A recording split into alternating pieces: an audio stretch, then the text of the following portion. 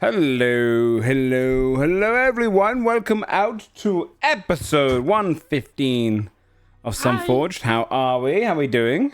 Hi. Hi. Good. Hi. Good. We do I had have... my hands occupied. I apologize. That's okay. That's okay. What were you occupying them with? Food? A cough drop. Oh, okay. It's a type of food, I suppose. We do have Sam and Dodger here. They're what? AFK. No, okay. You never been on a cough drop diet. Sorry. Sam and Dodger are here. Dodger's AFK for a little bit because they went on a little trip this weekend. So I think putting the kid to sleep is tough at the moment. But they are here. So I'm just getting us some music for you guys to play. But you guys are inside the Dread Vault is where we left off. In the depths of the Dread Vault, you are heading westward. But we'll let the recap do the rest of that. Does anyone have anything they want to shout out or say or do? No. Or do? When we get you could do something if you want. If you want to do an action, like a party trick, you can do I that. have nothing, but I'll think about it for next time. I didn't know that was on the table for these. Yeah. Whatever you want to do. This you have. I'll give everyone 30 seconds to whatever the fuck they want in this section. So you can. Careful, man. All Well, right, okay. That's a lot, within that's a lot of 2S. Within freedom. 2S. If you want to do a little routine. Oh, okay. No. If you want to do a little routine, a little pie trick, then yeah, I'll. This is the time to do it. I'm not a Otherwise, clown. All right, like I don't know what's going on. Why you even imply that I have a little silly little trick to do? Juggling? You want me to get into juggling for you? well, if you could I learn can't to juggle. I wish I could. if you learn to juggle It's before so next cool, I week, wish. I'll give you inspiration. Best stunt I can do is I used to be able to do an ollie with the tech deck board. Is that cool? Do you With like the that? tech deck? Damn. Tech deck. Yeah, I can do kickflips with the tech deck. What do you Kickflip think? is impressive. I can do. I did a kickflip once. when I Everyone was can do an younger. ollie, Probably man. couldn't do it now. Okay. It's easy to do an ollie on a tech deck. Kickflip's hard. Kickflip's really hard. All right. I think you guys are all set up. Okay, sorry, I was getting everything set up on this end. All right, who would like to do our recap for today? Okay. Hand it over. Damn, Fuck. the initiative. He's got a fucking plan. I started my Final Fantasy XIV lore through, and I've really enjoyed reading lore about things recently, and I realized Oh. it helps me realize what's going on, and I figure that's important for D&D. Yay! Okay. Just like Hell listening to something yeah. doesn't help. So whenever some of you read recap, it just... Wait, So Shane, I can need I to give start. you one piece of advice I've learned from my lore journey really quick before you what? read the recap?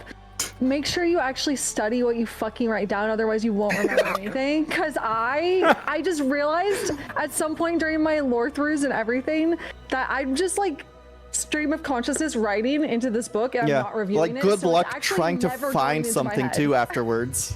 Yeah, oh, fuck that. It's I'm trying to impossible. figure out a way to like organize it so I could like, if I hear a name or think- something, I could find it, but I don't know I how think to it do has that. the opposite effect where you're actually emptying your brain of the info by writing in that book. You're putting and it then on the closing paper it. If instead you of in your don't head. Just study emptying it, it. I think genuinely, yes. You got At the funnel brain, beginning yeah. of this campaign, I You're tried like, writing now notes. I don't have to remember that, and then you I just like dropped that shit. Yeah, I think that's how my brain has begun treating it as like a hack because it knows that I Uh-oh. do this now. So my brain's like, interesting. Okay. I don't My have to issue is that I Train can't your brain into doing it. multitask. So whenever I'd write notes during the campaign earlier on, I'd be like, well, now I can't talk at all. I can't say Yeah. anything because I'm writing. It's a really hard I'm like, thing. Only Yeah. one or the other. Yeah. Yeah.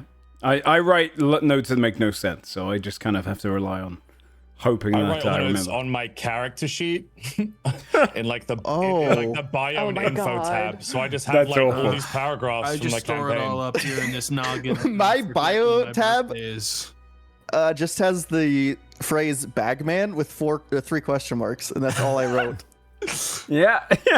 And then I wrote like the infusions I know below that, because I don't know where else to put that. That's great.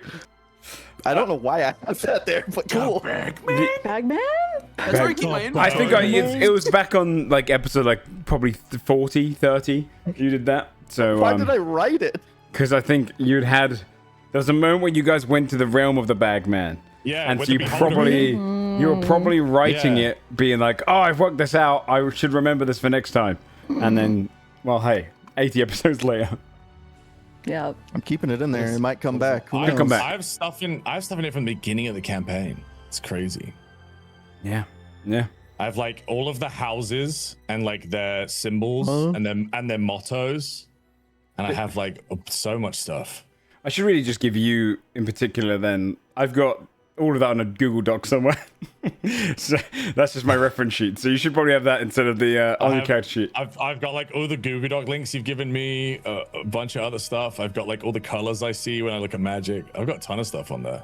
Nothing that matters. That's good. Though. The color thing is nice to know though, because like I've got like that helps us in game. All the recruited soldiers when we were doing the Bastion stuff, and all the names I made up for them as well, which I've never used a single one. That's cute though.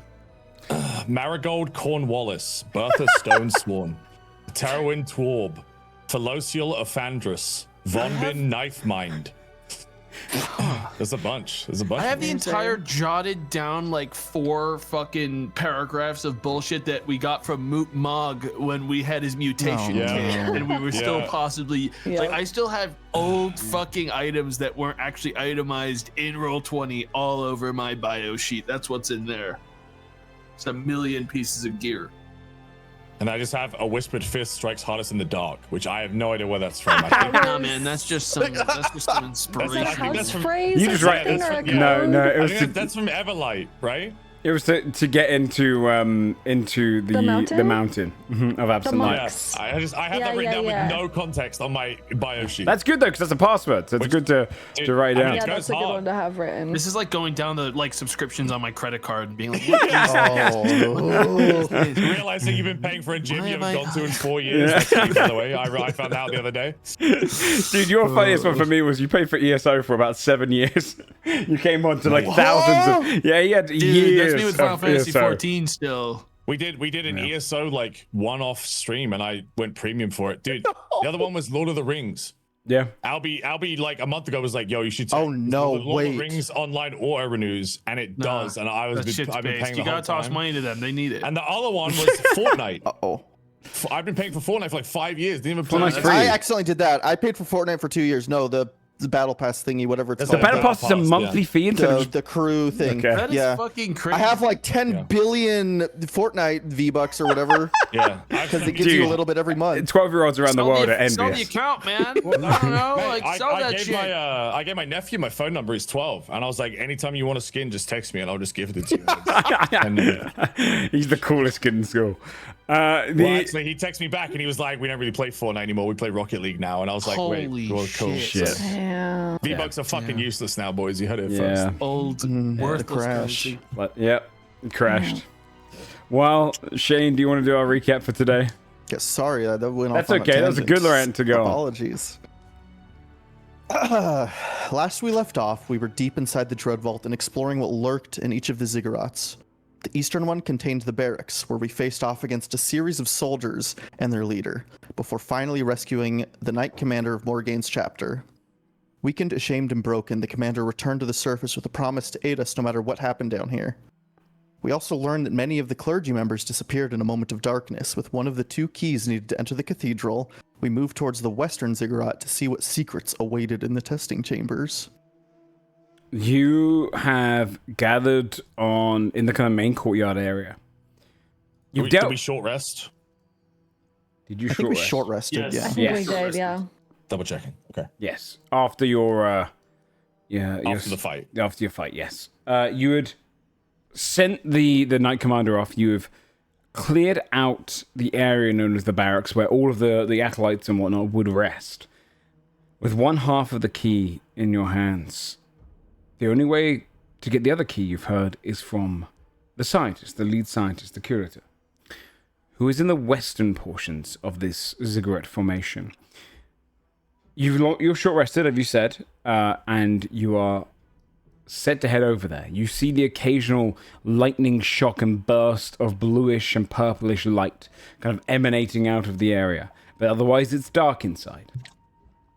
You'll feel free to enter at your own will, however you want to enter. Tell me however you want to pace it, who wants to go in, etc., etc.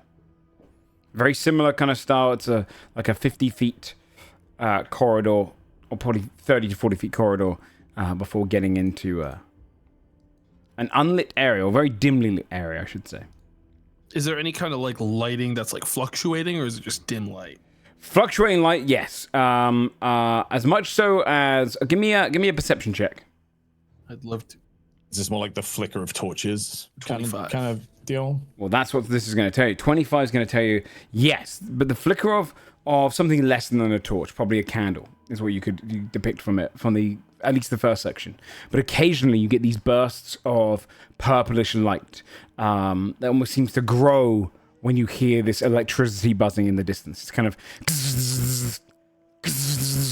it's almost on a kind of a like something's being tested on the inside. Is it consistent, that electricity? Not consistent like in terms on rhythm. it's not on a pattern. It is it just comes every now and then goes quiet for a little while, and then it might start happening again. It's more like it's being operated. That seems to be deeper in. You only get a faint amount of that coming through the door. Well, I can do what I did last time and try to sneak a little bit closer and see if I can see anything in there. Or we can all just head in. I have a feeling no matter what, we're going to be going in, so up to all of you.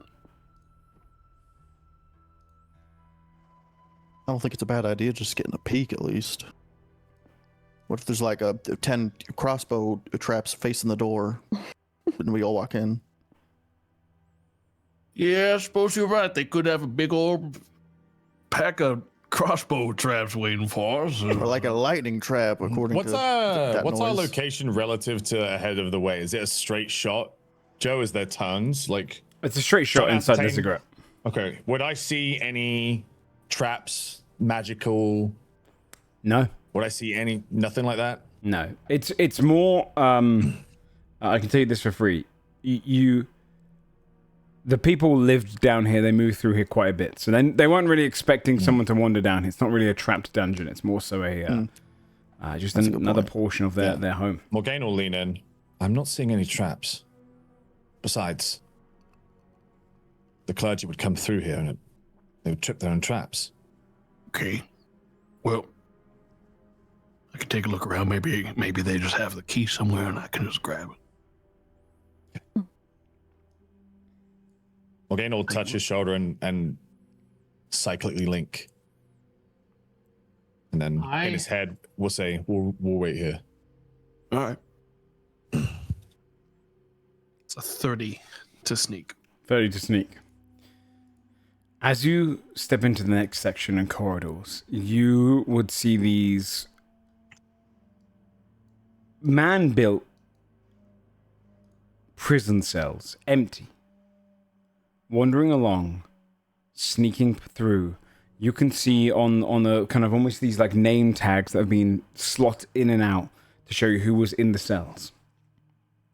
And you can see that they've discarded them in front of the cells, almost like they've just taken them out and dropped them to the ground for all the ones which are deceased. The first, on your left, it says Acolyte Tansen, aka Test Subject Acid. Patron, unknown. Elemental, with a question mark. Location, plane of Earth. It doesn't say, that one's slotted in, not deceased. Across from it, Acolyte Branders, aka Test Subject Ooze. Patron, Estra, Oblex. Location, unknown. Also a living test subject. Priest Claris, aka Test Subject Spider. Patron, Drow Matron Indala. Location, Floor 9. Also alive. Then you come across a couple of dead ones which are kind of almost being scratched out. Then you see Priest Yuri, aka Test Subject Beast. Patron, Garganus, Demon Lord of Pigs. Location, Abyss Layer 114. And then you start approaching into a room where you can hear this gurgling sound. And then a sizzle. And this saw of someone sawing through bone. You see soft candles light the next room. And I'll put you in to a map, because everything from here is dangerous, of course. Yeah. Yeah. Yeah. Let me go ahead and Let's do this and this. You step into a room which is dimly lit. Soft candles kind of lit around different portions of these tables. You see body parts across the different tables of animals and people alike. Things have been sawn and cut apart. On one of the tables, give me a perception check to kind of get more information. You can see what you see right now, but I'll give you more details based on it. 26. I also cannot see the map right now. Okay, yeah, sorry. Let me move. You're good. There you go. Thank you. Far right of the map. Okay. You see on one table to the right what would look like just a pile of like viscera or ooze that might not be moving, or just gunk, essentially. You can see kind of slow limbs coming out of it, and this soft kind of gurgling sound, like something's trying to breathe. It's stuck on the table, just kind of almost looming its limbs back and forth. You see this acolyte ahead of you who is sawing a bone of a leg of a different creature and measuring up against another one lying there with acid burns across their lips that kind of heal up, and acid kind of pouring down their chest and onto the table, sizzling it. You can see they're clearly like measuring up these legs to see if they're going to put a new animal leg onto them, splice it on. You can see the occasional bursts of electricity coming from like the corners over towards the west. Otherwise, you see 4 cells, dark, upon their approach. You'd have to get closer to look inside, but cells that are lined in a similar manner to the ones you came into the room with. So the light, it looks like there's another room past this place along like these 2 corners. Like there's another light source. This is another like gate kind of room, like what we dealt with on the other side. Occasionally you'll get like a burst of almost like a kind of a large burst of blue or purplish color to signify when you hear the gzzz, like flashes for a moment. Okay. Carlisle's going to creep up close enough to these cells to try to see what's inside of them. Okay.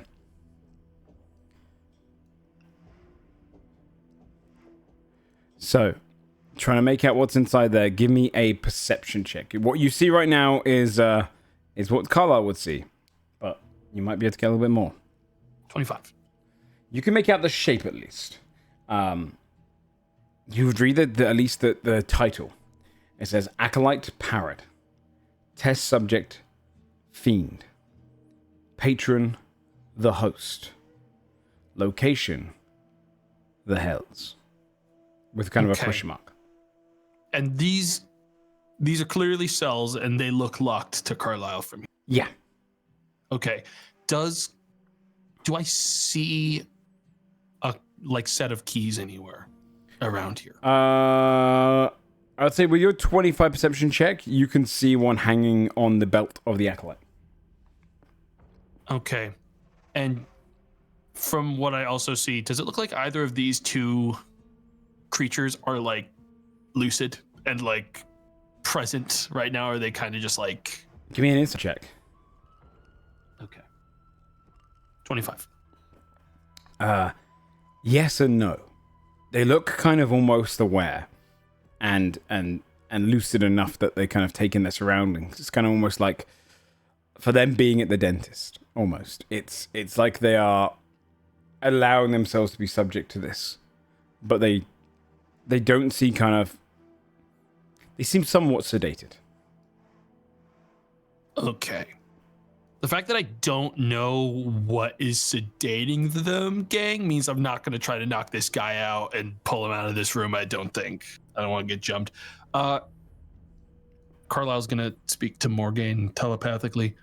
I see Acolyte in here operating on some guy on a table. There's a bunch of cells. It's another room before a larger room, it looks like here. And I don't think I can just knock them out, drag them outside. So I think probably best bet is you lot come in and we take them by surprise. Okay. Morgaine will turn to the group. Let's go. Carlisle's going to slowly, while they're approaching then, rotate to closer to the acolyte. So if they try to like run for like the northern exit, they will be cut off. by him, and I'm gonna sneak. Like I'm gonna cut off that doorway. Okay.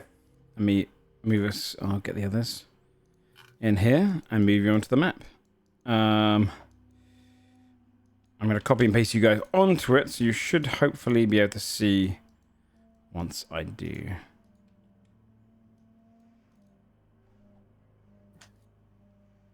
Okay. Do you have vision on the far right of the map? Yes. Which one's your real one, V? Oh God, This imposter. happens every I can time. control both apparently. Which one would you want? I'll delete the other Oh one. my gosh. As long as you The have. one on the which right's more washed out. Yeah, what's up with her? Gone. I think it's Gone. Yeah, I gone. deleted her. Gone. Can you see? Gone. Yeah. Okay. As Thank long as you. all of you can see, you're good. I'm gonna swap with But yes, you are entering just in. get tag nice and safe. Nice and safe for the back. Are you all sneaking in? I think we would try and be quiet. He told me there was people in there with him. So I would assume so. Give me stealth We're checks. just not great. And at I'll it. allow Tac just have a free boy. one based on the group. The majority rule. Also roll hers if you need to.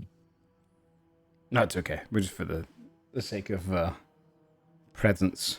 Holy shit. 17 on a -1. That's Very fine. nice. God. Desmond with a 23. Oh I no, have it's a a 10. question. I disadvantage.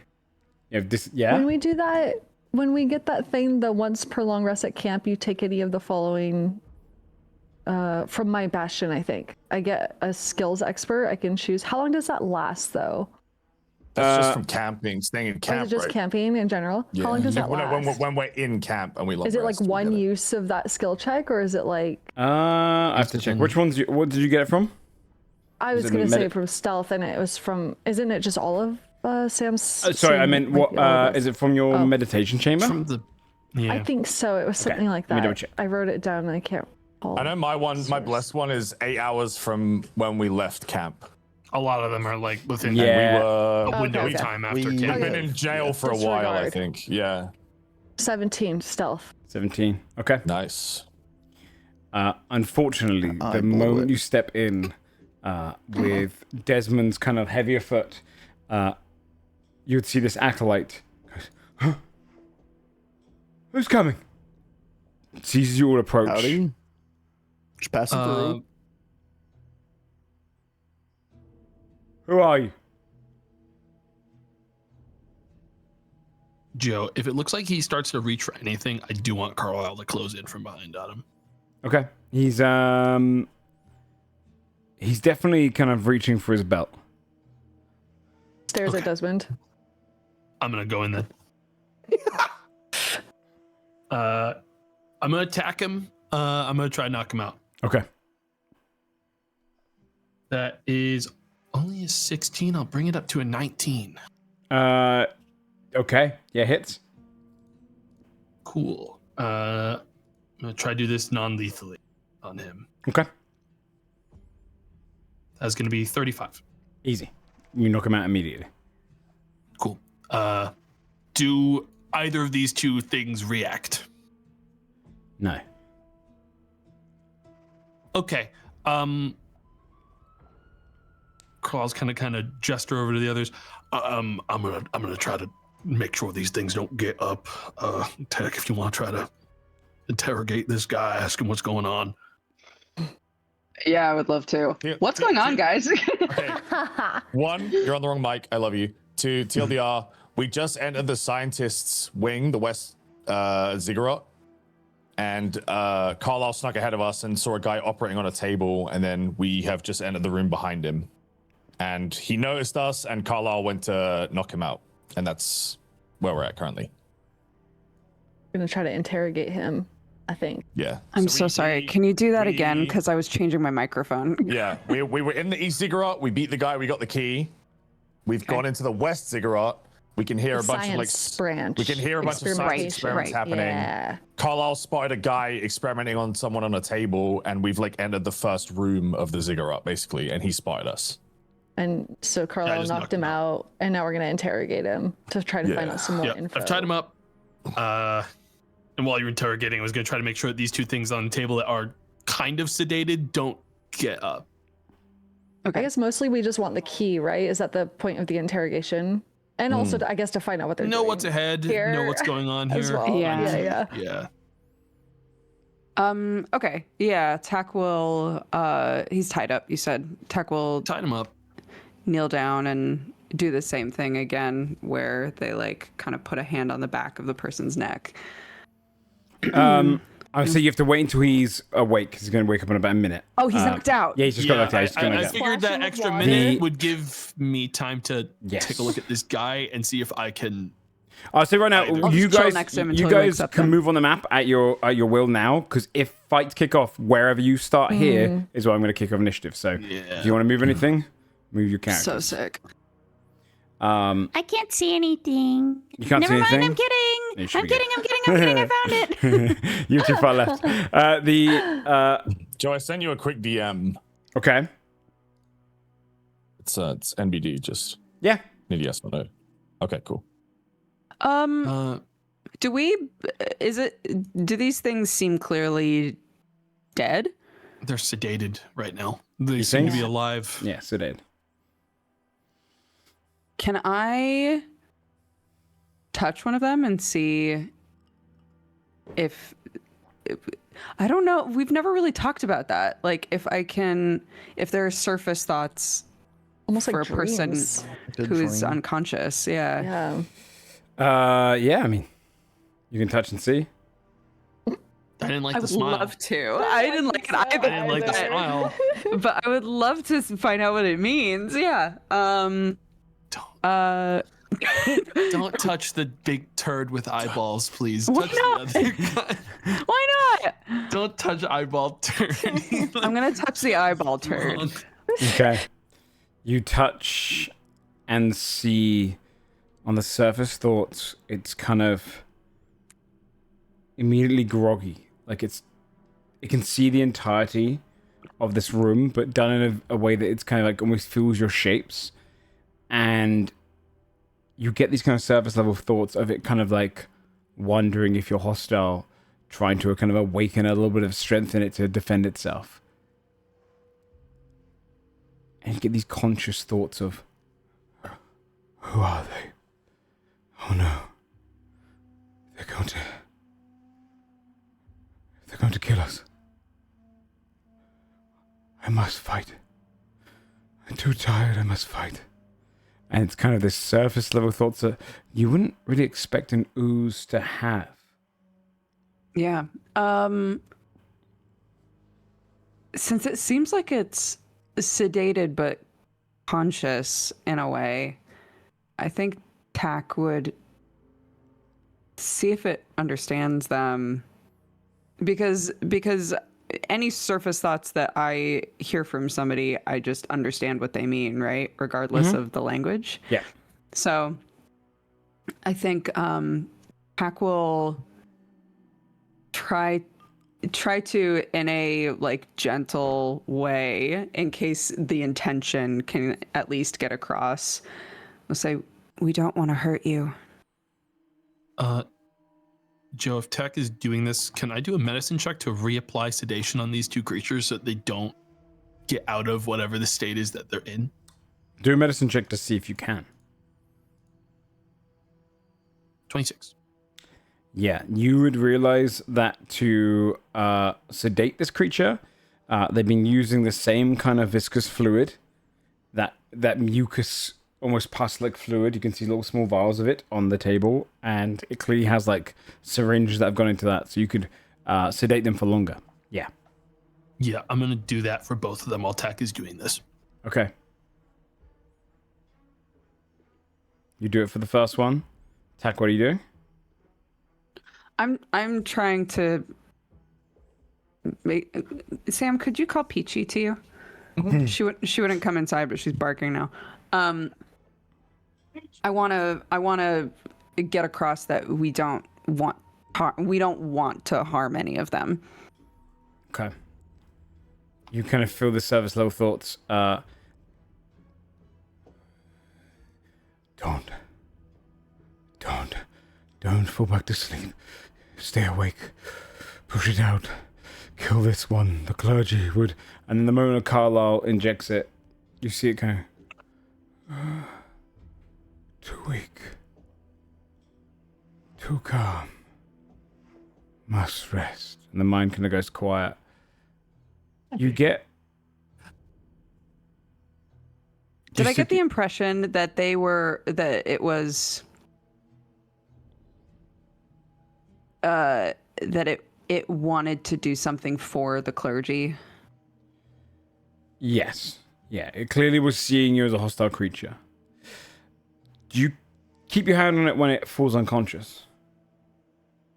Yeah. Okay. Because I don't think Tak would know exactly when that moment would happen, you know? You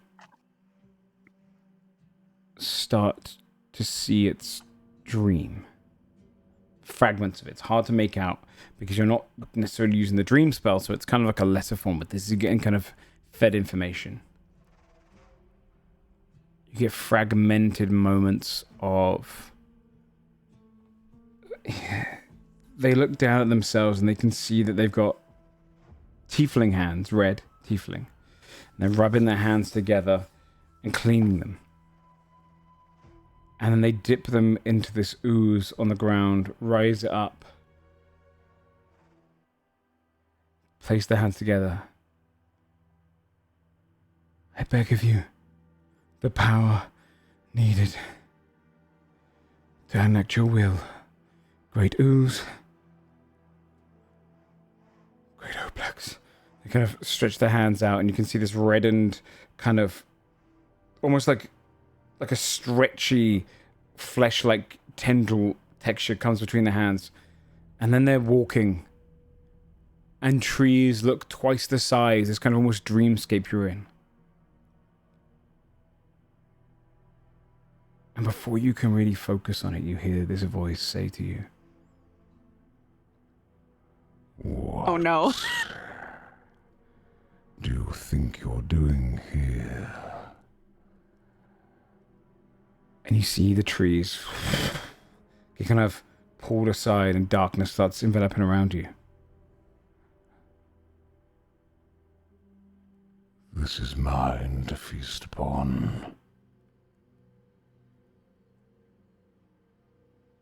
Perhaps I should take from you as well. If I let go, does it go away? Or am I stuck there? Okay. It's darkness. Oh my. You're still Shit. seeing through it for a moment. Oh my god. But give me a charisma saving throw to see if you can pull yourself back to reality. I'm not too bad at those. Okay, hold on. I have to open up my sheet. Sorry. That's okay.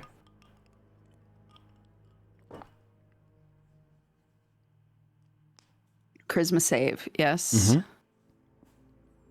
A 28. Your eyes push out any of the presents. It's almost like the blackened portions of your eyes start to fade and come back to light. And you see... You've probably never wanted to see candlelight more than just in that moment. And you push away the despair.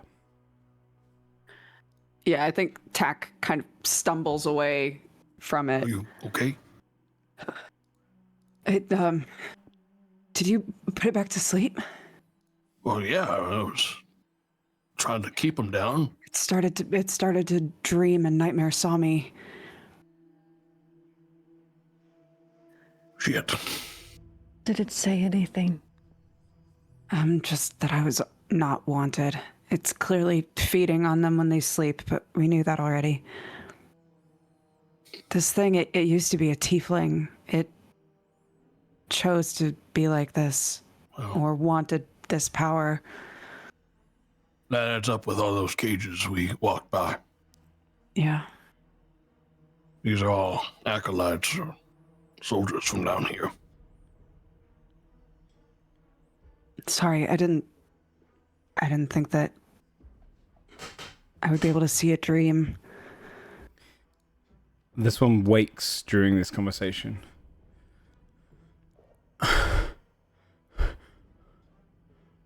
Who are you? Why are you down here? What's going on? Tuck will kind of try to shake off. They'll kneel down. We don't want to hurt you. We just need to ask you some questions. You hear in the distance, that's kind of shouting of like, kind of almost like shouting in the distance through further rooms. He goes, What?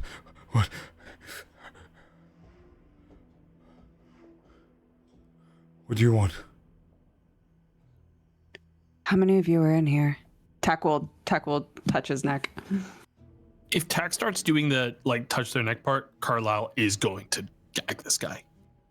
Okay, yeah. I don't want him being able to give me a sleight of hand check, Carlisle. That's a nat 1. So I will admit, I didn't. My original intention was to have him gagged, but I know I didn't like say that out loud. The only reason I didn't cut you off is because you started talking before, because that's what we did last time. Okay. Yeah. Okay, fair enough. I will go for your last time. Just remember to say it, because it can change the entirety of the outcome. Okay, I'll honor roll it this time, but yeah, just because he would have yelled. It's Red getting that one. You would see as he kind of tries to shout. Tack. He looks at you. He's thinking to himself. He starts picturing these creatures. One has a mouth on their chest. All of them wearing these masks, flicking through another few acolytes, wandering back and forth. And then he pictures this almost like pinkish to reddish skin tiefling with glasses on and these kind of electric gloves. And then he flicks through and he's picturing various people coming in and out. It's like a unsure opinion of how many just exactly they have. It's more like he kind of passes through and he does his job. And he looks and he goes... panicking a little bit. Who runs this place? This science wing? He pictures the tiefling. Yeah. And these people that you're experimenting on, what are you doing? You see him picturing lightning invoking flesh into these creatures. They kind of almost attaching and splicing different body parts. And then you see him, you can see as he kind of remembers moments of draining and drawing this kind of almost fluid from a lot of these creatures. Not necessarily like blood, this almost like magical fluid. It's like they put these tubes in and lightning shocks it, and then suddenly you see this kind of essence flow through and then pump into different vials. You can see bubbling liquids in something he doesn't understand. All these different kind of alchemical apparatus. Sam, can you grab Peach? Barking again. You just put her in the house? She's not staying. I mean, I would love to, but I'm in scenes. Okay.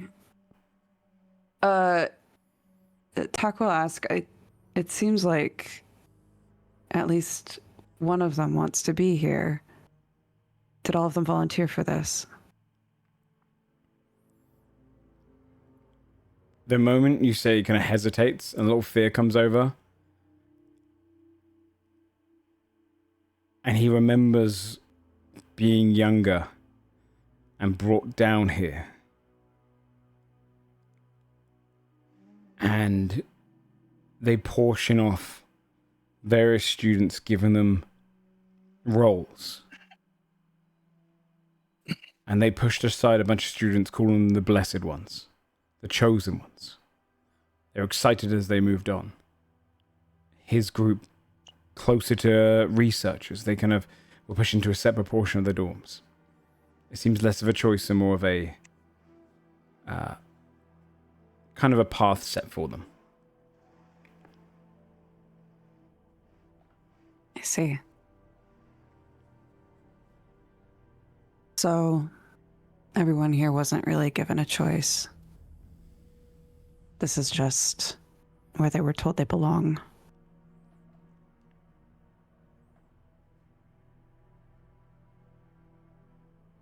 All right. Pac will look at everyone else. Anything you'd like to ask?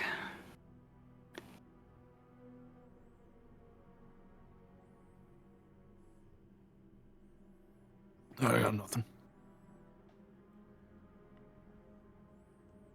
Did we find out where Key is?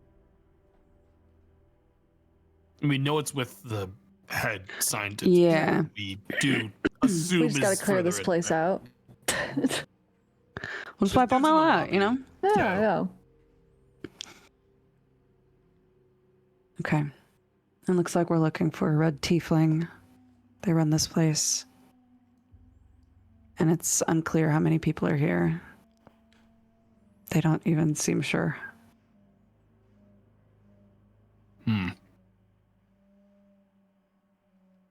Might be room by room. Different numbers of people every day, depending on what's happening, what experiments they're doing. As far as all these people are concerned, they were supposed to be here, and this isn't a punishment or some kind of tragedy done to them. Carl, I was like looking at these like spliced people. It seems like these were young people like Morgaine that were brought here for this and convinced that this was their calling or what they were meant to do. I think Carlisle's going to take a quick walk to these other cells and try to ID which one these two were in, like which cells they belonged in. Okay. You wander over to this one in the bottom left, and you would see it says Priest Glinda, aka Test Subject Toad, Patron Rana, Goddess of Toads, location Feywild, and then it has in a kind of little notation, in pursuit. But it's an empty cell. What can you see? I see nothing in there. It's in the back. I could see it. A weird little creature-looking thing. In the back? Big old yellow eyes. Would I see it, Joe? I see a toad guy. You're within. I have true sight, right? 120 feet. Yes, it doesn't necessarily see through walls, but so I have to go off again. I've got to be really strict on placement of characters. You've got to move your character, and then I can tell you, just because otherwise some things can kick off. I would. I mean, is it balls or is it like solid? So you can see now. It's anything you can see, Morgan. You can see. With this one, you would kind of get this creature that is ahead of you. I'm just getting their stats, and you would see the kind of same rune patterns of a fae. This kind of almost like quirky little, like longer rune is what they have for their rune words. It's almost like a thimble kind of shape that keeps twisting and turning. But you'd see a toad-like creature in there, kind of curled up in the corner.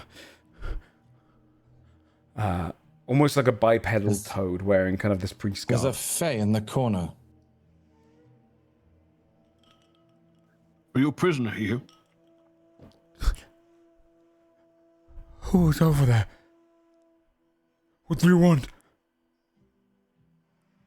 Well, right now we're trying to get farther down. We're not with them. Carlisle points at the acolyte.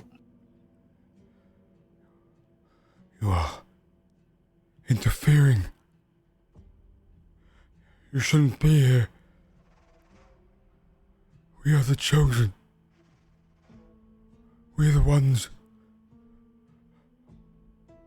We're the ones who will bring a new age. Well, don't worry. I'm sure that's going to happen sometime soon. If he doesn't look like he's getting like agitated, Carlisle's just going to kind of step back and leave this guy to his ramblings, I think. They step forward straight to the kind of cage, open, kind of put their hands on the bars. The work of the curator. It's going to make all of us stronger. Damn it be to the gods who stand in our way. What sort of work is he doing?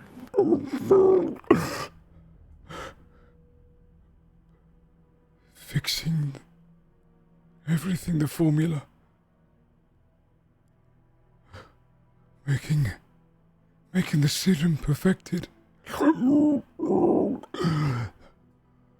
bettering all of us. Harvesting gods.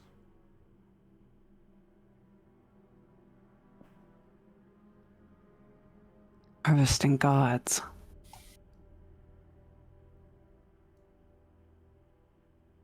I'll kind of look over to the others.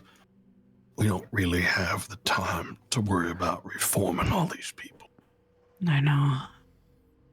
And short of tossing these two in a cage back there, I'm not really sure what else to do other than kill them.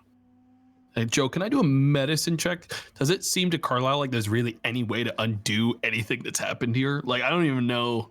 Like, this seems medical to me to some extent, what has been done here. There's science involved in this, right? Yes. Guess you wanted to do... It's going to take our... medicine and Arcana are different here. I'll do medicine. And I'd look over at the others like the Arcana inclined as I'm doing it. Okay. I could take a look. Give me a medicine check. 26. They have definitely had portions of their bodies spliced. Changing out body types. Or adding limbs or adding features to almost quicken the pace. Whatever science is being used here, it is not of Hyloma. It is a science of electricity that you are not aware of. A medicine and a type of practice which is unfamiliar. Usually faith and radiant light, and then otherwise just standard surgeon practice would be taught here. But this seems otherworldly. The way they're splicing it together using these kind of electrical samples and the serums they're using seem off. For the 20 Arcana, at the very least, based on all the context clues you have, Desmond, these are all people or creatures that were entered into a pact with a patron. Every single one of them has some form of connection to a patron, be it Fae, Ooze, or other. And for some reason, they're siphoning that power.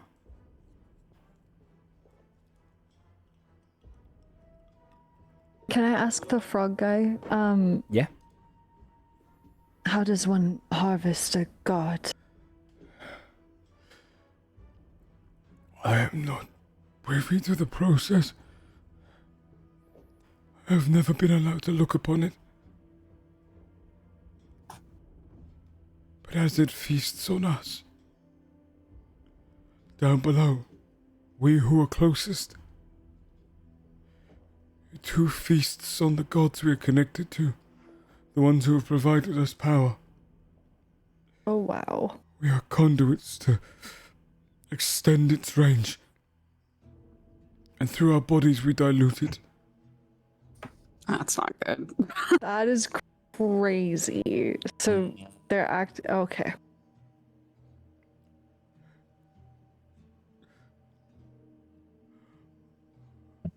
The formula will be perfected. And ones like myself will not be cursed anymore by it. Why do you believe that? The doctor is close. He talks of how it'll all be over soon. How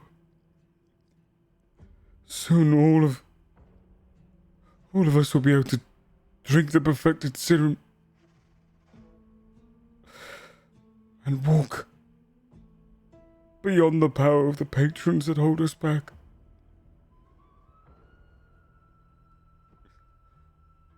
This is the process. I am stage 1. As are the others here. Stage 1 of a beautiful design. Man-made gods.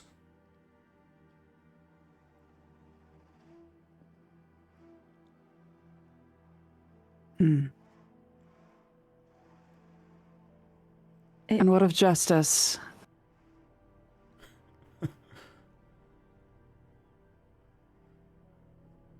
He is like us. Created. No. I don't know where he came from.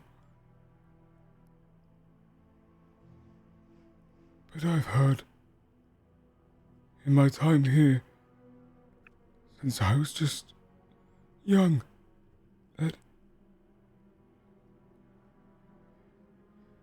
he made it possible for us to move to this stage. It was with his sacrifice that we could begin to learn how to become more, to no longer be subject to the gods and their powers and their gifts and their curses. We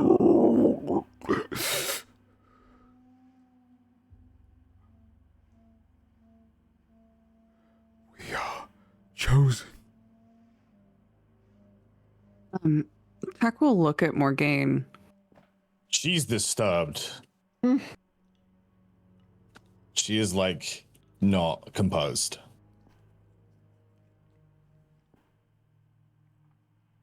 Does this sound like something your justice would do?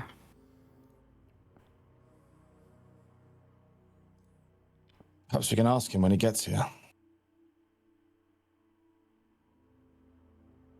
She's gonna look in the other cells, almost like a little bit frantically, to see what else is here. You see this one in here crouched over itself. Its eyes kind of loom up to look at you. And then growls. You see kind of froth parading, or you can smell it probably because you could see its runes. You would see here on the tagline for others to read, not you, but you would at very least see a monstrosity's rune pattern in here. For others, it would say Acolyte Jakar, aka Test Subject Monster, Patron Sikar, Patriarch Manticore, location Floor 9. And you see this creature kind of leans up. You feel its runes get close, and it goes against the cell door once. You hear the kind of rattle. And it looks towards Morgaine, hoping to hurt and attack and feast upon her, held back by the bars.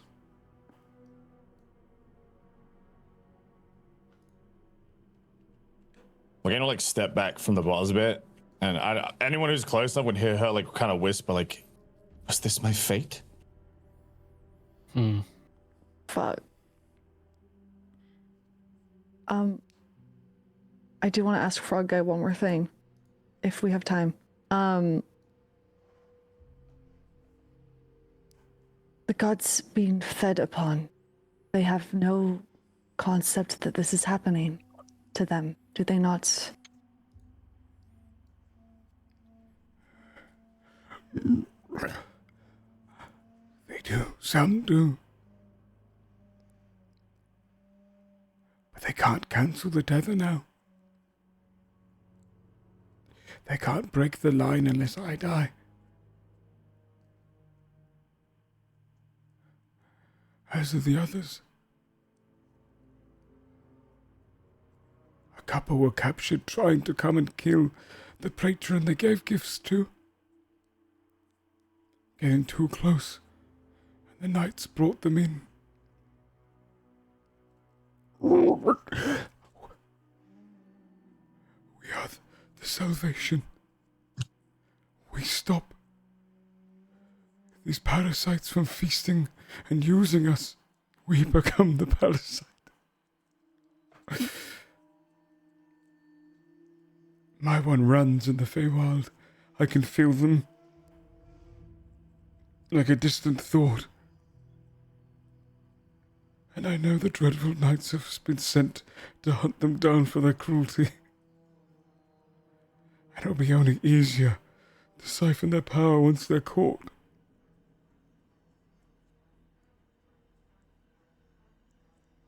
It is blessed.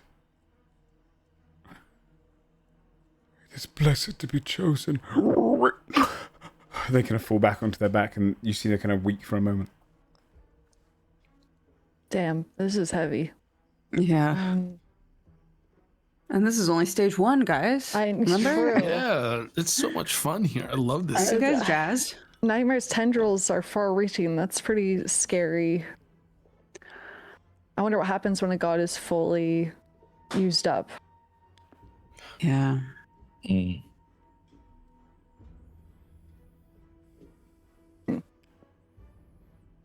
You don't think it wouldn't make any sense for Justice to like have a deal with Nightmare? It's like you can siphon everybody else, just not me.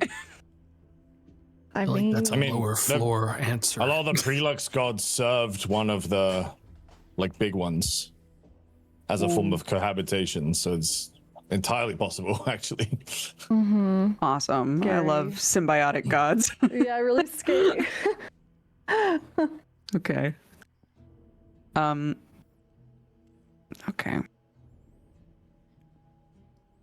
I can't see very well in here, but other than the cages, is there like a clear direction to go if we wanted? Okay. Down. I don't much like any of the gods, Prelux or otherwise, but I also don't much like what I'm seeing here.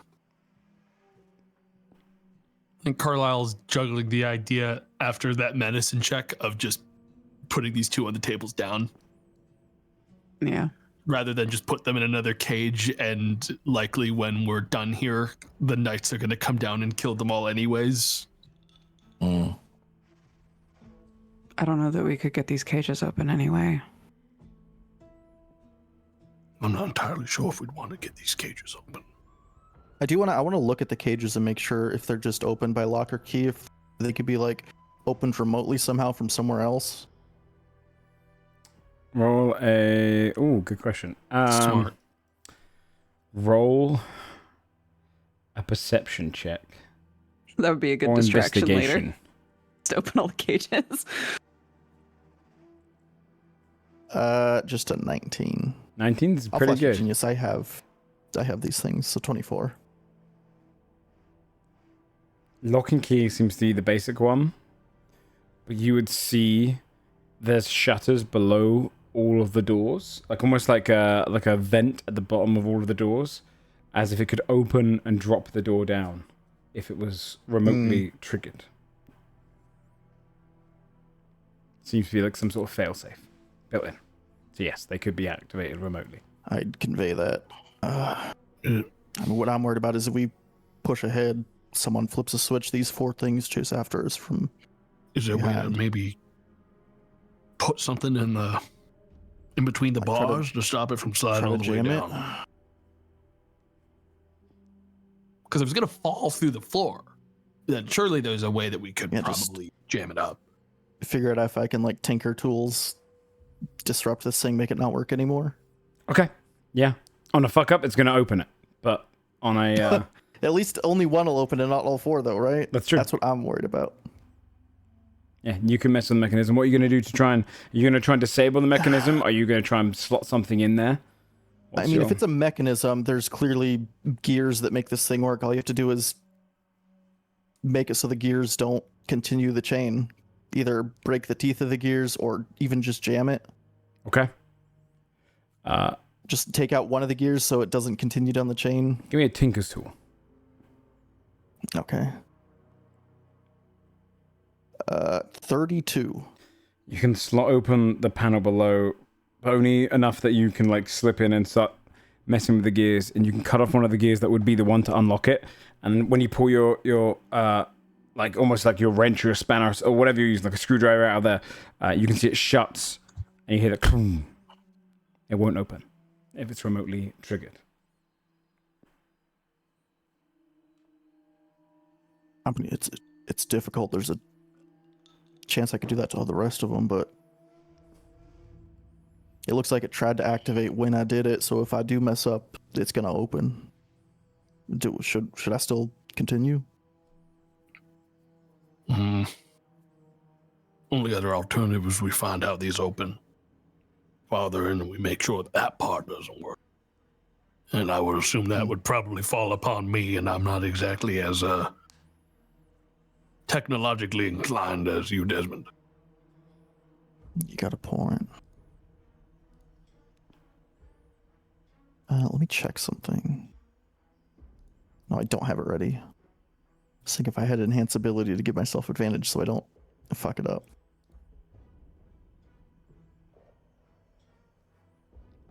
Could I tell how close I was to messing it up with a 32? Like, was it still simple? Yeah, you were. It's a lot simpler than your I want to make sure it's polymechanic not to be. too difficult. Yeah, it's not Okay. super difficult. It's more of a you have to have main notes to concern look is for it. nat kind of thing. ones. No one else has Tinker's tools. So I'm hoping like knowledge. Yeah. So advantage would greatly stop that, but nobody could give me help because I'm the only one who has like this proficiency, and I don't have enhance ability right now.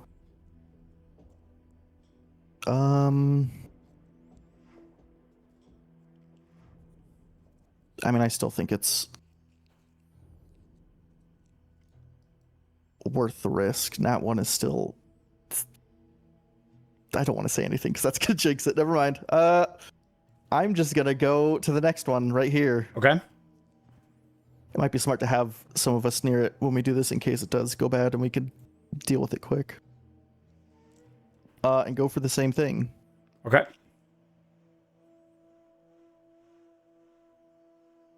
26 on that one. You pull not as clean as you were before. You nearly snap your finger in it, but you actually remove the cog. This door is innate. Okay. Then I'll walk up to the one just north of us. Okay. I try to go for the same thing. So I think it would really help if we dealt with this. 23. It's getting lower and lower. It works. A little closer this time.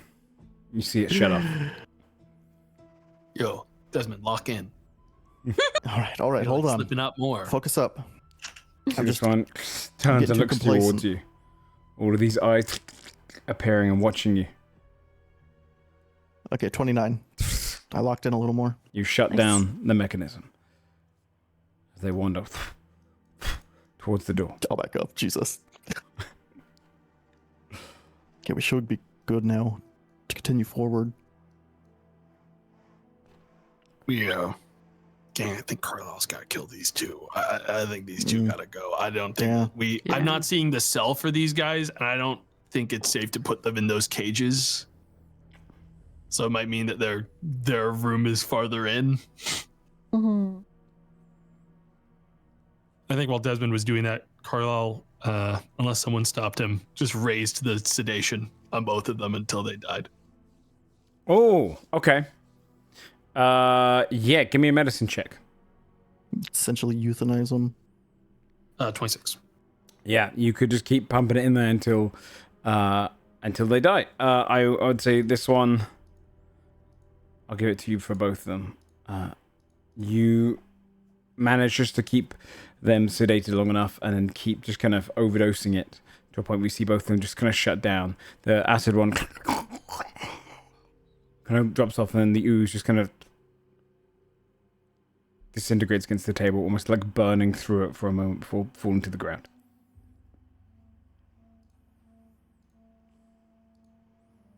Okay. You see, the whole time he's like shaking to try and stop, kind of like almost like you're killing family to him. He's frustrated by it, but can't do anything. Yeah, I mean, Carlisle looks at this guy like he's a fucking monster.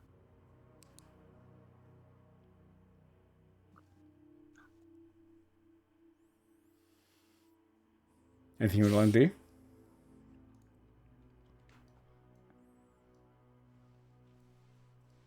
It goes to the pie in general. What do you guys want to do? No, I mean, if they're both dealt with and this guy's tied up, I guess we could. I guess the question stands what we do with him, but Yeah, that's. Carlisle is gonna make these choices because it seems like it's fallen on him, grim as it is, to be the person to do it. He's gonna walk up and he's gonna kill this guy. Okay. Yeah, you can easily just. He's only a very basic kind of worker here, so easily kill him. Yeah, he says nothing. All right, just wait. Anyone that looks at Carlisle can tell he is definitely not happy doing this, but also is very aware that he's the person to do it, I guess. He's not making much of a fuss. I think Morgane would be at the back, but like she's sluggish. Like the fight's gone out of her almost. From learning about all this. They probably didn't even notice that you killed those guys. Mm-hmm. Yeah, I mean, I think Carlisle might see it, but he also knows it's not really the time right now to check in on you. Yeah. And probably the best thing he can do is quietly address these more uncomfortable issues that our group is having with these people so that the rest of the group doesn't have to worry about it. Yep. All right. I could try sneaking in again and see if I see whatever that doohickey is that would have opened all these doors, just in case there's more of them. Joe, if I peek around the corner here, I can very immediately see the next room. Okay, this is all one map. I'm going to sneak. 26. Okay. You can hear, and you suddenly hear this kind of like screeching coming out there, pig-like. And you'd see the next room is kind of glowing with a purplish shade. Okay, well, the next room's awfully close. I'm going to try to get a little closer and see if I can see any kind of levers. You step into the area. Give me a perception check. You see... As far as I will step. 34. The moment you step into here with 34, you can kind of ascertain the scene. It is dark for the most part. The creatures which you see this one with many eyes kind of leaning forward, a bit spider-like. He's kind of crawling up the side of the table. And then specifically, you see these three creatures.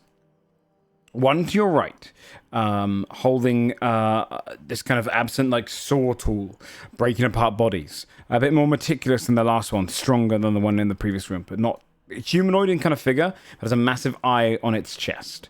You would see that they are kind of like peering around, watching what's going on in the center.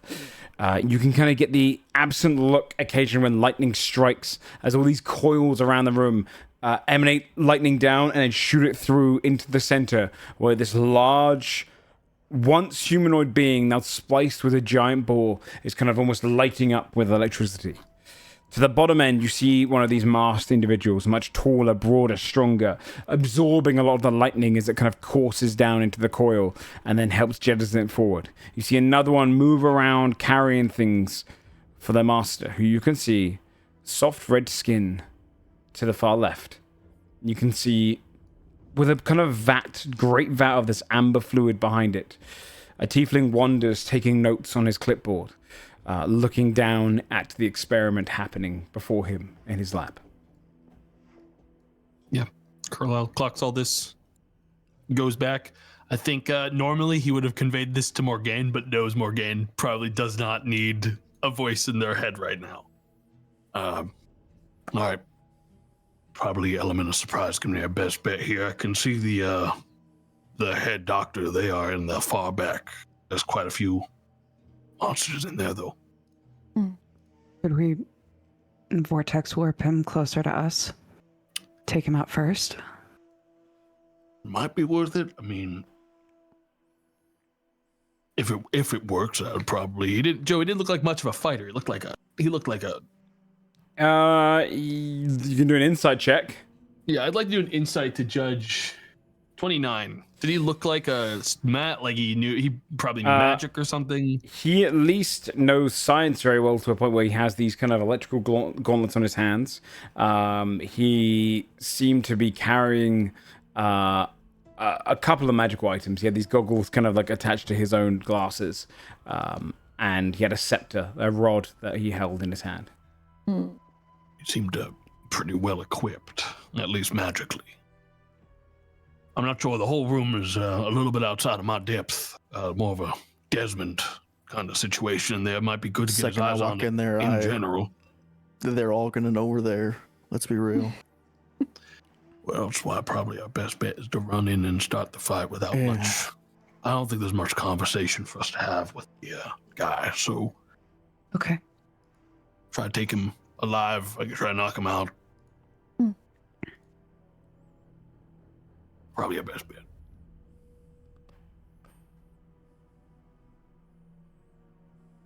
Okay, let's do it then. Yep. Carl, I'll look over at Morgan. Morgan, do you think you could if I tell you where they are, do you think you could go on the ethereal, appear behind them? Just nod and then vanish in front of you. Oh. Okay. Everyone ready? Yes. Okay. Carlisle will probably still go back to kind of like a farther in than the others initially. Actually, what he'll probably do after having seen the bottom side is gesture that the bottom side is probably the better side for everyone to go in through, since it's the immediately like hotter side technically for maybe he might grab Tack and be like, Tack, maybe you go up top with me, and maybe V goes in through the bottom. Desmond, you and me up top. All right. It's a little bit less. The lower level is hotter. There's a big monster at the bottom, and then there's some small guy. There's two small guys closer to the top, and then the boar thing in the middle, which seems like it might be like stuck in place until something happens. So they're being operated on actively, right, Joe? Was kind of like that thing. Yeah. They're pumping electricity into it. Okay.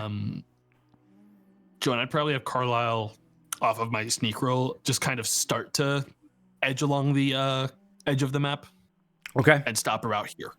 Okay. Tack's gonna go behind Desmond.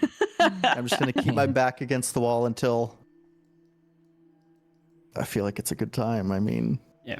I'd say where you guys are now on both sides is the closest you're going to get without having to do a stealth roll. Okay. Even if I'm in the ethereal? Well, where are you going? Because yeah, well, I'm going in first, right? He wants me to get behind. Okay. Let's try to find So a tiefling. if I step here, do they notice me? Does anyone notice me? No. Why, that guy did have goggles. You're like the only person at range should be able to tell what those goggles are, dude. Yeah. Are the goggles magical in nature? They are magic. Yeah. Okay. Who's got the goggles? This guy? That's the head guy, yeah. Joe, while Morgane's getting closer, Carlisle would have passed this door. Could I do a perception check to quickly see what's in this room? A lot of potions. A lot of potions. Oh. Yay. Well. Yeah. Are there any clearly labeled as big healing potion? You would as big healing. Give me a quick perception check. 25. You would definitely make out. I can have you do this kind of early roll for this. You would look around, look for any healing ones. There does seem to be a few. It's going to depend what ones you want to go for. Because if a fight starts kicking off, you're going to grab one item per turn. So if you're going to go for the best one, there is definitely a supreme healing potion in there, or two. Give me a 1d2. Okay. There's one supreme healing potion set Bollocks. on the shelf. Before fight kicks off, Carlisle's going to try to grab it. Okay. Do I get it no problem, or do I need to? Yeah. This is because this is you guys' positioning. I would say that like it'll probably take about 12 seconds or so before these positions start to get seen. I'm going to say that for the start of the fight, Carlisle's slightly in this room then, because I would have been going in there to try to get that. And where are you heading to, Morgan? If he's gonna see me if I get much closer, but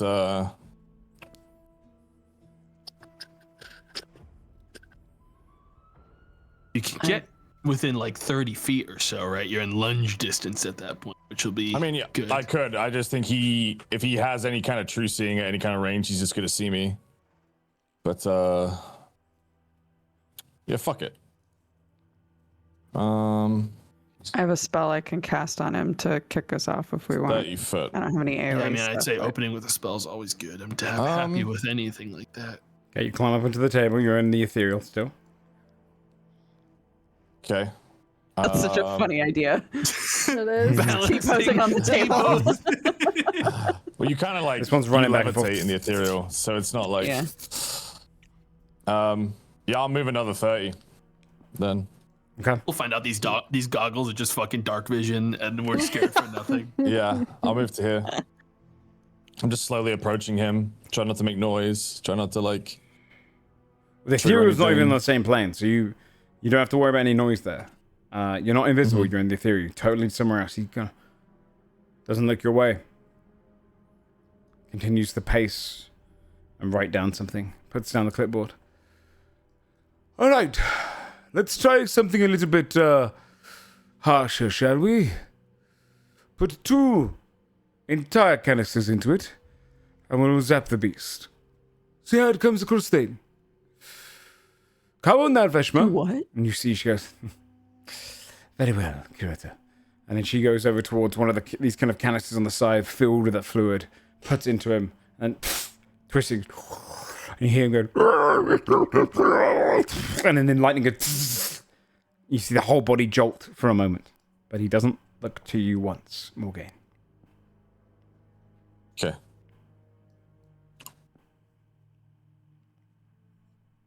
Are we ready to kick off then? Yeah. Should we do it? I would like to cast Phantasmal Killer on the curator. Can you see him? Because on my screen, you cannot. Meaning that if you go past Desmond, you have to roll a stealth check first. Oh, I could see him when I was here. Dang it. Okay. Oh, okay. If you step onto this position, it's going to be a stealth check before anything else. I said after Desmond's position, it's going to be stealth checks. So that's whether you can get into place or not. If you manage to succeed the stealth check, then yes, you can. How do we feel, gang? Well, I mean, if you say, well, my action to kick off a surprise is to walk out and cast on the guy when I can see him, because they wouldn't have known it yet. Then, stealth check's going to kick in the moment the movement would happen before the spell, because the spell's only happening because the movements happened first. So it's whatever order of actions trigger beyond Desmond's point is going to be the stealth check first. So if this failed stealth check kicks in, they're aware. Can I? Kicks off. Well, in the timing of all these things happening, Carlisle could have helped tack stealth. Do you want me to scooch back? You said you were going to get the potions. I was going to say. Yeah, but in I RP, walked tack up with me when I went up this way initially. I could scooch before I back. started going out. Because I can see them from my spot. I'll say, Carlo, because you didn't say that before, and I've already done one kind of callback on it. I am just going to stick to whatever happens from now. Otherwise, it's a bit too unfair to say, right? Because otherwise, it will trigger things differently. So you've already gone inside. Just in RP, I think Tack would be like, "Can I swap positions with you, with Desmond?" Just sidle on back real quick. Yeah, and that's kind of like scooches. Yeah, and I can see him now. Yeah, you can see him now. Yeah. Okay, I will cast Phantasmal Killer. I will tap. This might be a bad idea. I will tap into the nightmares of a creature I can see within range and create an illusory manifestation of their deepest fear. Interesting. Okay, what does he have to roll? Wisdom. Wisdom saving throw. Okay.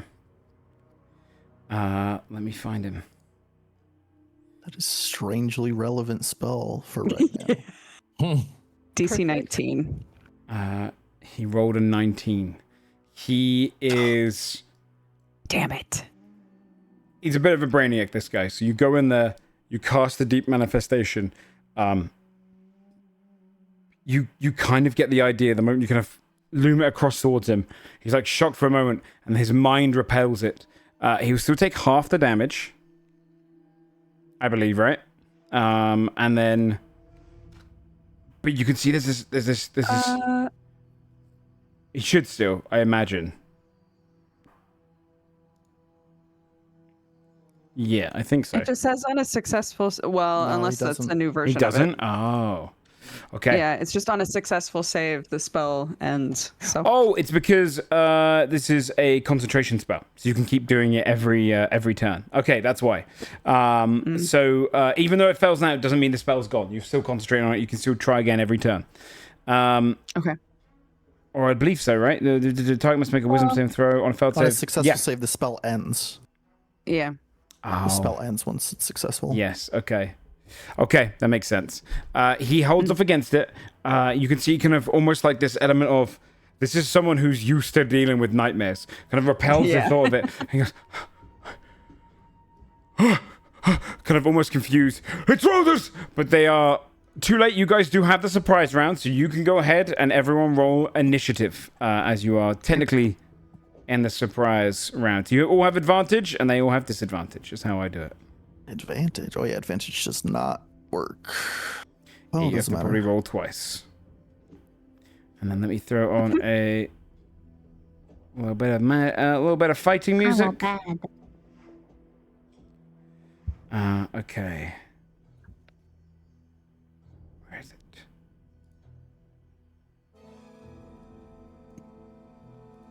Scary. Okay.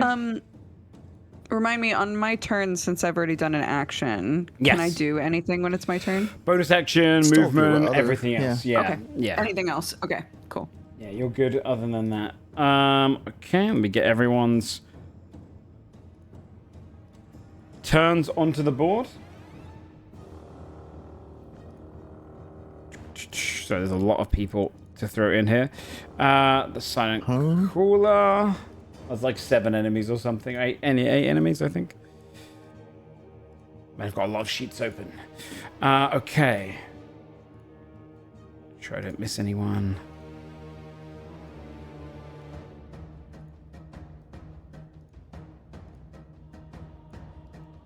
Kunata.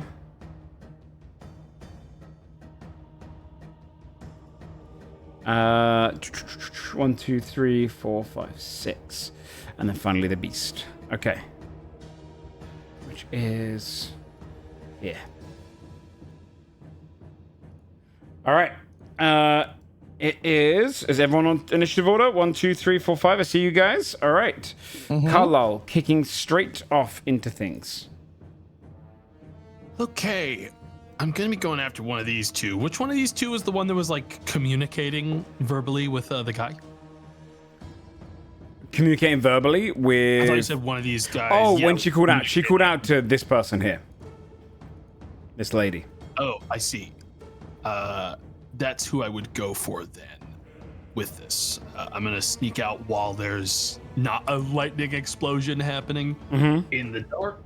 And I'm going to stab them the 25 to hit. 25 hits. Excellent, excellent. That is going to be 32 damage. Can they make a Constitution saving throw?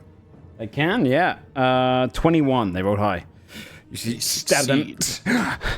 She like turns, draws her whip from her belt. The other half of my cunning strike is the disengage. I break back out over to here. Okay. And I'm gonna dive back into this room and sneak again. Okay. Nat 20. Very nice. Yeah, you just come out, stab her. She's kind of confused, looks around. You dart off into the darkness and push yourself into the other room. Okay. Can I use this door as like cover? Essentially like half cover or something? Yeah. Great. Cool, that'll be me. The splicer on its turn. It's gonna turn around to the corner and begins rushing. You'd see this kind of moment where he calls out and goes, "Round there! Creatures!" Holds up his rod. The creature goes round the corner. Towards you, Tack. And is going to make 2 handgun shots straight towards you. You see it lifts this kind of magical handgun, goes fires it twice. Oh god. Okay. Nat 1, and then a 21. 21 hits. 27 points of force. The first one smashed against the wall, and then you get hit by the second. That's that creature. V. Okay. Let me come around the corner. 5, 10. So I can see. Okay. Oh man. Okay, I will rage. Okay. And then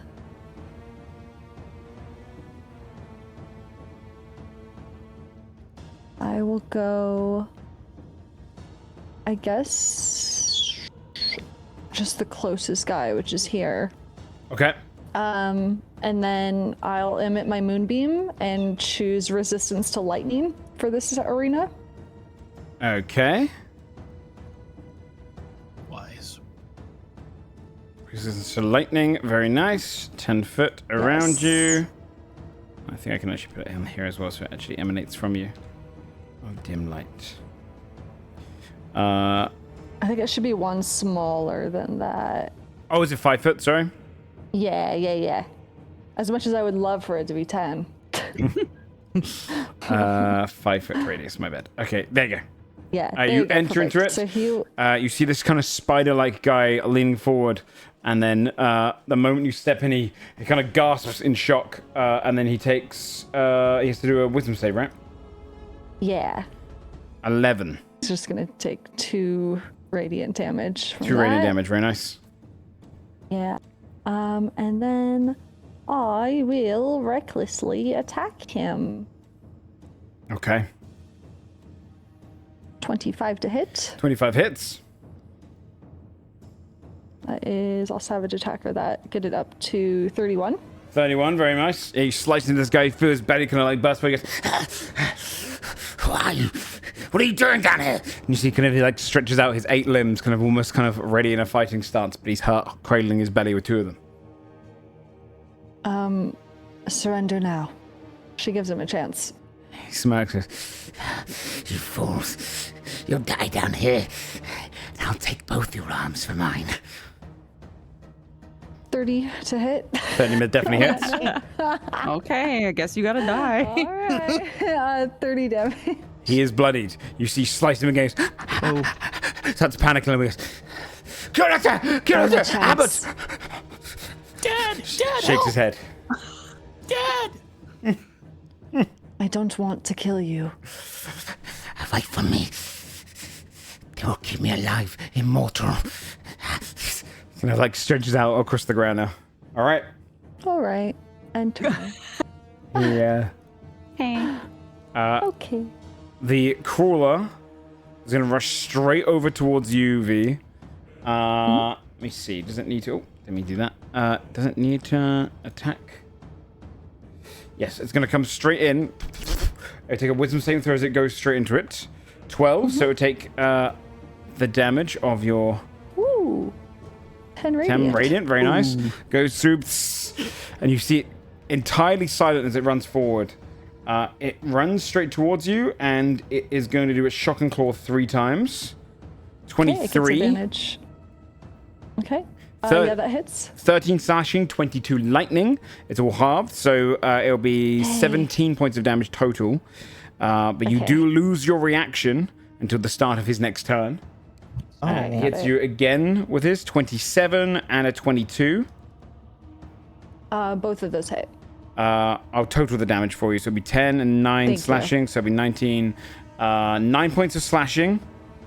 And then 40 points of lightning reduced down to 20 points of lightning. As he just... Good thing I did that. And then rushes away. Got it. From you. Kind of skirting down towards the table down here. And lands on there, kind of cradling its lightning hands. The Juggernaut, the massive one at the bottom, just goes... And then rushes forward. Its footprint's quieter than you'd expect. But it is going to rush... Let me measure this again. God. 5, 10, 15, 20, 25, 30. So it can get up to here. And then it will...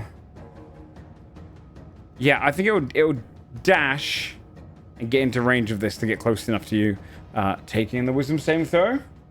6 fails. Okay. 8 radiant damage.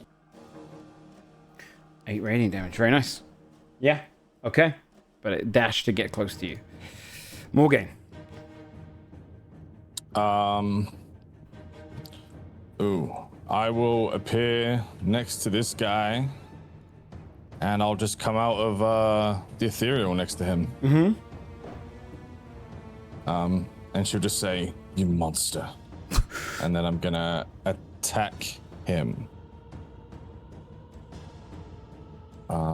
With the scythe. 18 to hit? 18 against the curator. Is his AC. Okay, it's gonna be 18 necrotic. 18 necrotic, very nice.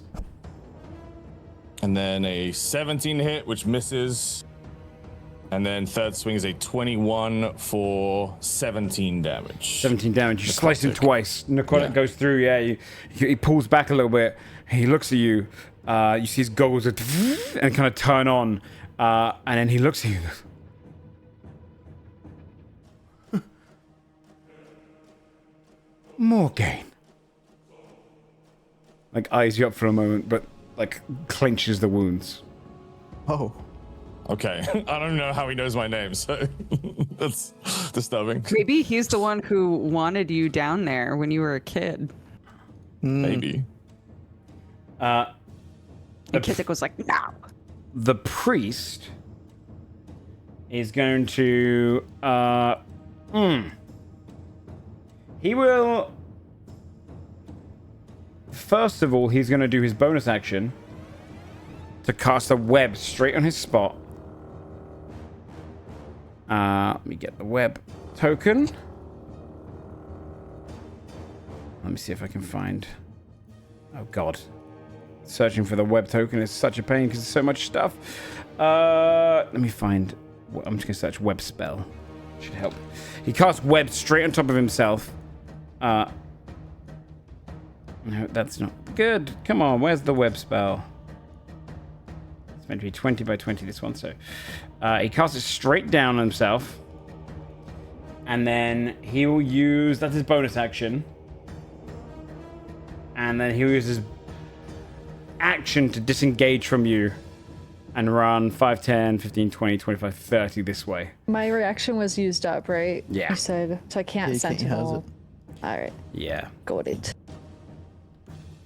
Okay. Yeah, he rushes that way, away from you, and that's his turn. Abbot Veshma is, she's going to turn towards you. She will back away enough that she's not in range, and she is going to use her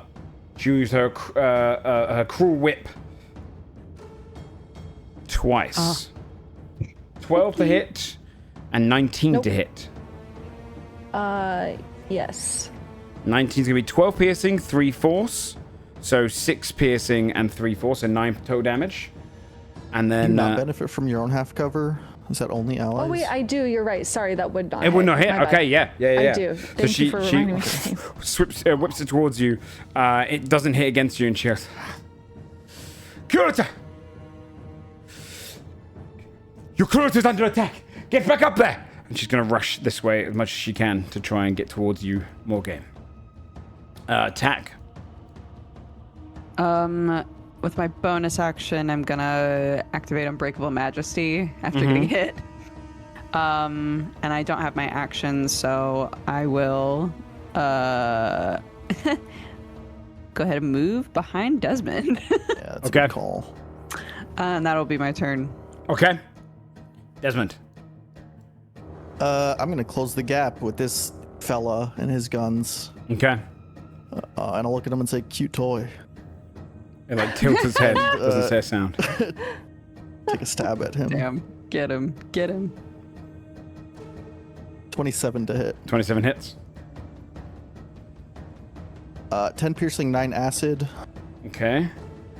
19 damage goes through. Okay. Oh, if it all goes through. Yeah, I'll do the second stab with the spear. Not with biscuit. 30 to hit. 30 definitely hits. Delicious. 20 damage then. 20 points of damage. Very nice. Slice into him twice. Stab into him twice. You see the eye closes both times, trying to get away from the stabs. I will have Biscuit go into the room. How tall is this room? 70 feet probably. It's massive. It's the tallest part of the ziggurat. If she's moving 20 feet, I'll have her move 30 feet up then. Okay. Well, no, 35. I could go 35. 35 feet works for me. It's only 20. Into the sky. And she will aim down and take a shot at him. Okay. Right there. 18 to hit. 18 against him does... Hold on, sorry, I've got to open this sheet again. Splicer hits. Land 1 hit, please. Okay. For 14 piercing. 14, very nice. And I think I won't circle around him. I was gonna, but I'd rather, even though it's no like mechanical benefit, I still think it's what I would do is sort of intercept between me and Tack. Mm-hmm. Okay. And I'll just end my turn there. Okay. On the test subject's turn, you see it kind of, and it looks up to the curator, and it is going to hold its action to dash for when it gets released. Huh? Which, the moment the curator comes in, he goes, yes. You've grown. And he grabs this lever from underneath his tail and pulls it. But I have many creatures.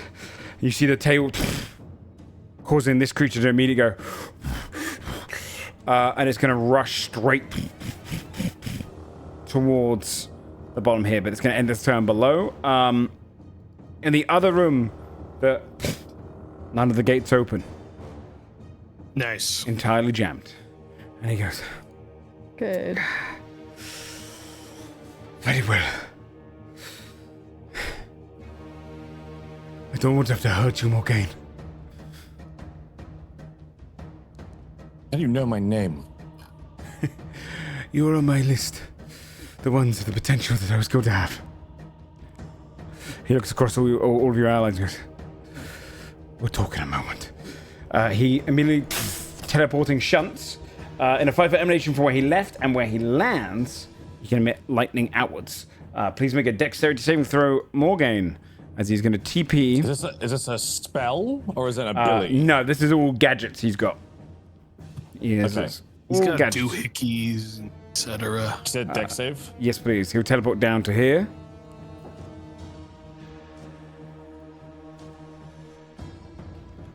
Uh, 17. Is enough. You only need to take half damage, and it rolled low, so you only take 1 point of lightning damage. You just kind of shield yourself from it. As he lands down there as a bonus action, he is going to do his. I forgot he had a really cool feature. Let me see. Yes, he steps into the lightning here, and then gets a recharge. I have to curate this. 27 points of recharge he gets. And you see he's kind of absorbing a lot of the electricity. And then he'll do an attack. He'll do a spell. Let me just find my spells. 1 sec.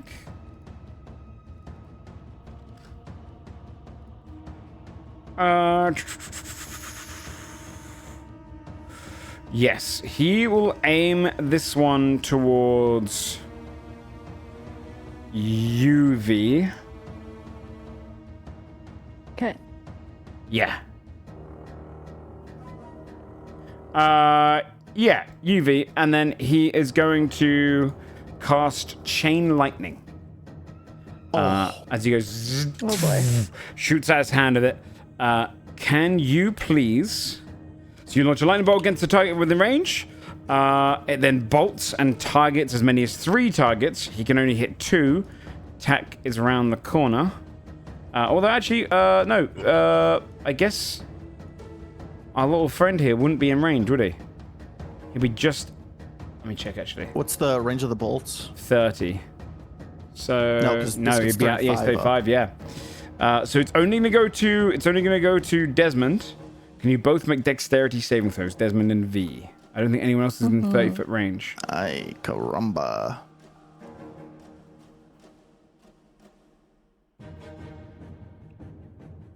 Only a 16. 16. On Do I get the advantage when I'm raging? Trying to remember. On Dex. dexterity, yes. With danger sense. Okay. You get it regardless whether you're raging or not. Oh, good. 18. 18 is his DC. It's going to be, for this, 10d8 lightning. Oh. 46 points of lightning damage. For you, V, it's going to be 23, and then halved again, 11 points, and 46 to you, Desmond. Let me see something. I want to see if Shieldmaster still halves on a failure, like...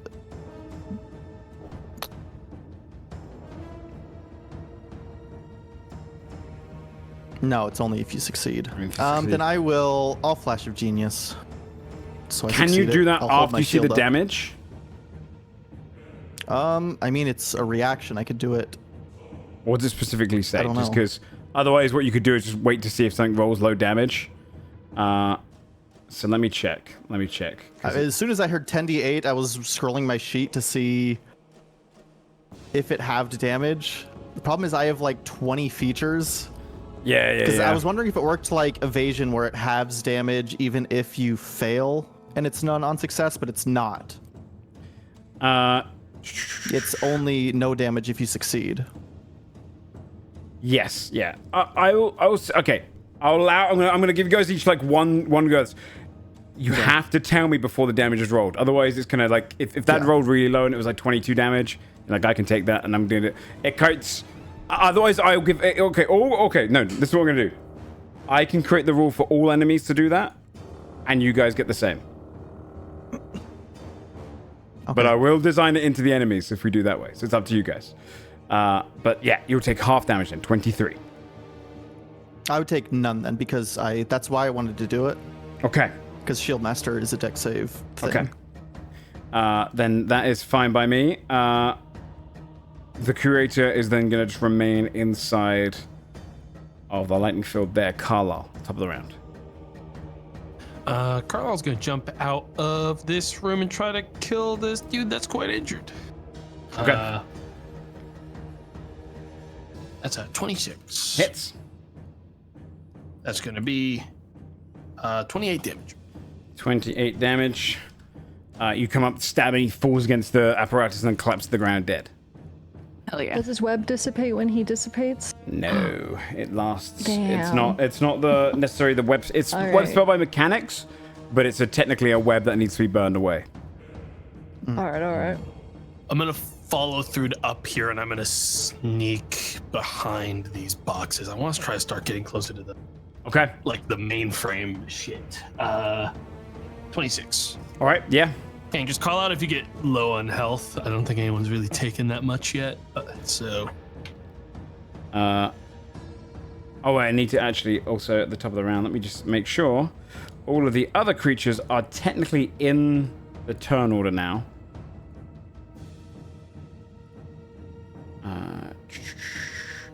This won't go yet. Okay, then. One sec. Let me get all of these guys in here. There's always the chance they escape. And then... which one's this one? So it's because I named them all test subject followed by a word. So on my minimized sheets, it says test subject ... for all of these guys. So I have to click on every single one individually. It was a very bad idea. Where's... oh god, where's the next one? So then, there he is. Okay. This one goes straight after Carlisle, I think. Oh no, show up there. Okay, perfect. All right, the Splicer on his turn coming against you, Desmond. Actually, because you did yours, retroactively, I'm going to do this as well. I forgot this. They can heal off lightning damage. He's going to heal him for 46 damage. He's going to hit his own guy and heal him for 46. God. So you see him, it bursts off against him as well. Cures a bunch of the wounds there from the Silent Splicer. Sorry, now it actually is his turn. So, on his turn, he's going to take 2 attacks of his Splicing Slice against you, Desmond. Splicing Slice. 21 to hit doesn't hit, does it? And then... no, I don't have shield, so I can't. 13. In case... no, okay. just swings twice with the saw. And it doesn't do anything to you. The monster in the other room is going to be starting to bash down its door if it can. It hits it twice. Or 3 times. And I'm just going to mark down the damage at the same time. 27, 27, 27. Okay. And then 3. Okay. Yeah. That one's just bashing down its door. V. It's your turn. All right. Because you're technically Dex save stood. to see if I get restrained. Yes. And you're advantage because you are. Oh fucking Jesus Advantage Christ. with A 10. That's with unfortunate. advantage. You are technically restrained whilst you're in here. Okay, so I can't attack. Can't do anything. Can't attack. No, you can. So you can. You have a disadvantage. You can attack. It's disadvantage. Yeah. Yeah. Okay, cool. I don't know if I want to reckless, but everything was kind of hurt pretty bad. Might just take the L with disadvantage because I feel like this guy's gonna hit really fucking hard. Yeah. Especially if he crits. Don't put yourself in a bad position. Yeah. Okay, I will attack with disadvantage then against this guy. Okay. Big boy. 26. That hits. Awesome. That's 28 damage. 28 damage. Very nice. Okay. 32. These are really good 32 rolls. definitely hits. Disadvantage. I'll savage attacker that to get it up to a. I can't do that. 23. Very nice. Thank you, 23. And then I will use Blood Frenzy and expend a hit dice to do some extra damage. Okay. So make him bleed. So he takes 10 damage, extra damage, and now he's bleeding. Okay. I will heal, or I'll get temp HP equal to that, so 10. And then. Did he already take the damage from entering this moonbeam? I think he did, right? Yes. So it'll be cool. Yeah, he took it on his turn. Perfect. Okie dokie. I think that's it for now. Can't move or anything, so. Okay. The silent crawler on its turn is going to go 5, 10, 15, 20, 25, 30, 35, 40, 45. 50 technically just gets it up the top here, because that's at least like it'll probably get onto the banister here, and then it will take the dodge action. It's getting close to you. You see this creature rush across the ground. Actually, wait, this one might have. Yeah, he can dash as a bonus action. He super zooms over towards you as his bonus action, and he's going to take Shock and Claw against you 3 times, Morgaine. It's going to be a 28, 15, and 18. 28 hits. 11 points of slashing, 20 lightning, and you lose your reaction, which then he darts backwards over this way, away from you, and kind of skids around and looks at you. The Juggernaut, on its turn, does not get advantage. It's going to make its heavy hand attack against you, V. Nat 1, you just see it go. It gets caught in a bit of webbing, like pulls its hand up. And then it's going to try its heavy attack again. 23 this time. That does hit. 27 points of bludgeoning, reduced down to 13. So it whacks you across the back of the face. You see this heavy hand go across you. The Fiend on its turn is going to start trying to break out of its one. You can... You're not in the room, so I can't tell you guys what's happening back there, but there is... You can hear... I would say you can at least hear it's happening. You can hear them bashing angrily to get through. He hits... He actually only hit with one of his claws. But it did do a lot of damage. So 29... slashing him halved. 26 points of damage as he starts hacking down the door there. Morgaine. Yeah. 'Tis me. So I lost my reaction, right? Yes. I just realized, why does your webcam look like that? It's like skewed. You're slowly. It's like a dramatic. Dude, you should. Right at the start of it's gone. Right at the start of the show, it said Something wild happened. The webcam is on break right now. Be back soon or some shit. Yeah, the webcam was. I don't. Your webcam went, dude. Your webcam is. You're a fucking robot. You It's went on a unionized. union break. I was like, hello. Yeah. Anyway, I'll fix that in a sec. I'm going to. Fuck it. I'm gonna. I'm tempted. I am tempted. Have fun with it. Yeah, it's a big fight. Yeah. We're thinking about resting after this, I think. Yeah. But yeah. Please. Please. Have some fun. Yeah, get crazy. I'm going to Tense's transformation. Okay. Oh, shit. Oh, Okay. Tense. Yeah. So that is again 50 temp hit points. Yep. I get advantage on all attack rolls made with simple or martial Yep. weapons. Enemies take 2d12 extra force damage. Yep. I have proficiency in strength and con saves. Yada yada yada. But yeah, that's my turn, and then I can't really do a lot with my bonus action. We're gonna see a lot of that spell. That's it, yeah. Morgan's gonna get like furious by this guy knowing her name and talking about her being a subject, and is gonna like for the first time use Tense's transformation. Nice. Hell yeah. The abbot is gonna see as you're gonna transform, climbs kind of. Well, she will go 5, 10, 15, 20, and there's the 10 feet to get up here. She's kind of balancing on the top of the banister, and she looks across and goes, over here. Do not chase him. And then whips you twice. 26 and 23. She rolled well. 20. Can you do anything to stop it? They both hit. It'll be 10 points of piercing and 9 points of force. She can pull you up to 15 feet closer. She's going to do that on her second one. She'll just pull you up 5 feet. She yanks you closer. The second one's going to be 16 piercing and 10 force. So it should be 19 force total and 26 piercing. Okay. That's her turn. Tack. Okay. I would like to conjure animals right here, right behind this guy. Yes, yes, yes. Conjure animals. My weird little birds, please. Let me see. Do we have a little... These are little weird birds. Yes, please. Can they share the same space?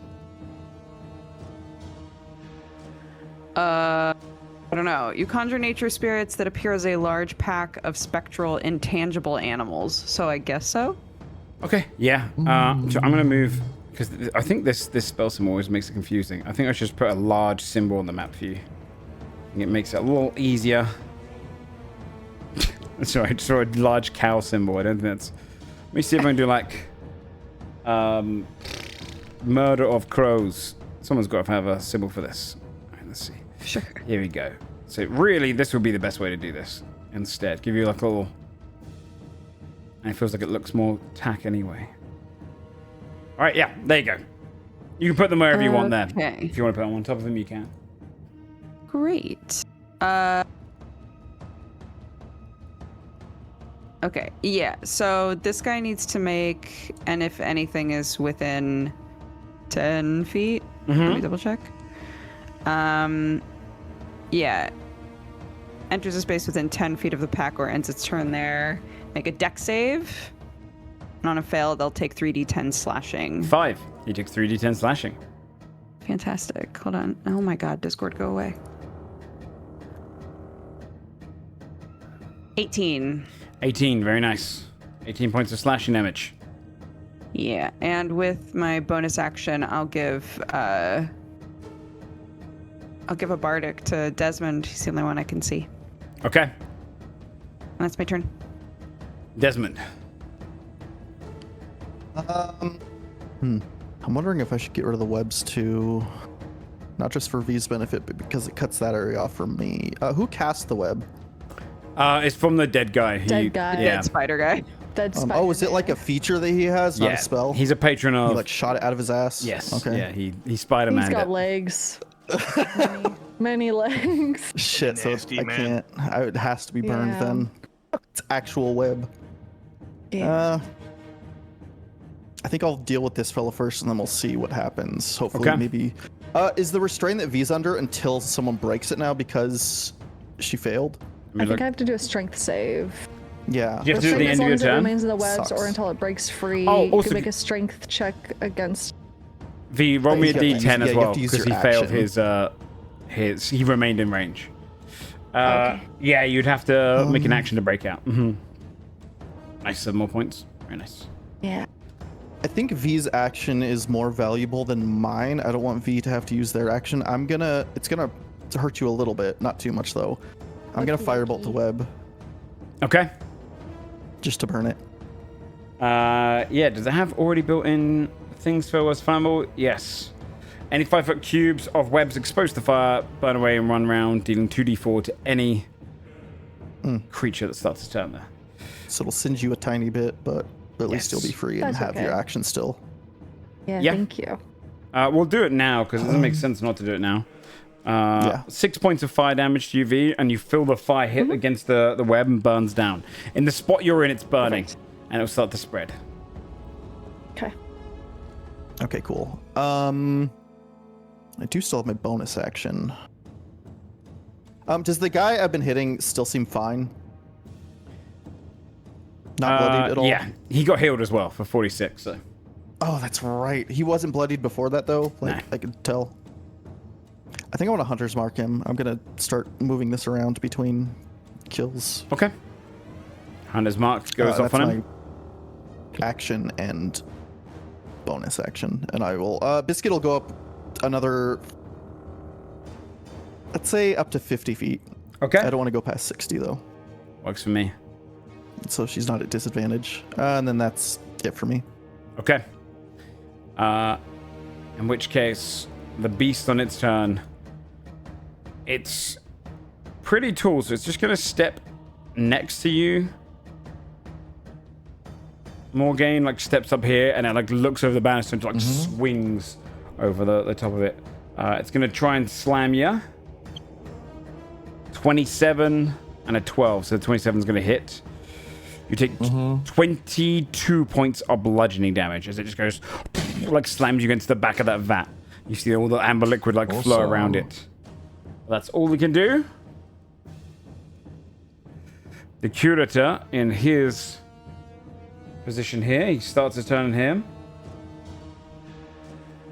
He is in range of one of these, so he's going to roll 1d20 plus 12. Oh, no, not that. Not 120. 1d20 plus 12. 27 here. And he's going to do his big move. You would see as he conducts enough electricity and goes, "Get out of my lab, creatures," and then pushes his hands forward. It's almost like coming hard, like almost like he pushes it forward, and you see this lightning burst from his hand, hits against the coils, and you can see these coils around the room. There are 4 of them. He is going to, including the one he stood in right now, he's going to aim towards one. He channels his electricity in a 100-foot line. If it hits a coil, it can bounce off an extra 20 feet. So he's going to hit here to extend it further. So you Is this a spell? No, so he's all science. There's no spells in this Except for game his- anymore, don't worry. Well, his chain Never lightning was a spelled spell. His chain lightning was a spell. Never This is spelled his you. inbuilt feature. You could have done the chain lightning. It's going to go 30, so then it gets 10 feet back, so it's still got this, another 30. No, he's going to aim it down towards... I don't think he's wanting to kill... lightning because you took my fucking reaction, bub. That's true. That's true. I think he would do... Yeah, he's going to do... Up through the top one. And then straight down... Oh, can he give you that range? So that'll knock it to 45. He's up 55 at that point. No, he's going to just do it straight from here to you, Desmond. Because he can't get anyone else in that one. Could you please make a Constitution saving throw as this massive amount of lightning comes towards you? On. Yeah, come on. 17 all flash of genius. Okay. Since we're resting. Flash of Genius kicks in. It's going to be 51 points of lightning, reduced down to 25. You see it bounce off the core and just comes straight towards you. Bursts through you. God, I am reaction starved. There's so many. Maybe I don't go Sentinel for my next feat. You have a lot. I'm never going to be able to use it. It's like, I was like, oh, I could absorb elements that. No, I can't. And then I think he's going to remain where he is. He's just powering up. Test subject in one of these fields is going to start bashing their way through. Where are you? I really named these guys terribly. There it is. Did we still have aid? I don't remember the extra 15 from before. Or is that gone by now? Aid lasts for like 8 hours. It should be fine. Yeah, 8 hours. Is it 8 hours? Okay, Yes. we're fine then. 40 damage on this one. They're starting to break through. Now the toad guy, she, I should say, is going to misty step out of her cage. And then 5, 10, 15, 20, 25, 30 gets into the room. At least only one of them came out, not all 4. Yeah, it's true. Thank you She's for the only one who could do that. blocking those. And I can tell you that they do have a lot of health, the old cages. So she is going to come around and she's going to cast Mocking Bolt.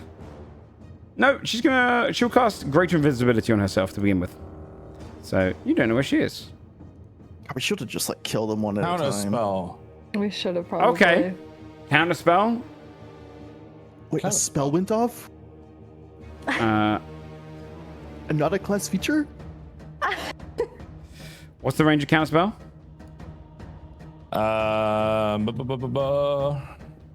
Up a billion Is feet. it 60 feet?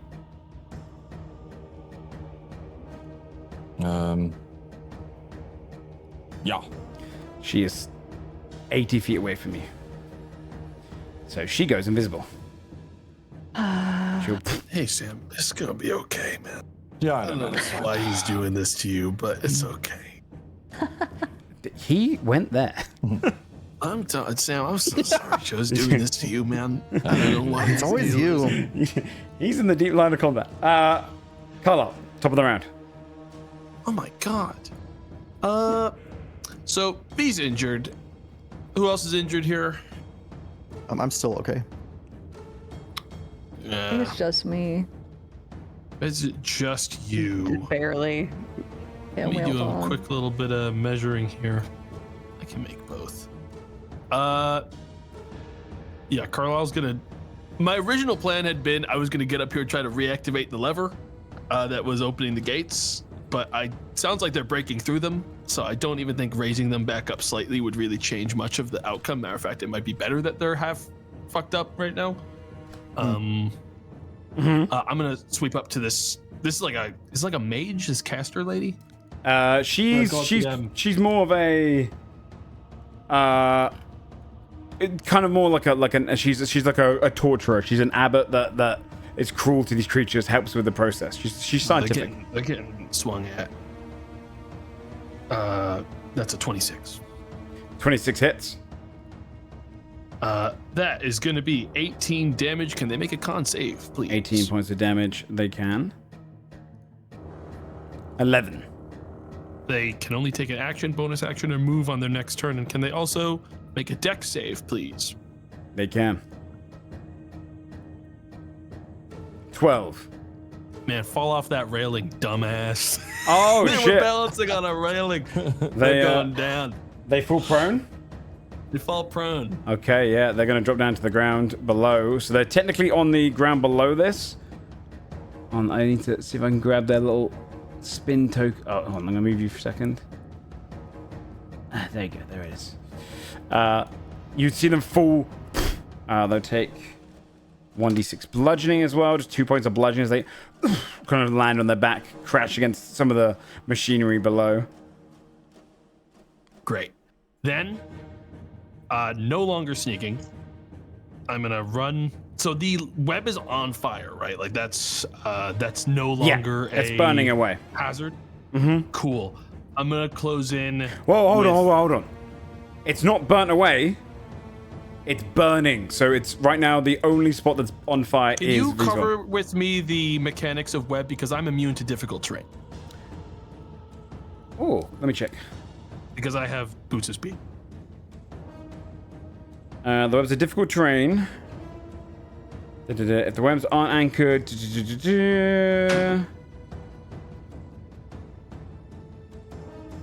the first time a creature enters the webs on a turn or starts its turn, then it must succeed on a dex save. So all that would help you do is if you succeed your dex save, you can still walk across it normally. Normal creatures would still have half cover, so half movement. So you would still make the dex save because it's still sticky. Me being restrained doesn't mechanically stop. What? It's a dex save for this? Yeah. Mathematically, me being restrained isn't going to change much with me right now. I think I got to take the attempt because I need to get within 5 feet of V to do much for them right now. That's a 31 on the dex save. I'm going in. Okay. Yep. You're good. You step around it. You can like pick your spots between the web and then tread on the toasty. nice bit. Yeah. Okay.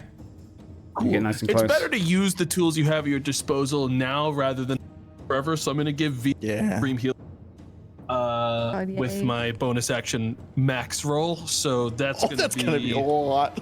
Holy. A bonus action. V is going to heal for 60 HP plus 2d10 temp HP.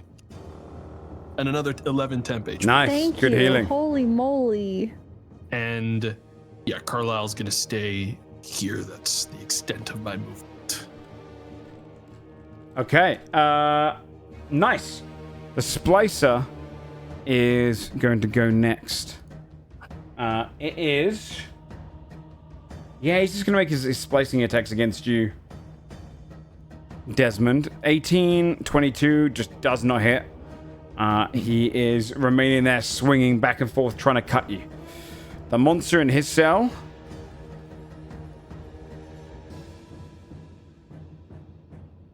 is 14, 15, so the 15 would hit, so it actually hits the bars. 8 damage. 30 more damage. It's still stuck in the bars. It's not getting through yet. V. Alrighty. Okay. So I can move now because Your Desmond particular started to spot is burned away. burn. So at the Okay, end, perfect. at the start of every one of Desmond's turns, I'm going to spread the fire along it, and it'll burn away. Okay. I have an idea. I was wondering. You don't. Well, never mind. I'm not allowed to talk and co-conspirate with my players anymore. Okay, I'm just gonna try it. Well, you can conspire with Carlisle. I'm right. You can. It's more. Doc You is can a do it free in action, do it in combat. character. True. And yeah, true. you can do it in Okay, character. I was contemplating going behind this giant thing and trying to shove it into the webs so that it gets stuck. Not shove, but like use brutal strike. I mean, you can, but it's gonna be hard for me to keep damage off of you. Above board, if you move 5 feet away from me, I can't give you half damage on anything. that comes Never in mind, your- I'm really happy right here suddenly. You see, you notice the creature Carlisle as V turns to talk to you is listening to the conversation, like looks at the words, looks to both of you. This ain't about you. It hears it. How about you worry about yourself, big guy? It used to just be a guy, remember? They all just used to be True. guys. Oh god. Okay. Yeah, I think I'm gonna continue attacking. at Like, to be fair, you can go attempt this. I would just ask No. that if you're going to end your turn, try to be within 5 feet. You don't have I'm gonna disadvantage stay anymore. here. Actually, oh, okay, yay. Yeah, Oh, your particular You're not spot you're on restrained. is burned away. Okay, just- perfect. you Sorry, I got forgot burned. about that. Okay. I got burned. Okay. Well, Carlisle says you're next to me. I guess I'll attack recklessly. How bad could it be? Live a little. Yeah. 34. 34 hits. Okie dokie. That'll be 29 damage. 29 damage, very nice. Okay, second attack. I tell you this. 21? Oh no, it's not. No, it's not. 21 hits. Not bloodied yet. No, I misjudged. I did bad math. Okay, 25 damage. 25 damage. Now it's bloodied. All right. Nice. And then I will use. Fuck it. Let's Clotted Tendril. Okay. Some extra damage. 26 to hit. 26 hits. 2d6 necrotic damage. Yeah. 11. 11 points of Use all necrotic that damage. Very extra nice. economy. Yeah. Very good. Okay. You know, move back and forth for 30 feet or whatever, too. Yeah. Honestly. Yeah. Oh god. Okay, I think that is it. Okay. The Silent Crawler is going to go 5, 10, 15, 20, 25, 30. Coming against you, Morgaine, is going to slice against you. Everyone's coming for me. 11, 12, and 15. They all miss. Disengages as a bonus action, and then run straight back again. Oh my. This fucking guy. Yeah, just comes in, This fucking guy. darts away. It's very, like, unnaturally quick. The Juggernaut, on its turn, is going to look down at you. Having heard your plan, it is going to swing its heavy hand with advantage. 28 to hit. Yeah. 29 points of bludgeoning, reduced down to 14. Yay. And he grapples you with that hand. Oh. Takes you around Okay. here instead. Oh my god. I feel like Twists. Bugs Bunny with the giant. Yeah, he turns around. Now he knows that Carlisle needs to be near you. Uh-oh. Make a strength He heard saving that throw. part. He did hear that part. Oh my Okay. god. God, The problem about talking He's in an intelligent character. creature. Can you make a strength? 16s across the board. for a 16. strength save. Oh, that's low for you. You are going It to is. take 5d10. 29 reduced down to 15. Sorry, 14. Sorry, 14 bludgeoning damage as okay. it's squeezing you to try and crush you. I'm actually Bugs Bunny. Yeah, it like turns his head, like peers towards Carlisle and like tries to keep you away from him. What the fuck? I need like a checkbox that tells me if I used my reaction because I don't remember. I don't That would be remember. nice if they had that. Yeah. I need to like find something. were I'll just use complaining this about your inspiration reaction checkbox economy. as my reaction That's a good checkbox idea. from now There you on. go. This one here is going to attack, trying to break out cell. Missed one of the attacks. 5, 20, 22 damage to the cell. The cell's still holding. More game. Yes. Finally get to tense us up, dude. Really But who am I sorry. hitting? Really quickly before you do that, because I think I missed it. This guy took his turn, right? That's in front of Desmond. Yes. Oh, yeah, because he takes more damage. Dex save. Yeah, can you do a dex save, please? Absolutely. 12. So you would take more damage. 13 damage. 13 points of damage. Very nice. Sorry, Okay. continue. No, that's good. That's good. More damage across the board. More game. All right. So this guy's in Trying to figure out range. which one of these? This girl's what 10 that feet says below this you. one. Because she fell prone off of the edge. Okay. All right. I can just jump down to her, right? Yeah. Without attacking what? Because it'll stay in range. Uh, I'm not leaving his range. yes. Give me athletics or acrobatics check if you're going to leap off of there. Because you're going to have to leap over her. Okay. This will be a free just part of your movement. Just see if you fall prone. Take a lot of bludgeoning damage. Because technically you can't go through a creature's space. If they're hostile. Well, she's 10 foot below me, though. Yeah, but to get to there, you'd need to have entered her space. If you put this on a sideboard, you'd be climbing down and then climbing through her space to get to there. Unless you're going all the way around him. Am I not just jumping? Yeah, I mean, jumping is still gonna. You're still jumping down 10 feet. You still have to make a check for that. All right. Oh no. I'll reroll Hit it. him with the, hit him with 21. the flying elbow. 21. Man. You With my nearly human slip, passive? and then you correct yourself in the air, land perfectly. Okay, now you're down below. Okay. I'll attack her. Okay, First one. go for it. Oh, I don't actually have a thing for this. Hang on 1 second. Tensors. 2d12. Force. Okay.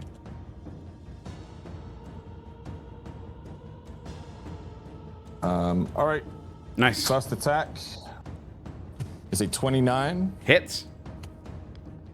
It's going to be for 17 necrotic. 17. Yeah, 32. 32 points of damage. Very nice. She's bloodied. And I'll cleave onto the big guy as well with that. So hit him, swing again for the cleave. 23 to hit him. Yep. For 39. Does he do the full damage, the cleave? Yeah, it's just a regular attack. I just have to roll it again, don't I? All right, 39 points of damage.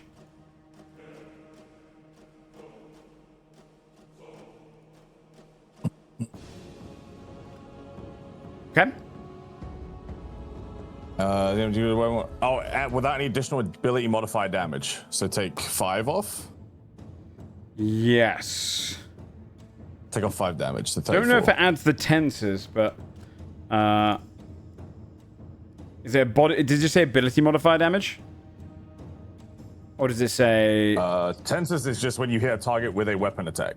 So I think it would count, right? Okay, yeah, that's fine. Yeah, when you hit a creature with a melee attack, you can make another melee attack roll to a second creature within 5 feet. Okay. And then I'll return back to the original target, and I'll hit her again for a nat 20. Very nice. And I'll do... Fuck it.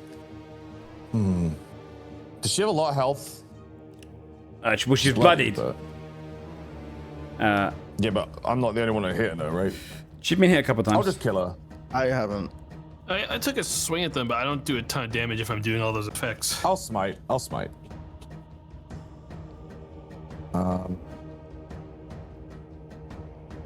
Which is 78? 78? 68. 68, okay, nice. So 12d8 this is now. the first set of damage. Yeah. Okay. So that's 27. Plus 58. 37. It's enough to kill her. I know. All I know is it's enough to kill her. You see, she looks like, no, and you just slice straight through. And you hit it, boom, like almost like the ground shakes for a moment as your scythe goes through, and then yeah, you can make a. Wait, I don't think I can do that. Can I do that? Hang on. Because I can't cast spells in tenses, right? And smite is that a class ability or is it a spell? Let me check because your one is different, which is a weird thing. It just uses a spell slot. I don't think it's a spell specifically. Let me see. The sentence says you can't cast any spells. Is that what it says? Yeah. Can't cast spells, yeah. And then yeah, you can't cast spells. I see. Warlock with the. Yeah, once per turn when you hit a creature with a packed weapon, you can expend a spell slot to deal an extra force damage. I don't know if that's a spell or not, though. Is that a spell?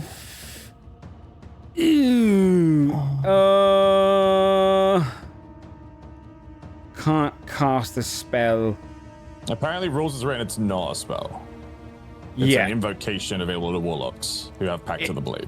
It doesn't say, if it doesn't say cast, then I'm going to assume it wasn't. So, yeah, you're fine.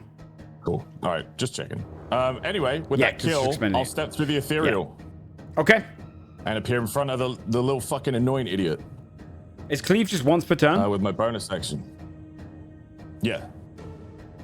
I believe so. Yeah, okay. Yeah, extra once per turn. Yeah, you're right. Yeah, and you can appear right next to him. Yeah. I'll appear next to him, and I'll use my bonus action swing on him. Okay. Should just be normal. It's a nat 20. Very nice. It appears straight next to him. He's like looking around for you, and then suddenly just sees you appear. What's that? 34. Found you. 44, 49, 57 points of damage. Very nice. Not quite bloody, but I'll smite that too. Okay. Using up the final spell slot. I don't think you can do that. Oh no, it isn't your final spell slot, right? Because the tenses is one of your whatchamacallits. Okay. I thought I couldn't. I can't smite twice. I was gonna say it's that. only once per turn. There's no fucking way. Has to be once per turn. My last swing though will be a 21 to hit. 21 does hit. For 30, 27. Sorry, 27 points of damage. He's bloodied as well. Nice. Yeah, you come up and slice him down twice. You see the creature like falls down and then pushes itself back up. You did 263 damage in one turn. Yeah, ridiculous sum. Ridiculous sum. Crazy. Tenses plus 2 crits plus a very good. Wild. Crazy. Tack. Yeah, Tack is gonna move up to try to see more of what's going on, but they still can't see shit.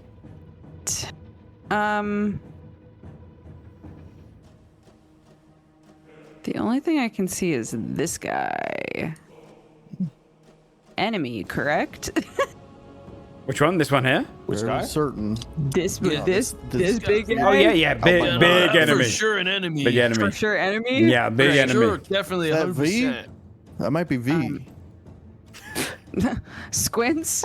I don't think so. Okay, I'm gonna. What is it to move my birds? Is that part of my action? It might be I think it said it in the spell. conjure animals. Let me see. I don't know Conjure if you- animals. Whenever the pack moves within 10 feet of a creature. You can also move the pack up to 30 feet to an unoccupied space you can see when you move on your turn. So basically, Oh, so you Okay. can do it You can- whenever you want. whenever Butterfly really. movement, Actual economy, yeah. That's sick. like you can move Okay. 5 and move it 30 if you want. That's just as long as you move a little bit. That's good. Okay. That's too far. But no, I can't get it. That won't hit it, right? It won't hit. Like Which if, one? If it goes here, that's not within 10 feet. No. 5, 10, 15, 20. That's 15 feet away. Yeah. 15, unfortunately. okay. 15. Yeah. I think you can get this guy though, to some I extent. can't see. Oh, you him, can though. move one more. Biscuit's up, by the way. You can move one Yeah, more. you haven't closer if moved you yet. wanted. I did move. Because Yeah, I you was can way move back. there. I was way back here. Okay. Okay, great. Could see you. You know, such is life with this map. Yeah. Okay.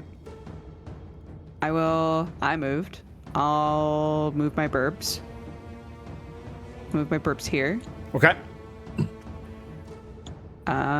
So then this thing we'll do a deck save. It's not very dexterous. 5. Fantastic. 3d10 slashing. 21. Nice. 21. This creature's also bloodied. Fantastic. I will also blast it for my action. Yes, you can. 17. 17 hits. Oh. 7 force. 7 force. Got low dex and like no armor, so 28 for 4 force. 4 force. And then 23 for 2 more. 2 more force. Yeah. You just try to like keep V safe, like hoping to try and kill her so you don't drop. Make him drop her. And I'll give a bardic to V as well. Okay. And that'll be my turn. Thank you. Desmond. You're welcome. On the side of your turn, Desmond, as well. The fire is going to spread to anywhere within 5 feet of that Oh, fire. yeah. So, uh-oh. and then this one would technically. I'm going to leave that one there. Actually, I'll change its color to like gray or black to show that's safe now. That spot, but there's no web. These are the burning spots. Oh, and it's only cardinal directions. It's not diagonal, so Carlisle is good. Yes. I've already succeeded on the roll either way, so I should be fine. Regardless, Yeah, you can get out. unless I fully leave it and come back. Okay. God, me and this guy are just tangoing right now, I guess. Might as well deal with him. I want to stay in melee because his gun hurts. So I'm just gonna keep taking a stab. Did I attack? Yeah, I attacked with Biscuit last turn. No, I didn't. Is Vex on the next turn or is Vex on the next hit? Next hit. Okay, so I still do have advantage because we haven't gone for that since then.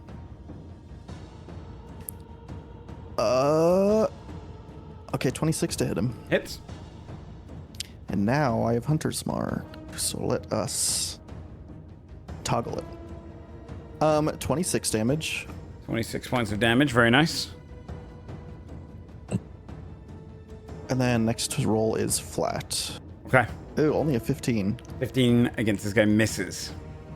I carumba. Yeah, he deflects it off with his blade. I carumba. Very nice. That is not what I sound like. That's what Bart sounds like. Bar Simpson. That is what Flangu sounds like, actually. The OG, That's man. Flangu. That is flying goo. All right. Biscuit will take a shot. Biscuit takes a shot still. Yeah, nice. 28 to hit. 28 hits.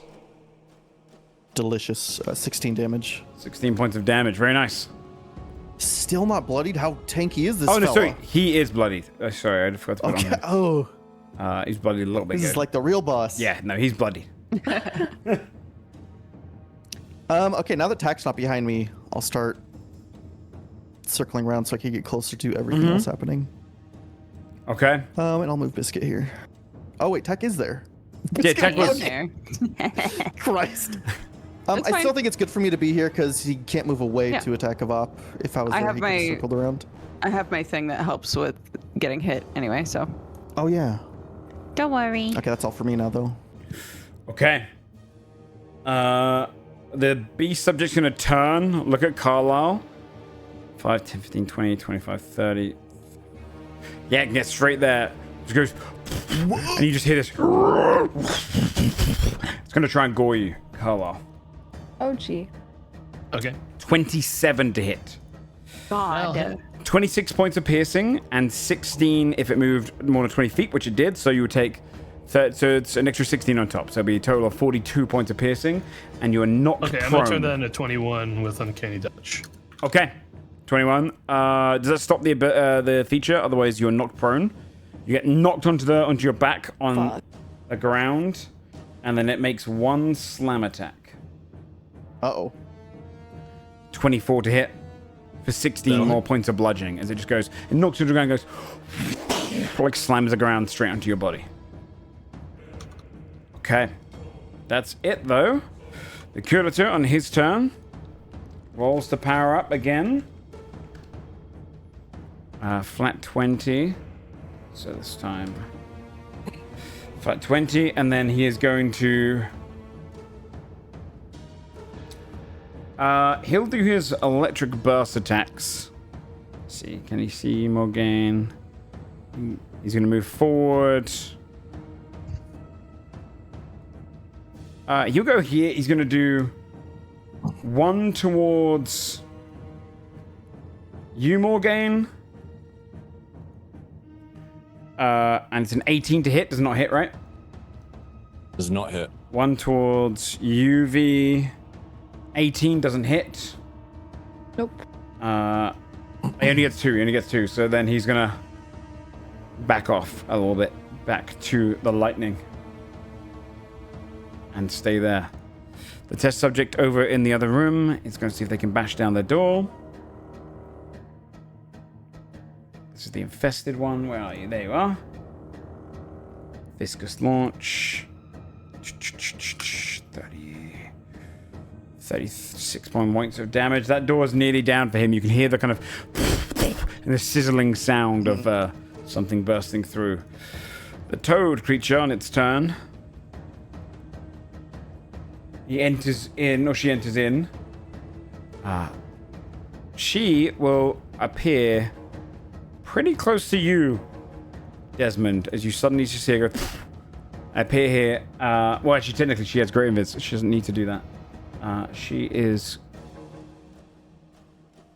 going to do her mocking blast twice against Tack, and then once against you, Desmond. 17. Who's the one doing it? This one? No, the toad. Oh, Froggy. And Invisible. it's invisible, so it is like advantage against us, and we don't even know it's there. 18 Can I against Tack. counterspell this? No, you can't. It's part of its innate portion of it. Fuck. Meats. Yeah. It's gonna deal 18 Just meets. get rid of counter 13 spell, bro. points. It's so strong. There's so much in it. You guys can't complain about speeches. I made you. You might be the most powerful level 14s on the planet. Genuinely, the most powerful. Godforge was stronger, dude. You were. I think Godforge was Sunforged. You killed not Godforged. 14. Not I 14. don't think so. I think of 14. Level no. 14. Sunforged Yes. did not. Like you, like as a collective, I think no, Godforge was you were level really us. strong at 14 though. Adelward was like Yeah. the group Adelward's not as strong. strong as we are. I don't think Sunforged killed Godforged. Like we are Even at very 14. strong as a group at 14. Even at 14. Ask me that at level 16. That would be a We'll see. really fun one shot. It would. It would. Yeah, we picked both of our characters. Desmond Patrazy Wall, I guess. Could you make a wisdom saving throw, by the way, Tack? You take 13 points of psychic damage. He has to make a charisma check though, so what happens first? Oh, okay, yeah. 15. So he fails, right? So you can't target you? Yeah. Is that what it is?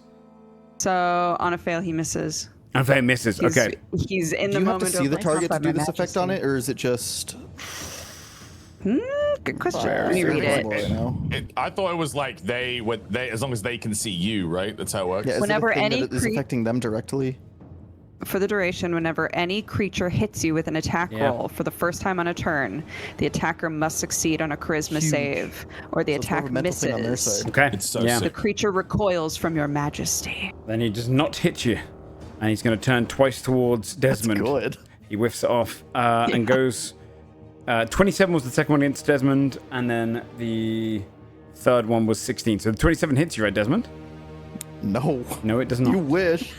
Damn, it's getting a little spicy out here. Carlisle, it's your turn. Carlisle gets up from prone. I'm yeah, gonna there have to you are. bonus action disengage from this hog. So I'm This gonna hog. head over towards this way, and I'm gonna stab at this guy, I lost you. 27 Okay, yeah, 27 hits. the gun guy. He's bloodied, right? Yeah. Right? How long has he been bloodied for, gang? Well, a little bit, but I forgot to put it on. We don't know. We A little bit forgot. he's been bloodied. I'm trying to get an idea. We'll see. I'll do a normal cunning strike then. That's going to be 31 damage. 31 points of damage. Okay. Extra stab. 31 to hit. Hits. I take 5 off of the 12 here, so that'll only be 8 damage. Or, sorry, 7 7 damage. damage. Okay, nice. Yeah, he's looking hurt. See the eyes like bleeding blood and kind of bloodshot on the center of his chest. Is everyone else, chest how's everyone else eyeball? doing, like, Yeah. physically, by the way? Fine Everyone else now. good? I'm still okay. Cool. Oh my god, he I'm gonna- does have, he's a I Resident put- Evil boss. I put the disengage thing in, so I'm going to disengage into this room and use the door as, like, basically use the room as cover. Okay. I wasn't going to close it. I was going to keep it, whatever it is, of like half. Yeah, you're pulling it too. It's funnier. Yeah. I want the visual, Always you do son what's of a funnier. bitch. Yeah, but Always do what's funny. For our visual is you just go in there and then it's like, yeah. You've been bad. The whole game we played before this, you're opening doors. You can't help yourself opening and closing doors. You can't help yourself. This It door was an stays accident. open. It was an accident. Not The- over it. Anyways, that's my turn. The splicer is going to. Yeah, he's going to swing for you again. He has to kind of see if he can strike a He's gonna Desmond. splice. 26 doesn't Splicer, hit, no right? He's splicing. gonna walk away from you to see if he can get the attack opportunity. My turn is far from now. Dude, you might I mean, I get don't think anyone else is killed. going for me, but what if I want? He's I baiting you. think I'd go for He's the baiting stab. out your resources. He's baiting out your resources. I think I'm gonna Hog do is it gonna though, go for you because next. Hog's gonna go for you next. He might know that this guy Lennon, they cannot still gotta die. get a 28. Let's be honest. Shayne doesn't need help. He's got 29 AC, dude. It's fucking. I'm just scrolling up. I have to see if Biscuit landed the hit when they shot last. Yes, they did. So I have advantage on this. Okay. You gotta crit him. You gotta crit him. It's a crit. It's a crit. Very nice. Oh my god. You're literally. Okay, hold on. Dead. Oh, these are Dead weird is the amount numbers, of bro. damage. Is that just dead? Can you just like 19, 20. Yo, that looked dead. That's verify dead. it? Okay. You see it, Okay. it tries to pull away, steps it's a lot of towards numbers Tack, that are awkward to add. and you see through the other side Tack of the eyeball, the spear comes through and then pulls back, and the eye pours down. He drops down to the knees. Like and straight falls out down of the dead. eyeball from the back. Holy shit. Nice, very yeah. nice. The Silent Spicer is dead. Okay. I don't fail any saves. I can't flash opportunities to now. That was. Sorry. Okie. Okay. Now it's going to be. Creature from the other room is going to try and break out of its cells. Hits twice. 8, 9, 17, 23. We're not going to clean this up 27. before they break out. We're going to have to deal with them. Just enough damage. No. We haven't even hit the main guy yet. Breaks up 1, 2, 3, God, yeah, The main true. guy's probably Holy pretty shit. squishy. 6. Unless you I mean hope. the pig. You hear the sound of the gates burst forward Not the pig. as it is rushing Shit. towards it. V. Don't underestimate damn it. casters with magical items. I'm grappled. Yes, you Do I gotta are. do strength save? You were what are my considered just options here? grappled. So you can try and Okey-dokey. break out as a full action, but you don't have disadvantage in his grip. He's Okay. just kind of holding onto you and squeezing you. Oh, Oh, I'll just attack it's him probably then, just as fuck easy it. to hit him. He's literally all Yeah. around you Yep. right now. Yeah, true. Okay, here I go. I'm not gonna reckless this. I'm just gonna 33. 32 hits, That is 30 damage. 30 damage. Hell yeah. 23 to hit. Hits, Okay, that is 27 damage. 27 damage. He Just slicing into the arm. Yeah, fuck this guy. Throwing a clotted tendril there. 33 to hit. Hits. 2d6 damage for 7. 7. Damage. Very nice. Bum bum. I thought that's all I'll do. Okay. Yeah. All right. Silent Crawler on its turn is going to attack Morgaine 3 times.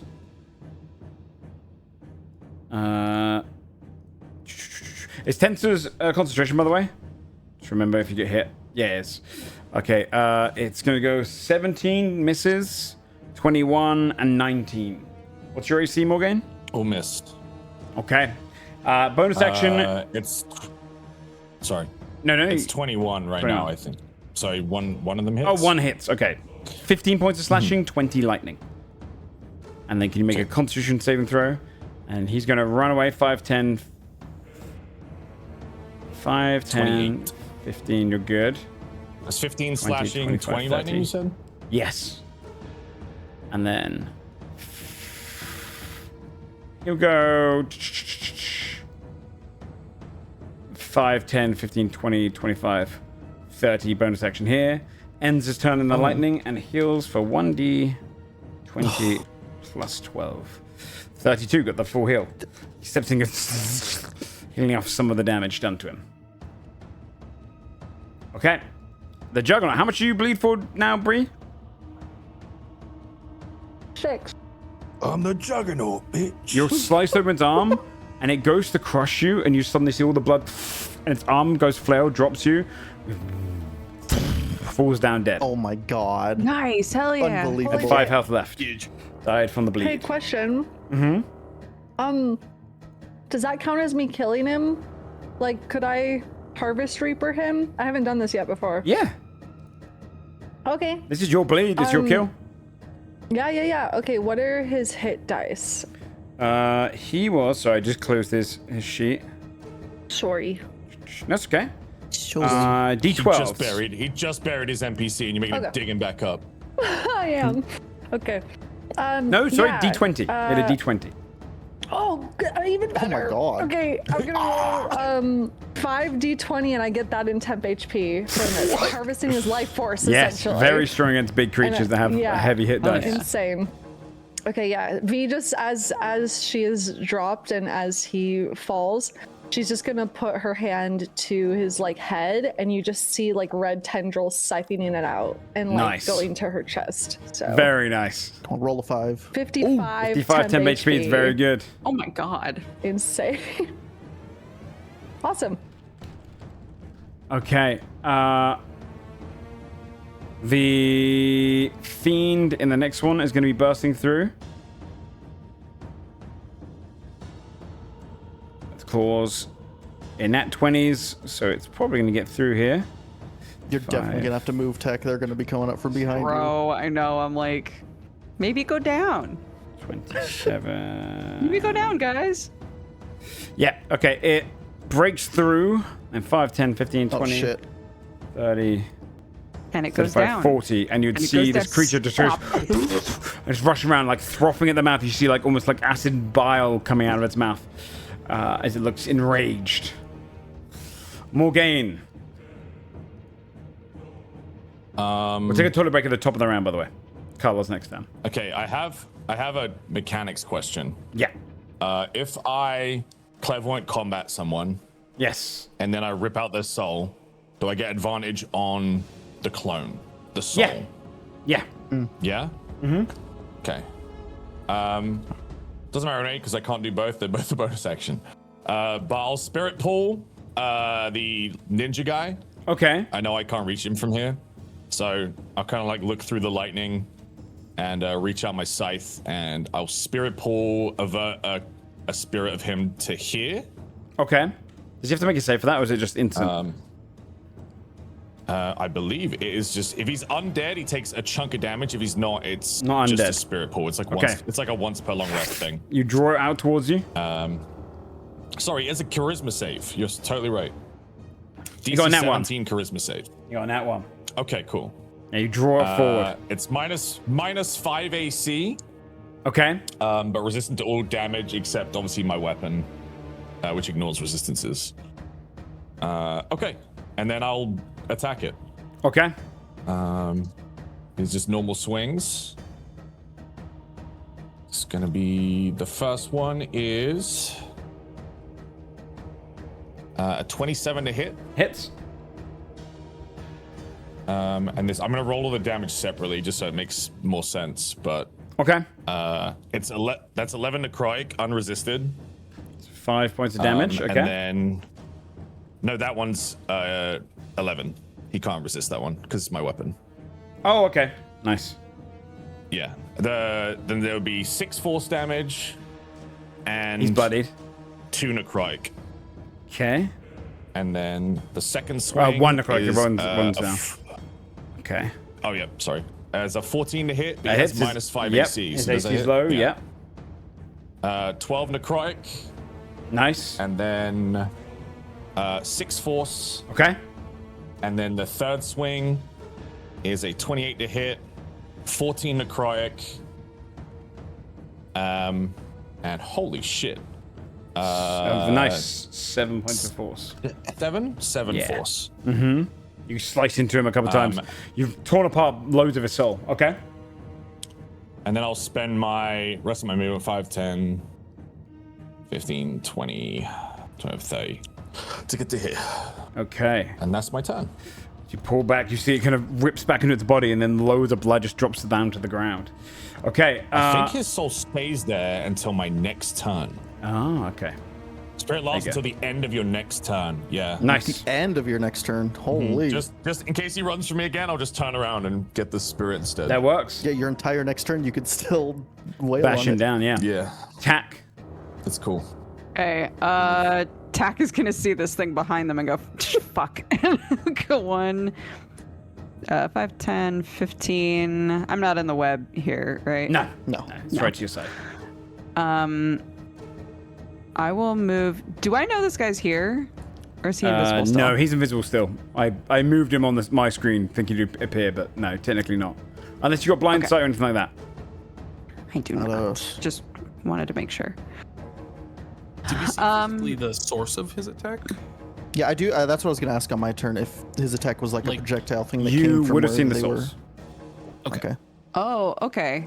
Could I? Is there a roll I could do to see if I could like guesstimate where he is?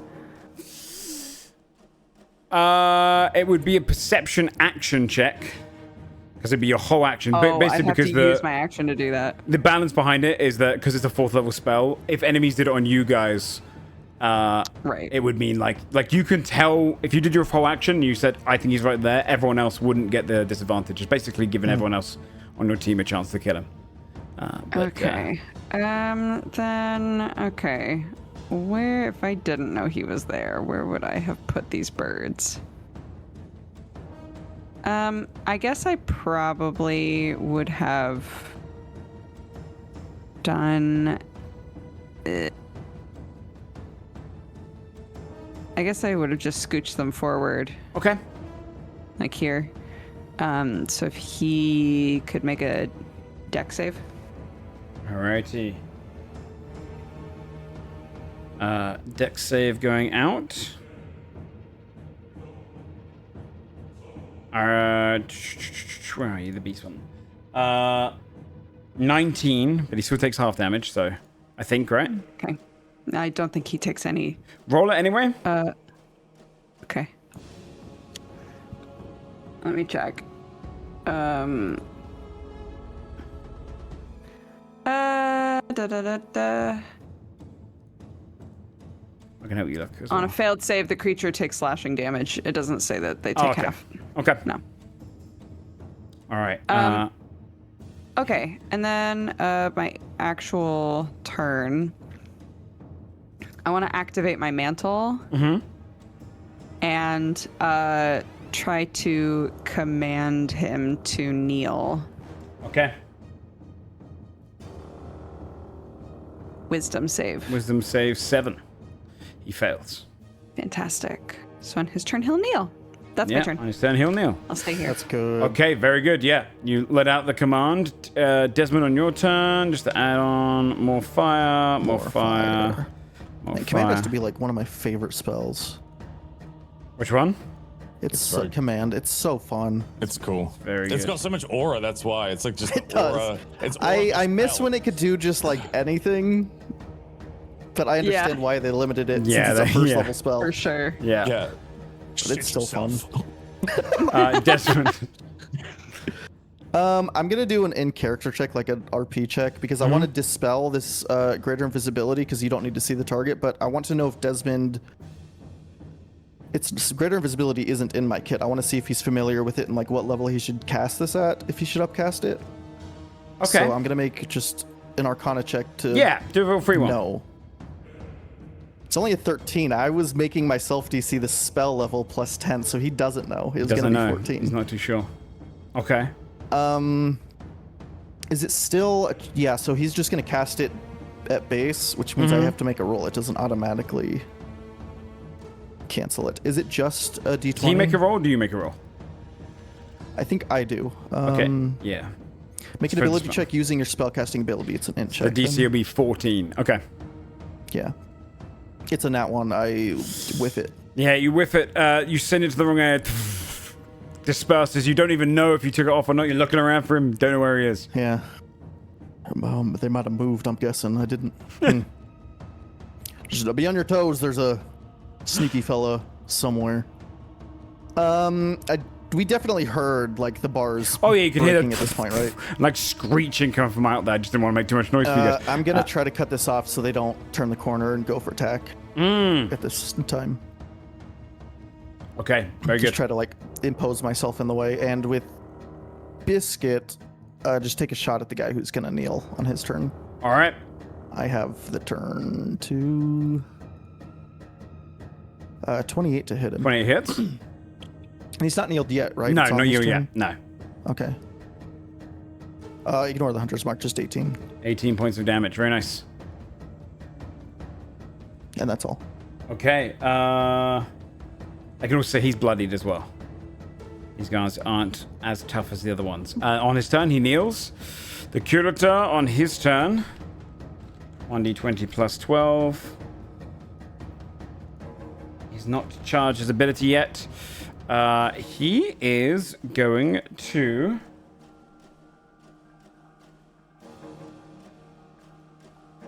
He's going to do...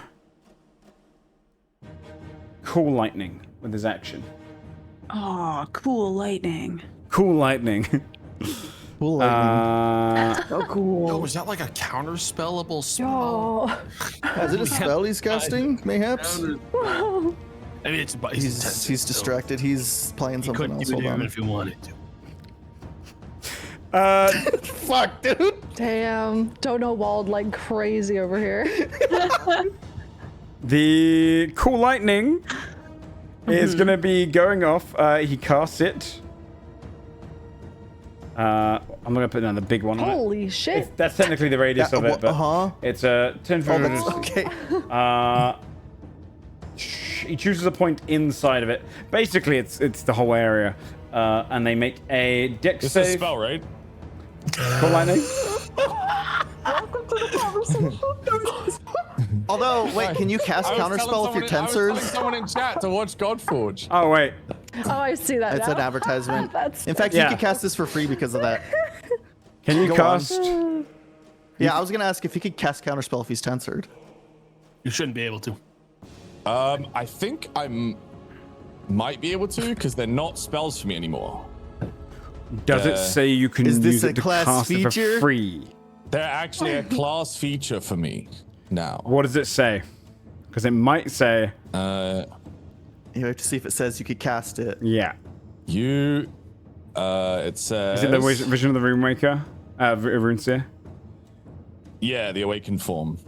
You can cast counter spells a number of times equal to your charisma modifier per long yeah, rest. You're right. Get everyone, get lightning. Poop. God dang it. Get He lightninged. is going to move over Get here. He will cast it, and he's going to do. Can he hit more than one creature? No, he can't hit more than one creature. He'll go for just you. Morgan, he's going to go for you. Dex save, please. Ooh. Okay. So good at those. You got this. Yeah, dude. Watch this. Classic. Oh, you're way too far. Sorry. 15. You wouldn't have been able to do it anyway, right? Oh no, you would. You just had your turn. 28 points of lightning damage as he just goes. Okie dokie. Shocks you with it. That's not so bad. I'm pretty sure he could do this every turn now, though. That's like a Yeah, until he breaks concentration. every turn thing. Oh, Jesus. And then I need to make a con save, which is a 19. You're good. And then he's going to go 5, 10, 15, 20. He's going to TP all the way to here and appear inside this Oh my one. God. Up here, and appears inside his lightning. The test subject infested is going to burst its way through its ones if it can. Oh my It can. god. This one is now open 5, 10, 15, 20, 25, 30, 35, 40. No, 35. So he only goes 30. So he goes here. Rushes around the corner. He still has one extra attack because of you need one to break through. And he's going to take. Oh, he takes 2 attacks. He's going to do. He did his blotted tendril. He's going to do his viscous launcher towards you. And he can't hit with the other one. So, yeah, just one viscous launcher towards you. Can you make a dex save for me? Please, Desmond. Yeah, it's a save. Oh, it's the weakness of anyone that pumps AC is a single save. Yeah, honestly, you should have been. Yeah, I don't know know, I've got man. low deck, so it's really fun. I don't know, man, 25. You should Get him. be fucking Shane out with some deck You're not saves. wrong. 25 is enough, but as he's an got good dex. artificer, my saves are actually so wild. I have my- so many my save AC 's boosting not items good. equipped. But Joe knows I got -1 deck, so he always goes deck safe, bitch. I did too because it's rather you or V, and he's intelligent. He knows My exactly who lowest just killed save his is thing. a 5 still. Okay. Then it's gonna be the Toad's turn. Is the final turn of the turn order, and he is going to cast. Yeah, he's gonna cast. No, he can't do that.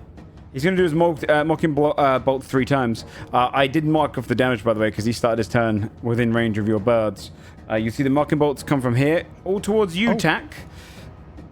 27, 22, and 15. 27 and 22 both hit. But he has to make a charisma Charisma save. checks. 16, so he can't actually hit you, so he won't actually do the second on you. He'll just try against Desmond. Does that use a resource, or is that 19. just like once a turn you get a... I had to activate it with a bonus action. It's the first time. Yeah. So the good. first time you attack. It's so good, but like, dude, bards are so squishy. It's like They so are scary, yeah, when you get Yeah. targeted. It's so needed. Nat 20 against you, Desmond, with the mocking bolts. That's going to hit. It's going to be 25. Yes. 25 It won't psychic. double damage. Oh yeah, it doesn't. So you don't take double damage, so you only take 16. He's got that adamantine armor. 16 psychic, and can you make a wisdom saving throw? My biggest weakness is being crit, so I needed something. Charisma, you said? What? Yeah. My Wisdom. biggest weakness is like here's a weakness I don't have. Wisdom. Yeah, wisdom. Wisdom's my 5. Oh, what are you gonna do, man? You only have a 5 on wisdom saves. And I failed though, and I don't think maybe so. Jeepers, how am I gonna get myself I'll out flash of of genius. Maybe 17? they're 17 Yeah, it works. and not 18. And then he's Okay. gonna move. Okay. Yeah, you get away from it. Nice. Call to the round. We'll take our 5-minute break there because I know a couple people want to use the loo, get refills of drinks, and we'll come back for the second half of the fight right afterwards. See you guys in 5. Wahoo. Okay. It's a big fight.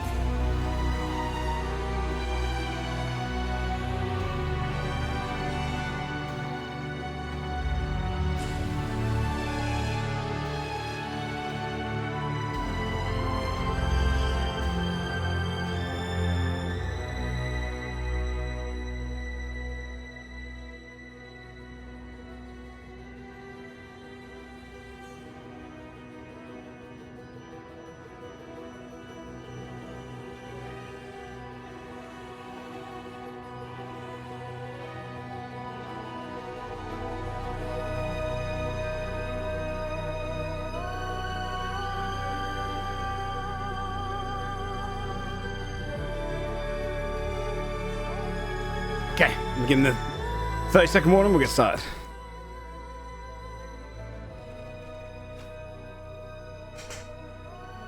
Oh shit! I left my damn glasses downstairs, but that's fine. Let's do the rest of the episode without.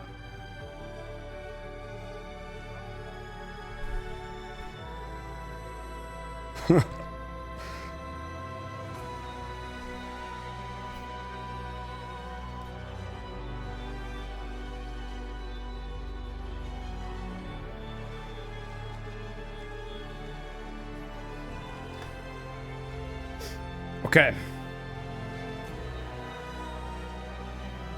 Let's get into it. Sammy, don't grab the quiche. Hello. Yeah, I'll grab it when it's not my turn. Okay. Sam, go get the quiche, damn it. Hello. Well, it's my turn soon, and then I'll go. Okay. Dude, it ain't your turn. Soon you're halfway down the list, brother. Okay, bro, but 3 of those people in the list are swinging at me, so I can't leave. That's true. Okay, so Carla, you're the top of the round, the top of the turn order. Yes. Thank you. I forgot the word for a sec. That's the word for round. Yeah, put the word for round. I left my glasses downstairs, so I got confused. Hey, Carla, what do you want to do? I'd love to stealth again in this storage closet. 26. 26, that's stealthy. I want to be hiding. And then I'm going to dart quickly this way. I have 10 feet of blind sight, Joe. Okay. Do I sense this fucking toad as I run this way? Oh, you have blind sight. No, not anymore. Great. Because what I'm actually going for is this guy. But if the toad did cut me off, I would have gone for the toad instead. Yes. But I'm going to try to close the gap on this guy and take a swing at him. Okay. Oh, so they aren't where we see them now? You actually did move them this time? You sent him here. I sent him here? Yeah. I stop here then. This toad's got to be made visible. They're a piece of shit. Is he greater or regular invis? Greater. Greater, been which is the attacking. problem. I think greater bypasses blind sight, doesn't it? It's like No. Does it? That'd be crazy for a the full Blind strength- sight is essentially 10 feet of true sight without the magic. That's true. Yeah, it is. Greater is just he can just lets cast you attack, and which is the attack crazy thing. during it. So yeah, that's the only thing it does. There you are, you little freak. Nat 20. He goes, That's panicking. He actually has something, but I don't think it works on a nat 20. Let me see. This guy's living my fear when you ask me to go into the ethereal and walk into a room full of enemies where it's like your guard is down because you think you're okay and then something crits you. I don't think something can hit you from the ethereal though. I don't think there's like any spells only if that they can. have. They'd be able to see you though, right? Yeah. No, stuff like Force Cage can get you in the ethereal. There's I some guess, stuff yeah, that they- can, yeah. They could like trap Blind you. sight doesn't see the ethereal. I don't think anything can hit Am you. I rolling You're good. or is You're there good. an Yeah, effect? roll. I'm good. It's after he takes That's damage. gonna be 48, 52, 61 damage on the. Oh, unbelievably hurt. It's definitely gonna. I mean, unless it gets a nat 20 here, it didn't. It drops its. It's gonna It piss would you be off. like a 30. It drops its invisibility immediately as you stab it. Blood just gushes out. Don't. But then uses its reaction to cast Misty Step. 5, 10, 15, 20, 25, 30. It'll go to the middle of the room. And it gains invisibility until the start of its next turn. So it goes. And I saw it go Disappears. invisible. over Yeah, Become- yeah, I was- yeah, you see it go invisible. I walk back over there. I have enough movement for this. Wait, hold on, there's also any creature. Actually, you know what? I'm not going to do that. I'm not going to go over there. I'm going to stay where I Can you was. make a wisdom saving he got- throw? I forgot there's a giant. He was coming hog over. right I watched him in real time get close to the boar and go, actually, I don't want to. Can you make a Never mind. wisdom save though, Carla? Because he basically disappears and then releases like a little bit of energy. 14. Ew. 14. Oh, he does a little fart as he leaves. Yeah, It's little a magic fart. little magic fart. 3 points of psychic damage as he disappears away Uh-oh. in a mocking We're in manner. trouble. This fucking guy. This fucking guy. Anything else to your turn, sorry? Yeah, I'm gonna. Would you actually? Let's do the measurement here. I was right there. I went 40 feet. I have 80 feet. Yeah, I'm just gonna go back over there. Okay. I have this beautiful storage closet. It's like beautiful. on hunkering down. There's a wall and a door in D&D. That's all you Can I need. just say, I take so much enjoyment in any time there is a stealthy enemy. Like, it is immediately Tomorrow's nemesis. He is like threatened by their presence. Yeah, and has to eliminate them. Like it's like every time. It's perfect. This creature is gonna rush in here. I think it'll do its full it'll do a dash to get to you. Actually, wait. Does it have? I didn't see that. No, one. it can bonus action from here. Bonus action launches itself 15 feet, makes its first claw attack with advantage. It's going to launch itself into your thing with some saving throw. Gets a nat 20 on it, though. Does it still take half damage? It does. Okay, so half of one. ZL. It leaps in and claws, but only gets an 11 with advantage. And it makes it... Okay. And then it goes claw again. 27. 16 points of slashing, 7 force, 8. So it's 8 and 7, so 15. And then makes a bite. Okay. 25, 25, so that's going to hit. 16 points of piercing, 9 force, so 17 total. As it just goes like claws into your neck and bites straight in. And you can see this one's kind of leaning over like an animal. Okay, V. It is your turn. Is that moving a part of your rage? Yeah. It is, yeah. That's so good. That's like, you did get permanent AC essentially from that. It's crazy. You're always yeah, raging. legit. True. Okay. Reckless attack this guy. 31. 31 hits. 25 damage. 25 points of damage. 28 to hit 28 hits. is 27 damage. 27 points of damage. Let me check something if he's bloodied or not. He's bloody. Yeah, these guys aren't as strong as the others. Perfect. Good. Okay. And then I will.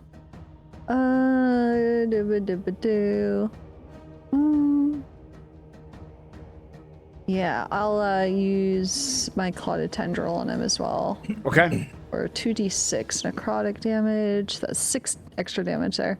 6 extra damage. Very nice. Okay. You just slice into him a couple of times.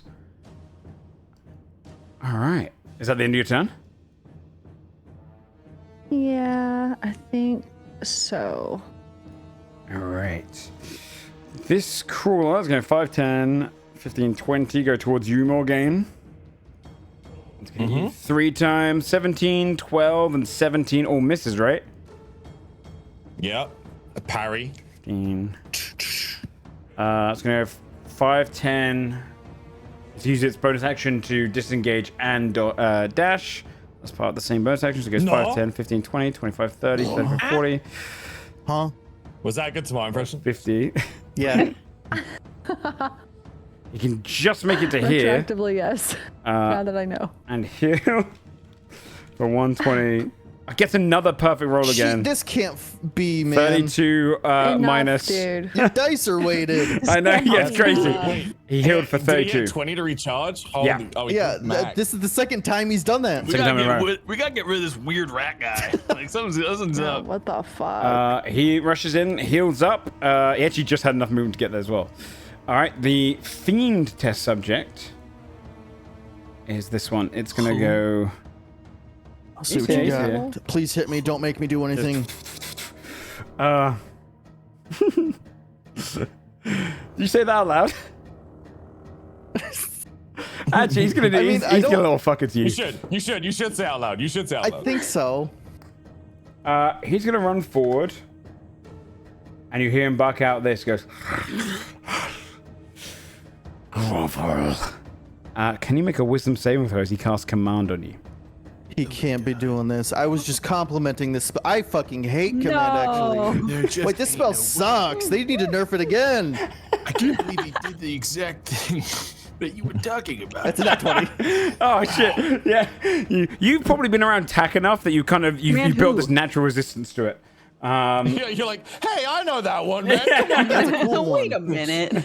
Yeah, you're too excited by the key being used on you to take it. So he runs forward, he commands and stops forward, not expecting you to have fall back against it. That's his turn.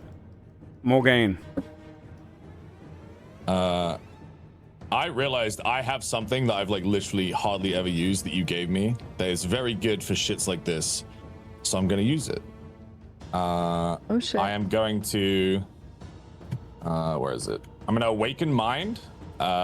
You, as part of my vision of the rune seer, I have 150 feet of true sight, so I'm going to awaken mind this little assassin idiot. And then I get double movement to anyone I'm linked to with awakened mind, which puts me right here. Okay, yeah, you launch us running straight towards him. Yeah, so Morgane's gonna like sprint across the room in like a blur. He'll feel the link as well. Like she's linked to his mind. He is the prey, and I get advantage because I'm tented. Okay. So here's the first swing. 28 to hit. 28 hits. That's gonna be for 26 damage. 26 damage. You come up slicing it. It's kind of absorbing all this electricity. You come up cutting to it once. And then... That's a 16. Misses, I assume? No, because his spirit is still around. Oh, what? Just the spirit has the -5. Okay. The spirit, I'm attacking him. Yeah. I didn't know if it... Okay. Yeah, no, that does miss. Okay, and then a third hit. A 21. Hits. And this is for... 44 damage. You just bring your blade straight through, cleaving it, and it drops down. Drops down dead. That creature is gone. All of the silent ones are dead. Then I believe... No, it's clairvoyant, isn't it? 1 second. You'd see the command rod that this guy's been holding the whole time just goes innate and like drains of panic, throws it to the ground.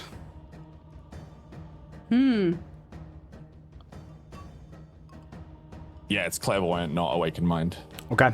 Yeah, I'm good. That's my turn because I used my bonus action already. Attack.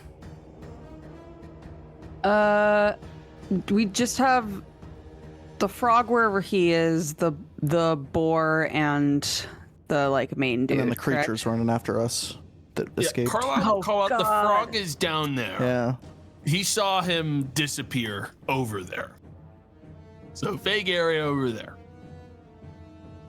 Okay. I'm gonna go 5, 10, 15, 20. I'm gonna try to stay next to this web so that it's more obnoxious to try to get to them. Oh, same. A lot of it's burning away still. Let me just see which bits would be... It's almost all gone. I like the squiggles. Would have been maybe better if they were orange or red. No. You misunderstood, my friend. The black ones is where it's already burning away. They're gone. The red is on fire. Red is the bit that's currently on fire. Yeah, now you think it's cool, man. I like that. Yeah. That's cool. Yeah, I do like that. Joe did some good stuff. What the Yeah. So this is safe to stand on this bit here. Okay. Mastercraft of storytelling. Look at Shut the tapestry. the fuck up. Weaves, my brother in Christ. Shut your fucking mouth. take the rest of your turn, damn it. It wasn't your fault, it's theirs. Okay. Modern Odysseus. Why Odysseus? Odysseus nuts. God. Oh shit! The So fuck? The bird's all the there. silent actually resurrect. Yeah, okay, you move the birds there. He makes a dex save. Uses the lightning to like Frankenstein them on back this away. guy. Yes, both of them. The frog too, so he fails. So roll. Frog's in there. Yeah. Frog. Get that Well, frog. well. Okay, they both fail actually. Yeah. Do I roll separately or same roll for both Same of roll. them? Maybe the same roll, just bursting outwards. 23. Let's It's go. a good roll too. Frog appears and drops down dead, being sliced by all the birds. Oh. Huge. They're eating well. And then he takes 23 damage. Very nice. Okay. And then I would like to try. This guy. Oh right. Okay. So his command is done. His 'cause command's he took done, his yeah. turn after me. Right. He's still kneeling, but he's definitely going to get up on his next turn. Yeah. What if I did it again? Nobody hit him though. I want to be using it on people who are getting hit. So, but he's does good wisdom checks.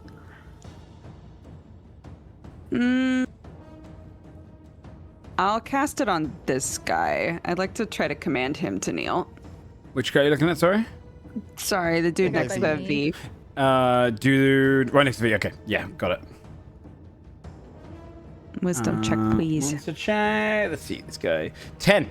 So he'll kneel on his next turn. Yep. Okay. Okay, and I'll just also use the rest of my movement to go here. Okay. And that's my turn. You don't see down the corridor behind you, do you? I didn't realize your vision. Desmond. Uh-oh, there's a party. So this fella runs up to me, tells me to grovel. It doesn't work. Desmond will take a stab at him as he's running towards him. Just sort of reactionary. Does a 17 hit him? 17 does hit. Okay, so he will take a stab right in his leg, and Desmond will say, grovel. And then take a second stab. Damn. 20 damage, very nice. We take a second stab, 18 hits. For 19 more. 19 more damage. Yeah, you stab twice. He's got a hardened like carapace all across his body. This fiendish kind of elements to him. You can see he kind of grunts and goes, strong-minded. But he doesn't fall to his ground yet. About 10 feet that way, take a shot. Okay. While he's distracted with that. 23 to hit that one. 23 hits. Turn off Hunter's Mark. 11 piercing. 11 piercing. Okay. He's not quite blooded yet. Delicious. Jesus. Okay. And I think I'll circle behind him, actually, to make sure he can't move past me. Sounds good. 5, 10, 15. Okay, on the ball's turn, it's going to take... Ball. Now the curator is definitely going to say, "To me, creature! This one!" And goes... And looks down towards you, Morgan, and goes... And rushes straight in. And it's going to try and gore you. 17 misses though, right? You see, it just swings this thing, and it tries to bring a slam down on top of you. Missing with the gore is rough for this boy. He doesn't have advantage, so 16 misses you as well. Missing twice. The curator gains the rest of the stacks he needed for his big move. Don't do the big move. He's gonna do the big move. Don't fucking do it. He's gonna do the big move. But the question is, you guys are very spread out. I mean... Gently close the door. Oh, he's doing the big move. Yeah, I mean... I've got a couple options here. He will... 5, 10, 15, 20, 25, 30... He also needs to roll Dex. Dex? Oh, yeah, because he ended his turn now. He entered the birds. He does indeed. Nat 1, so he take damage. 25. Good damage, too. These have been nasty. Yeah.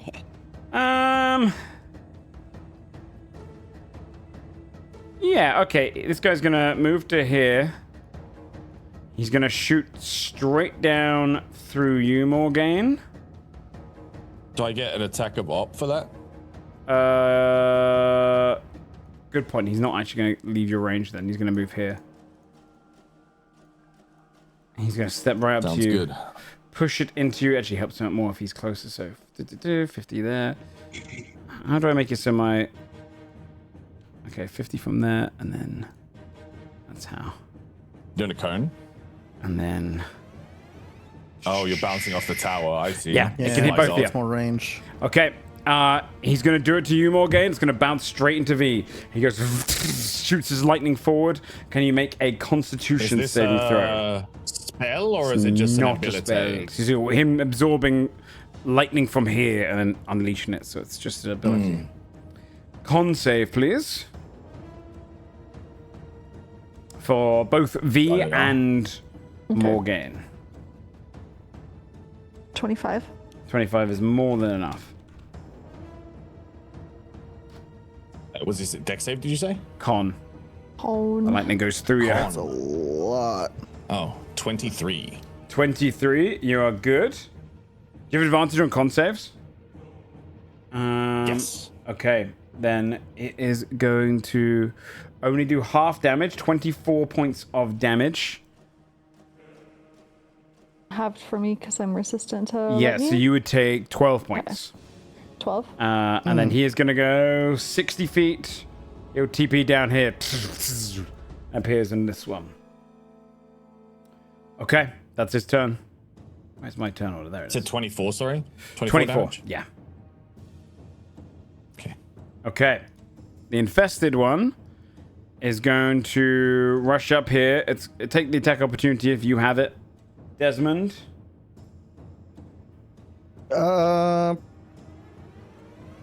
No. Okay, it's going to rush up straight towards you, Tack. It'll do... Can you make a dex saving throw as it shoots its viscous launcher at you as it runs towards you?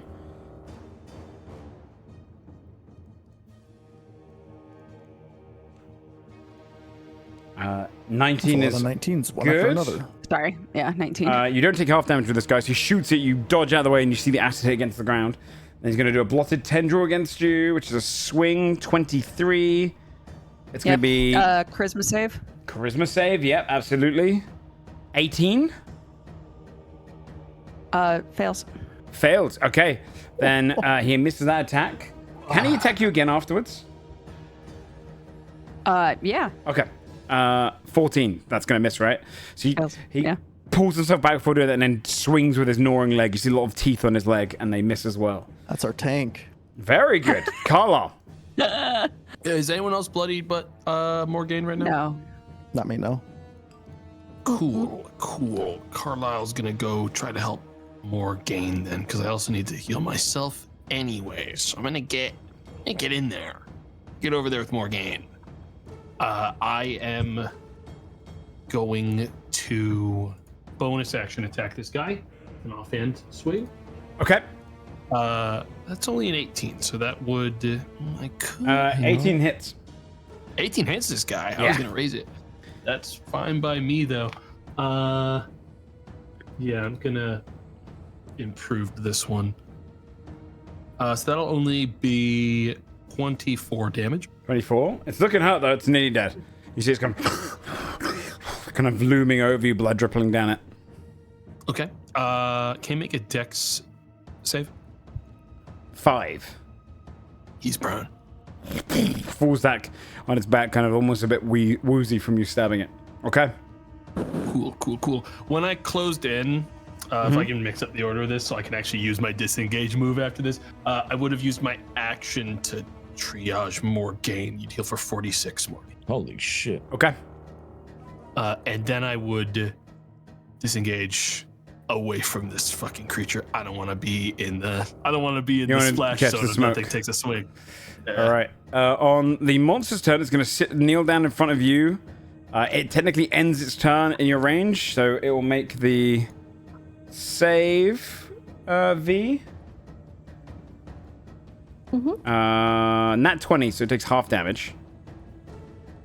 Half a 9. 4 points, okay. But it ends its turn. V. You see it just go... All right. Unnatural 20 to Unnatural attack again from 20. me. Hits.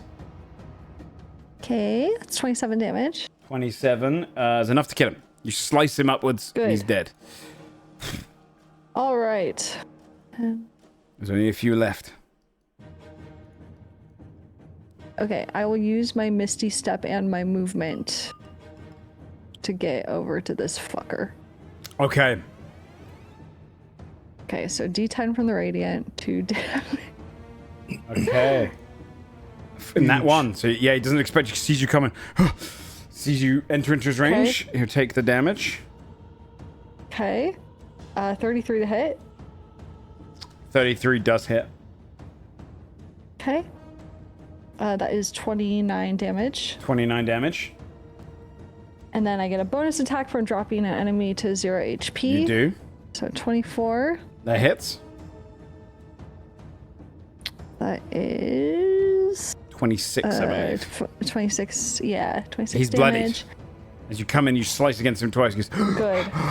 panicking a little bit.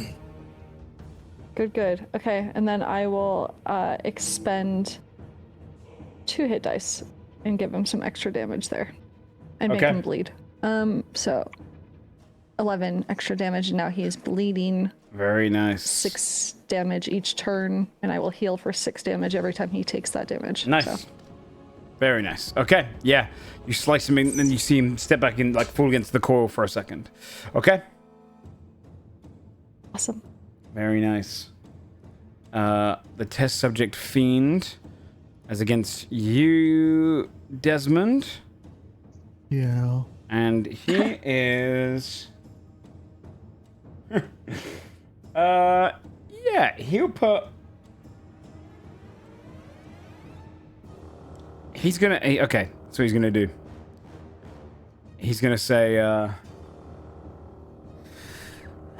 Strong of mind, let's see. I suggest you go into my cell and lock the door again. Wait in there. He's gonna cast Suggestion on you. What's the save for that? It is... I believe it's Wisdom. Nah, leave me alone with those, man. Wisdom save with her, please. You got this. You got this. I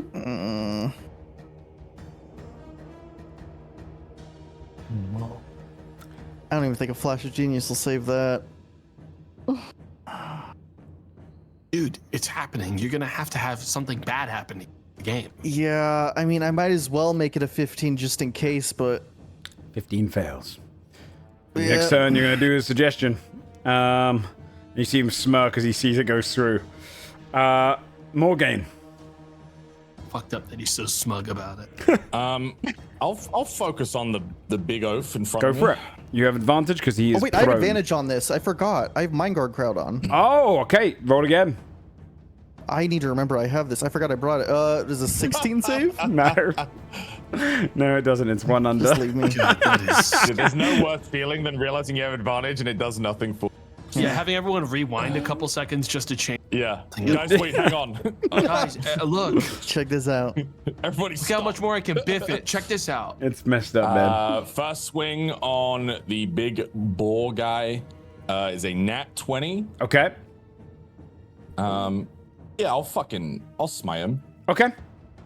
I'll smite him. Yeah, use your final smite slot.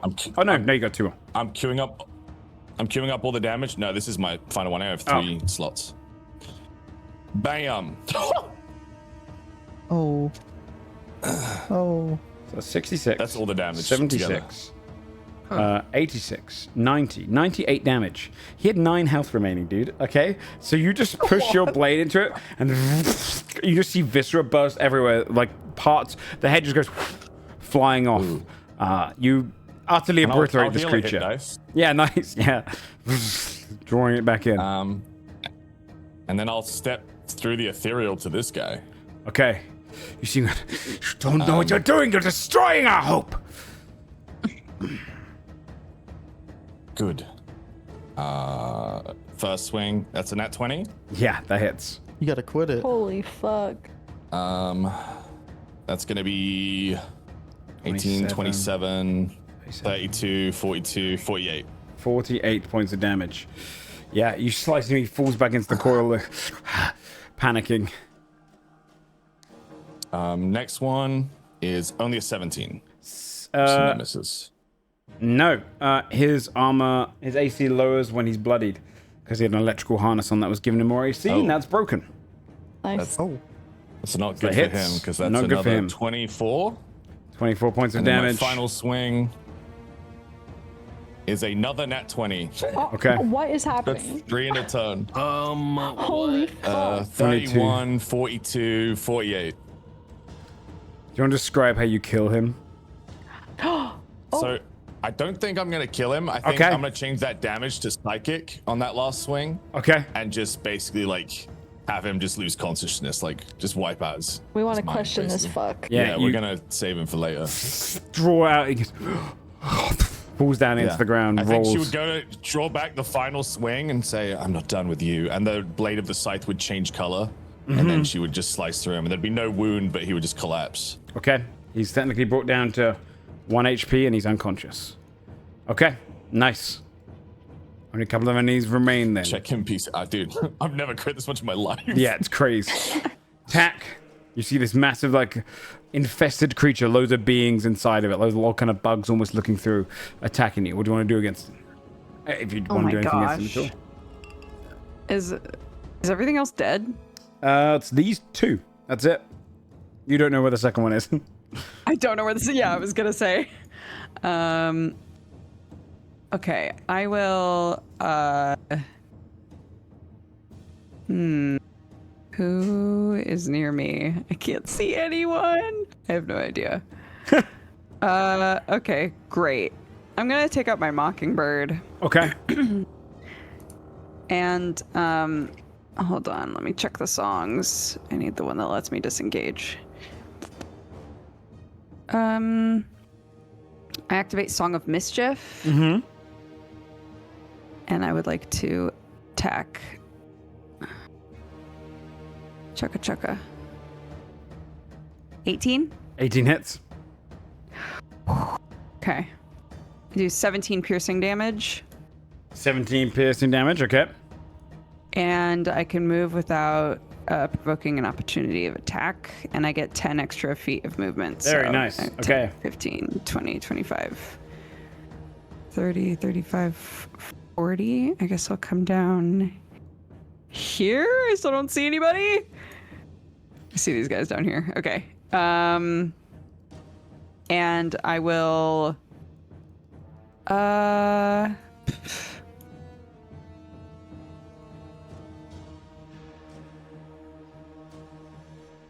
I guess I'll leave it. Fair enough, yeah. Yeah, Desmond, you know you gotta do. I didn't want to interject again and embarrass myself. And since I failed this pass, nothing has happened, like, okay, that would change anything. I have a bardic inspiration. I forgot because I'm using that the checkbox to see if I have a reaction now. So I forgot that Tech gave me that. Now nothing has happened to like. Nothing has happened, but it's too late. Huh? We've passed the turn. I'm gonna have to stick because otherwise it bogs it down too much.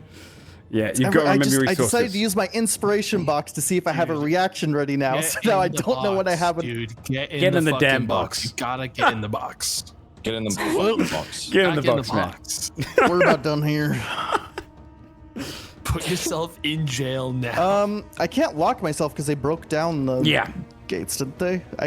I'm really gonna try though. I'm gonna try my hardest to try to figure out how to lock myself in here. You're gonna try to use your Tinker's tools? Tinker's tool check to see try if I and can put it repair back together. Yeah, try and repair it. It's bashed out, like hanging off its hinges. I only rolled a 2, 17. You kind of make a makeshift job. It's a bit embarrassing, if anything. That you're like, it's a little bit of a shoddy job, like IKEA furniture put together. Technically, it's locked, I guess, with twine. That's locked. Yeah, you would. That's it. That's it. The curative flesh is out at the moment. The infested one is gonna go 5, 10, 15, 20, 25, 30. He can't catch up to you. So he's going to do his visceral launcher towards you, and he can do his other one too. The viscous launcher is going to be a dex save for you, Tack.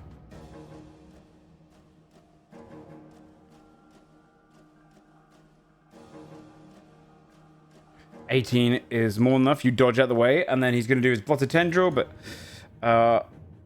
22. But then he makes a charisma saving throw. Also rolls a 22, so this is going to hit.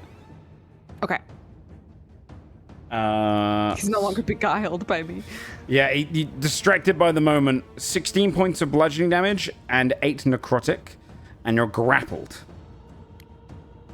So you see his arm goes out and holds on to you from that distance. Okay. And that is it. All he can do. Carla. Is this guy the only guy left on the board? There's still one more else?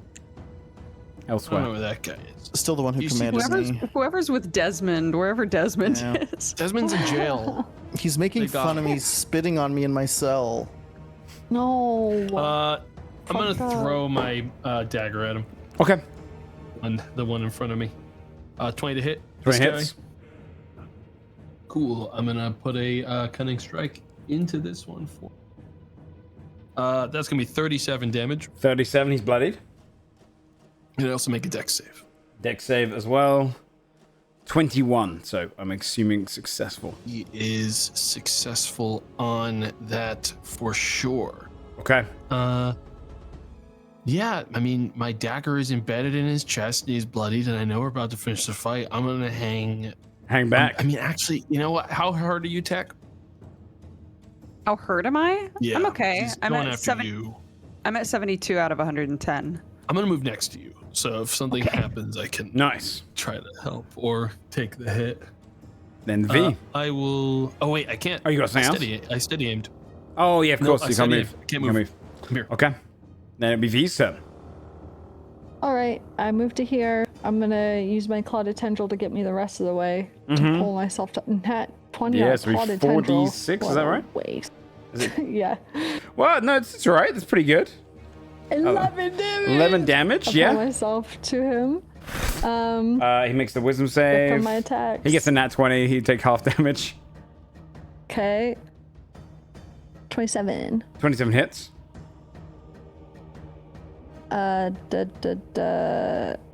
That's enough. That's, damage. don't worry, 27. yeah. You're good. You Okay, cool. pull into him and just slice him into the Epic. tendrils attached to the tack, kind of almost like withers and then falls off. Hell yeah. Awesome. Only one enemy remains. And Desmond is somewhere with an enemy. Okie dokie. I can't move anymore. Where'd Desmond go? I don't know. This creature steps out from the darkness. He goes, Oh my god. What the fuck? Your friend is dead. and kind of looks across all of you. Hey, Oh my And then- god. He's a nat 20 to the inside. That is embarrassing. You're dead. Give up. He's gonna do his scorching ray against. No, he'll do a fireball. He'll do a good old classic fireball, 20-foot radius Wow, sphere. D&D. Yeah, D. D&D. D&D fireball, the classic. Classic fireball, and he'll hit you three guys. I always Dex forget save, how big please. it is. What the Yeah, fuck? it's massive. Dex Why save on from the top of three of me? you, because it hits both Oh of my you, all three of God. you guys. 21 dex save. I'm gonna do my bardic to this. 98 for him. Is your bardic D10 now, Dodger? Oh, It is. Okay, perfect. it's a rough. Oh, okay, mine the gets up to full a 19. 10. Yeah, beautiful. The power of love. Oh. If he actually gets a D12 Bardic. 34 points of shit. fire damage if you beat. So I think you got a 10, didn't you? So V, you're good. Yeah. Carlisle's good. Tack would take the I'm 30. not good. Yeah, 34 fire damage to Tack. The other two take 16. As it's directly on top of Tack Taking anyway. Blast down and he goes, ha! Like smirks. Morgan, it's your turn. Distance. I will awaken mind as a bonus action, Okay. and then zip over here at lightning speed, What's your path? and then attack.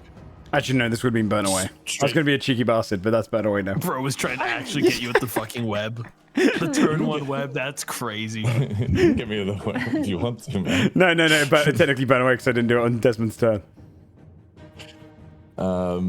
And I will attack him. Okay, go for it. 29 Hits. for 36 damage. 36 points of damage. He's bloodied. And I'll more than hit bloodied. Dice. And then a 26 hits for 28 damage. Do you want to describe how you kill the last one? Yeah, I think she would just cut him down from behind in like 2 quick slashes. He wouldn't even like, because she moved so quickly and covered that ground so fast. Nice. It would just be like slash, and then he would just collapse in pieces. You would hear the kind of the cuts go through and just see it drop down to the ground dead. Finishing combat. You guys are free to move around in whatever means you want to right now. The suggestion wears off for you, Desmond, in the other room. Oh, that dirty dog. Desmond just walks through the bars because he has the robes of the in-between. He doesn't have to undo it. Morgana turned at Carlisle. He's still alive. She'll gesture to the collapsed body by the pillar. Do like a once over to make sure no one in the group is like about to die, and then go over and tie this guy up. And also, if he can, get any magical gear off of his body that he could possibly use. So basically, strip this guy down of anything magic. Okay, let's see what we got. You do have a few things from this guy. You get magic items, you say? He does have magic items. I also gack this guy as well. I don't want him talking. I'm not taking this chance anymore. Okay. You would get his goggles, his gloves, the command rod, which he technically left over at the other side, and then also his diary, which is not magical, but he has a diary, which can be read. Dear diary, today I clocked in at the evil factory. Did you already read this? He's on the ground without his items, and you gag him. All right.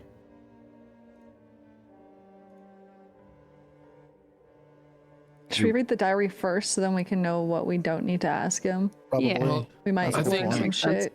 Before that, Carl is gonna go up to this door that has not been opened There's this another whole time door. and make sure that there's not just someone else just hiding in there. Mm-hmm. Tries to open it. It's locked, so you'd have to do a your tool check. You all carry on. I'm just gonna make sure not to get surprised again. And 33. You look into a room filled with various animal body parts preserved perfectly. Some of them left to rot. Others just leftover portions of people and creatures and spliced up previous subjects. All of them are just kind of stored and replaced and almost pickled. Oh. I think it's a weird enough thing for Carlisle that this door was locked and the other one wasn't, that while everyone's like interrogating this guy, he's going to do a quick walkthrough with blind sight to make sure that there is not someone living hiding here. Nothing alive. Okay. He'll make his way back then. Okay.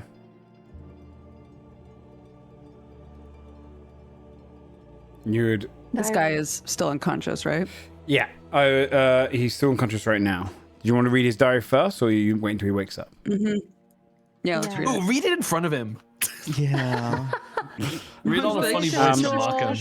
Hold on. So, you have access to the diary of the curator.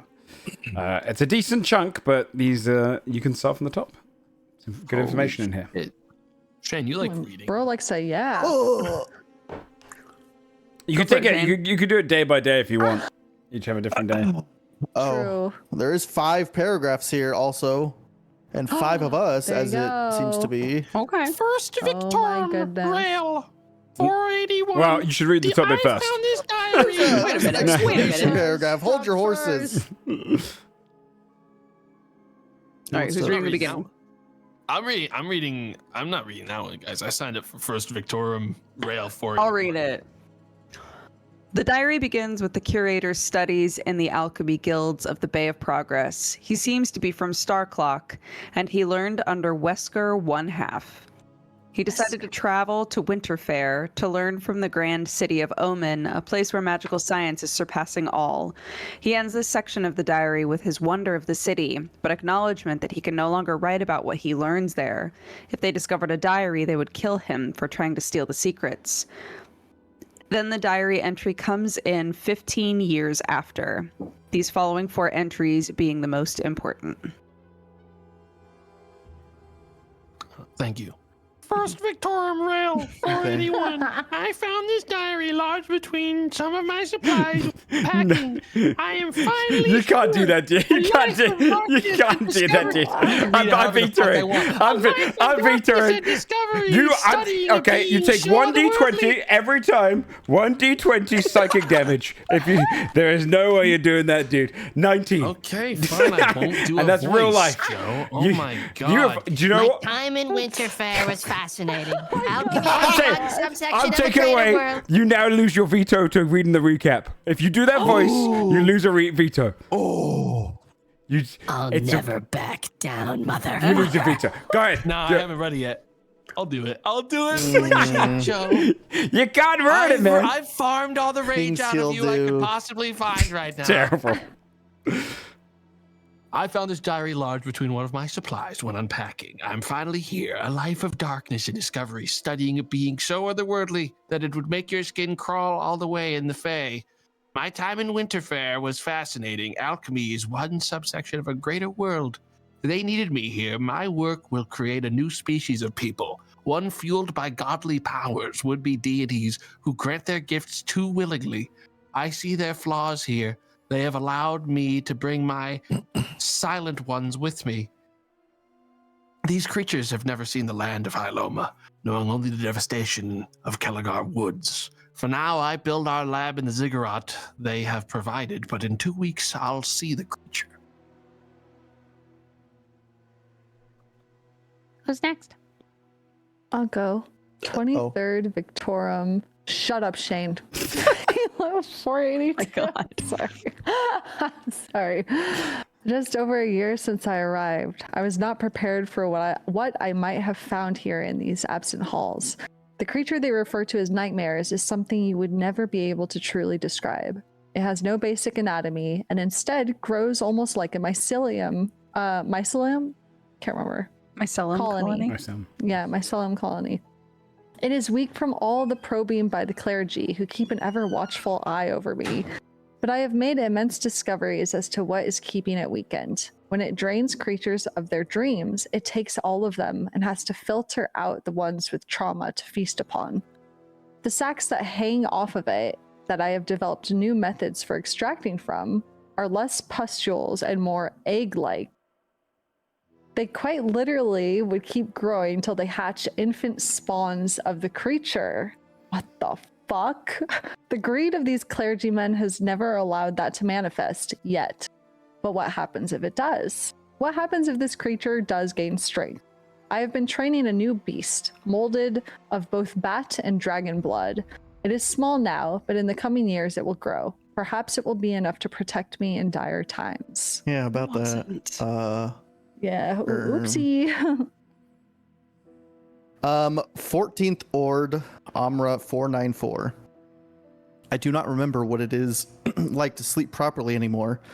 The clergy claims the creature cannot feed on those of us who have taken the serum. I pretend to take it, but the truth is that there's no real power in that serum. Oh. It empowers you. Nothing in my research claims it will protect you from nightmares.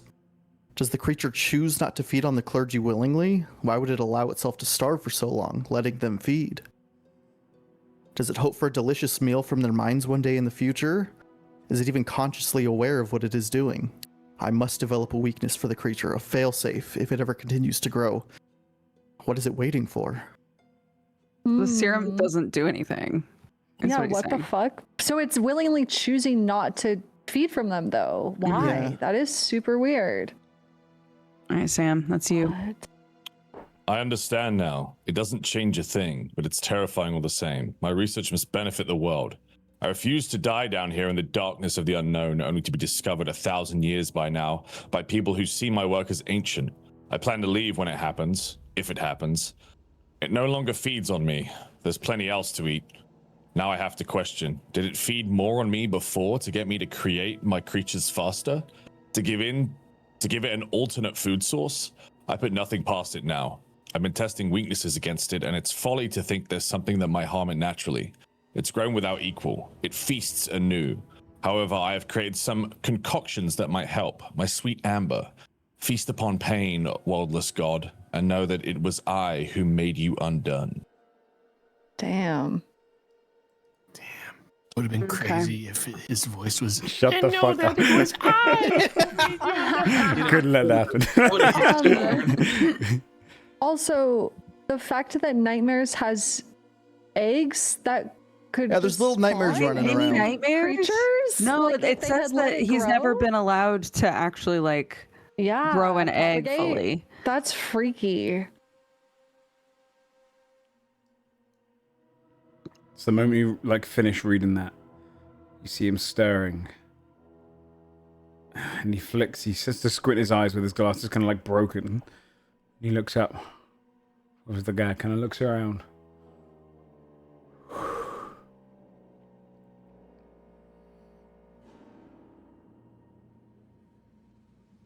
Just stares at you. He's got the gag in his mouth, so he can't talk. Jack sees Morgane walk over and doesn't move in first. Morgane will like use the blade of the scythe to lower the gag, like the Yeah. talk.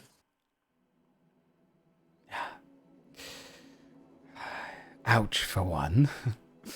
He looks That's down not to his voice. Yes. What's that? I'm okay. Okay. He goes. Yes.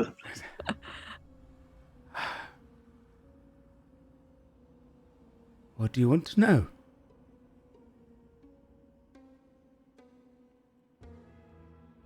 Good lord, where do we start? What's the amber? I guess There's a lot What's the we sweet gotta ask. amber? Yeah. First thing we need to know is where that key is. Yes. Do it then. I didn't know if It's you got were the gag taking down. point, Morgane. Okay. Everyone can talk. I said everyone can talk. Yo, charisma team, one of you two lock in. Bro, it's I mean, just do we have to, like, persuade Morgane's got a him lot at of this point? emotions. I didn't know. It's pretty fucked up. Key. Look inside the cathedral up there. I keep it under the counter in my vat.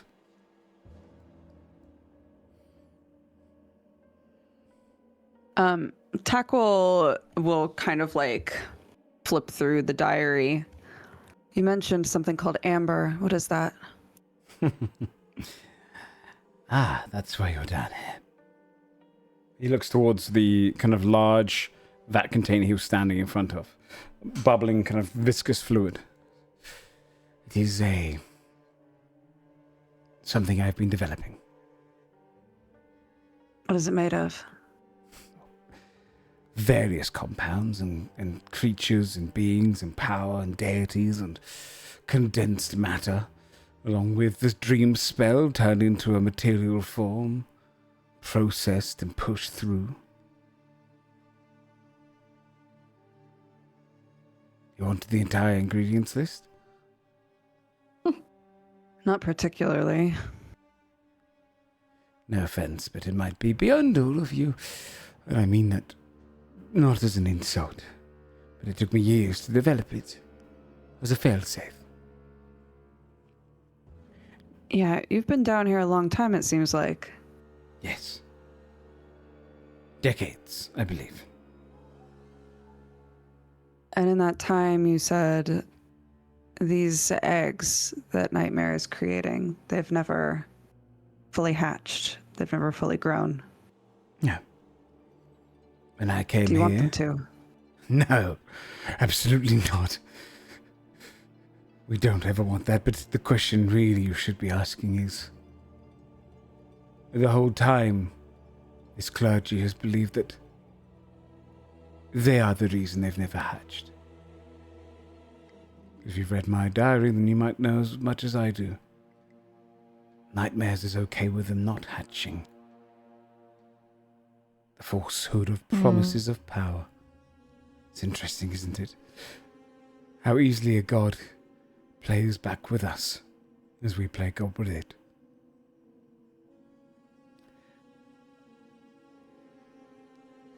The eggs were there when I came. They were already extracting from them, but the fluid they were drinking was filth, disgusting, like drinking literal infection fluid. Well, at least that's what it would taste like to them. I purified it, made it more refined, empowered the clergy, in truth. All of them are, especially the top end and the High Chaplain, exceptional now. In what ways? What does it do? I'm glad you asked.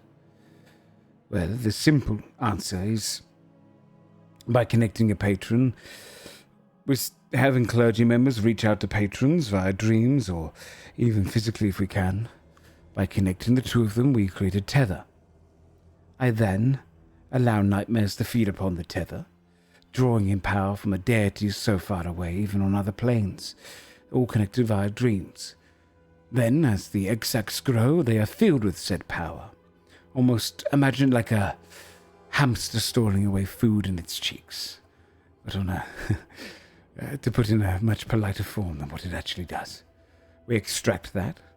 I then remove a lot of the improprieties and the unnecessary fluids, turn it into pure manifested power, and by allowing that to be drank by clergy members, significant ones, the lower end drink the older formula as tests.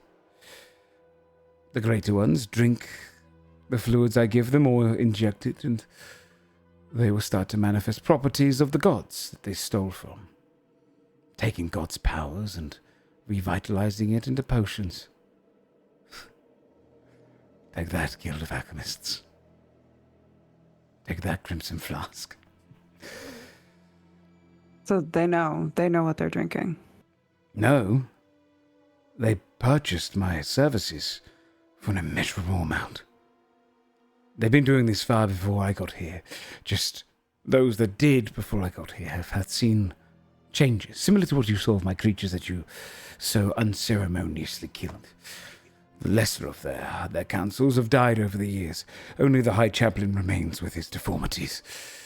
The rest of them, though, of course, they knew. They welcomed it. All of this place is for that. They wanted to empower themselves like gods.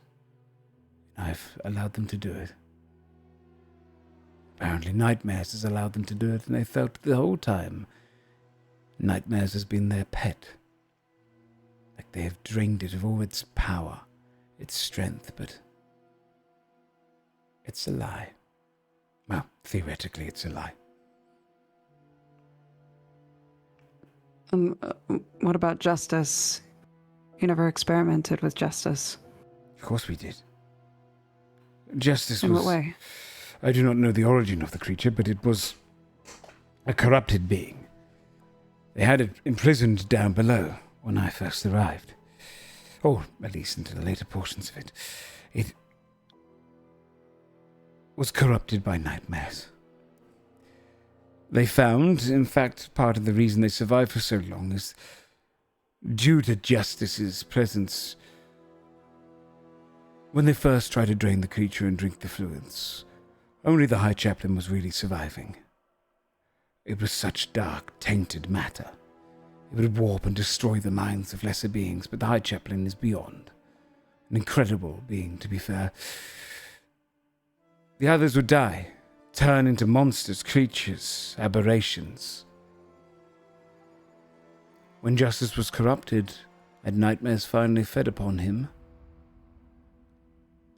the eggs it would grow would be radiant almost. and their lives would be prolonged. Finally, they had a serum before science that would give them longevity. Still monstrous features, yes, but the radiance of justice allowed them to survive the process.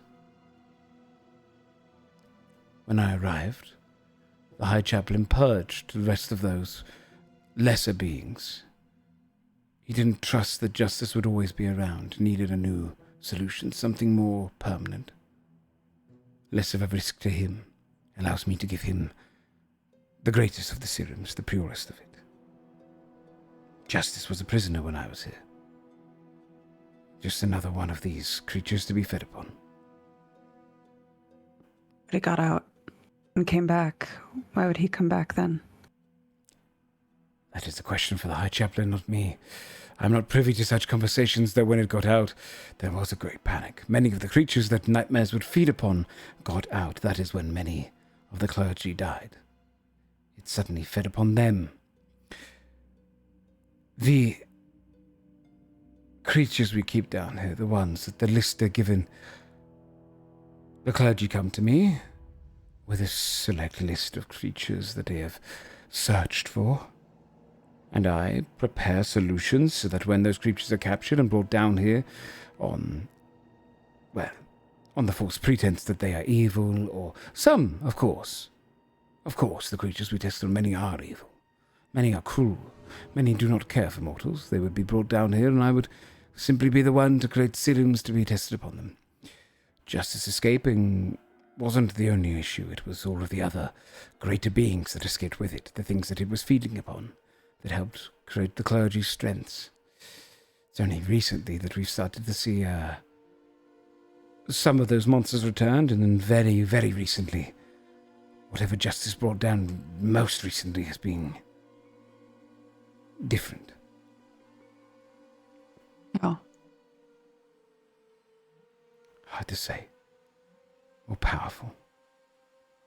The high end of the clergy has not tried the serum I created first. The first batch of the lesser forms of my serum goes to the low end, in case there's any unforeseen circumstances. Apparently there was one, the last I heard of it, a few hours ago. A bunch of the acolytes disappeared. All the ones that had taken the first portion of the new serum. It had such properties.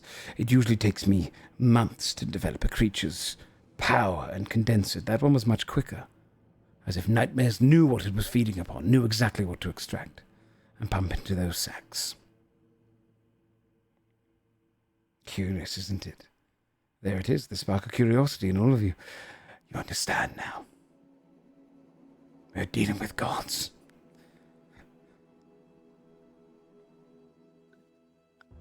What was it you were going to do with Morgaine? Tests like these. Yes. He looks at Morgaine. There's kind of a solemn look in his eyes. He goes, on the top side, I believe the way the High Chaplain has organized it is that the children who have the most potential, the ones who have most likely sorcerers often as well, or those who are born with gifts, are often sought out by gods, patrons, and deity-likes. Morgaine was once highly spoken about. I was given options of acolytes to bring down here, ones to be taken from the knighthood to be brought down here and attached to a patron. Morgaine's unique sight would have made her a grand prospect to many patrons. We could have grabbed potentially even archdevils or something beyond to feast upon. But we refused the offer. He kind of looks at Morgaine, knowing like what he's saying is damnable towards him. He speaks very matter of fact and says, in truth, you are one of our greatest losses. Perhaps if I had you down here, we'd have discovered truths and the power necessary much earlier.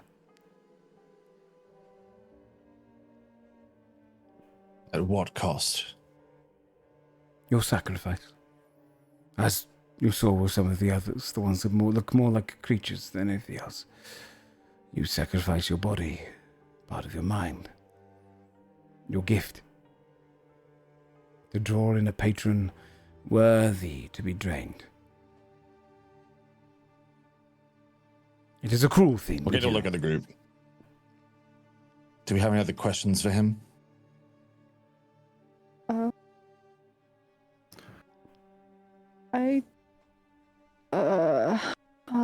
Sorry, I did have another question. I'm trying to remember what it was. I should have wrote mine down.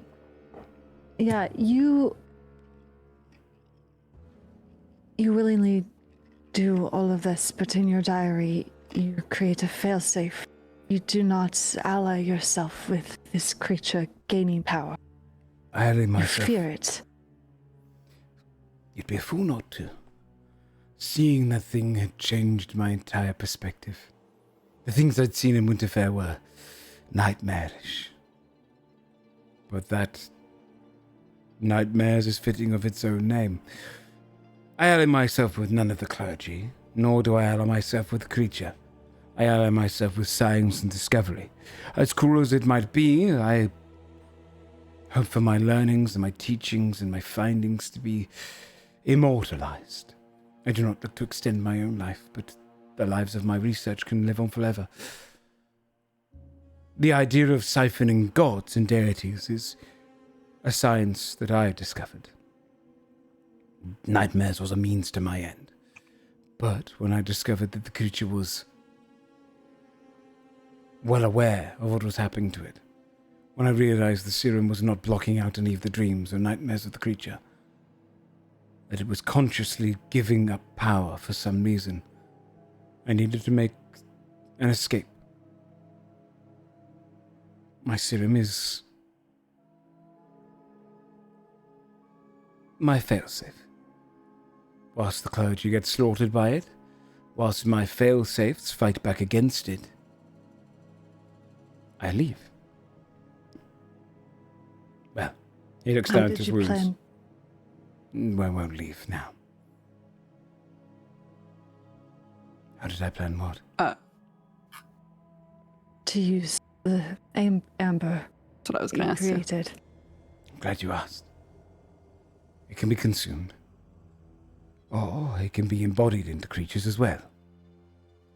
I have one such test research creature inside of the vat right now, absorbing it. The first of them. I was hoping to get a few. Some of our newer captures. I infuse them with the amber liquid. And then when Nightmares goes on to feed upon them,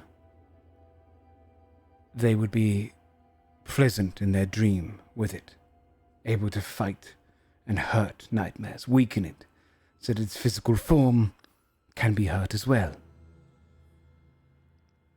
The creatures I gift this to, or damn this to, would be battling Nightmares in the dream world. In the best case scenario, they kill it there. And then its physical form is far weakened. Or in the worst case scenario, they give me enough time to get away from this continent, far, far, far away. Are there any downsides to imbibing this amber beyond the risk of being trapped in a dream to fight nightmare? Well, the moment it starts tapping into the dreams of you and your mind, your body will fall flat. And you will no longer be able to be in the physical world until you or it is dead in your nightmare realm. Essentially, it is a fight on two fronts. If you were to drink it, you would fall unconscious.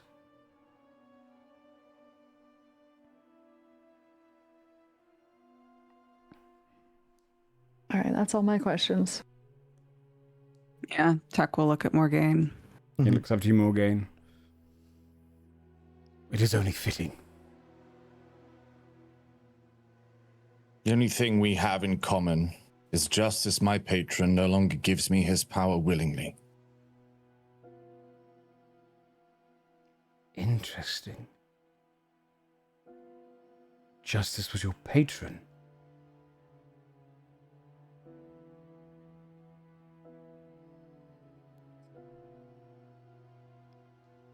So let me find other common ground with you now.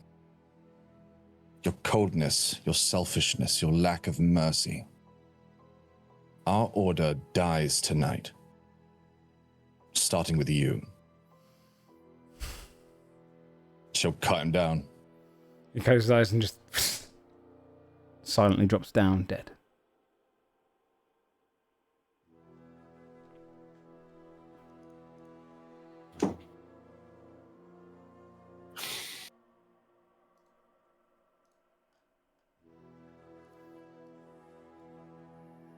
Take a look around.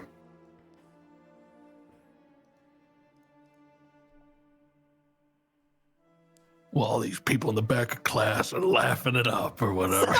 It is okay. Wait a minute. Shane understands what I mean.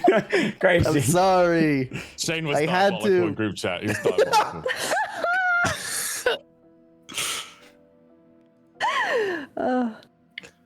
Hey, so why'd he say interesting when he found out Morgan's patron is Justice? What's up with that? Because Justice didn't willingly make anyone a patron. He was I just guess so. siphoned. And now he's coming down here to I know, spank. I'm still scared of the intent there. We're finishing up very shortly. Is there anything you want to do here? I mean, can we investigate? Can we look around? Yeah, we Yeah. gotta. Where do you want to look around?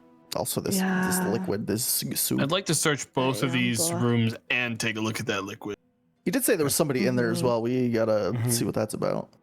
Yeah. I'll tell you this. Okay, so the bottom room you can search it is just body parts and and old acolytes, other creatures connected to various different deities and creatures that there's one that's like larger, clearly had a giant patron. There's like a series of all the creatures you could imagine to be patrons. There's people in their body parts and whatnot left for study. In the other one, we will roll the potions next week, just because it could take 20 minutes to go through your loot and whatnot. So we'll save loot for next week. Okay. Yeah, there's a lot of treasure. But the vat. Yeah. You'd wander over there, see the giant vat of flowing amber. What does Morgaine see looking at it? You would see the kind of magical potion floating around and a rune in between it. You journeyed into the testing chambers and discovered many things about Nightmare. How they've been extracting the fluid.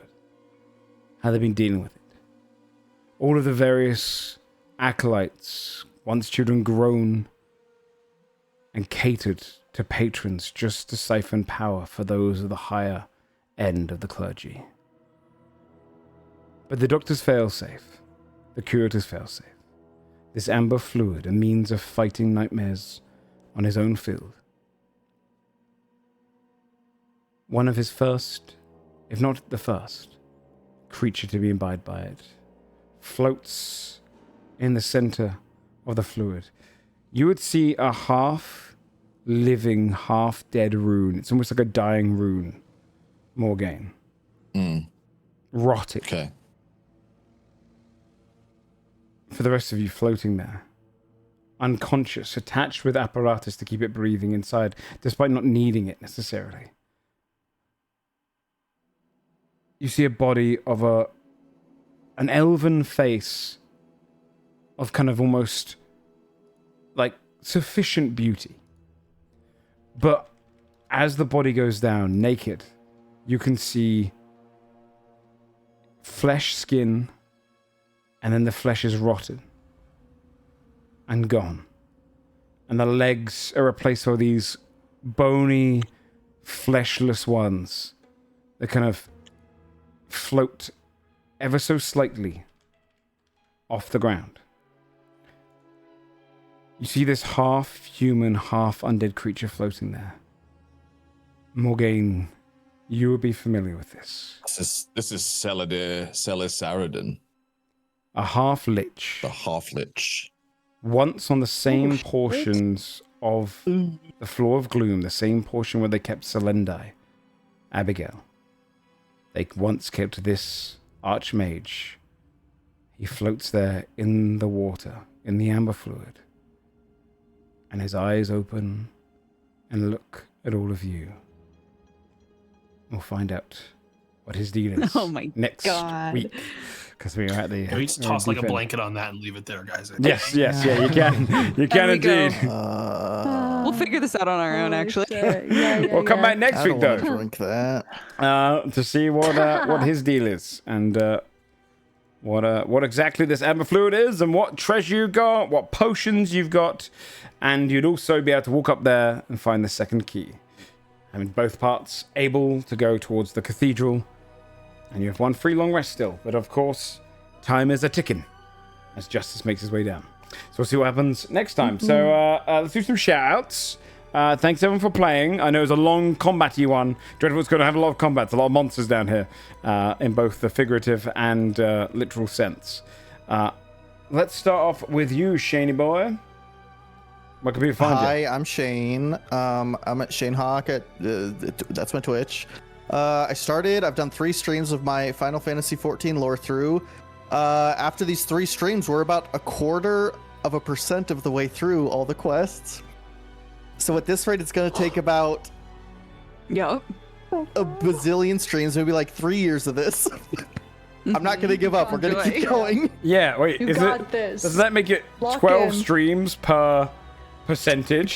Wait, so yeah, are you it's going to be over 1,000 streams of this. Wait, I'm doing every quest, every side quest. I'm doing everything.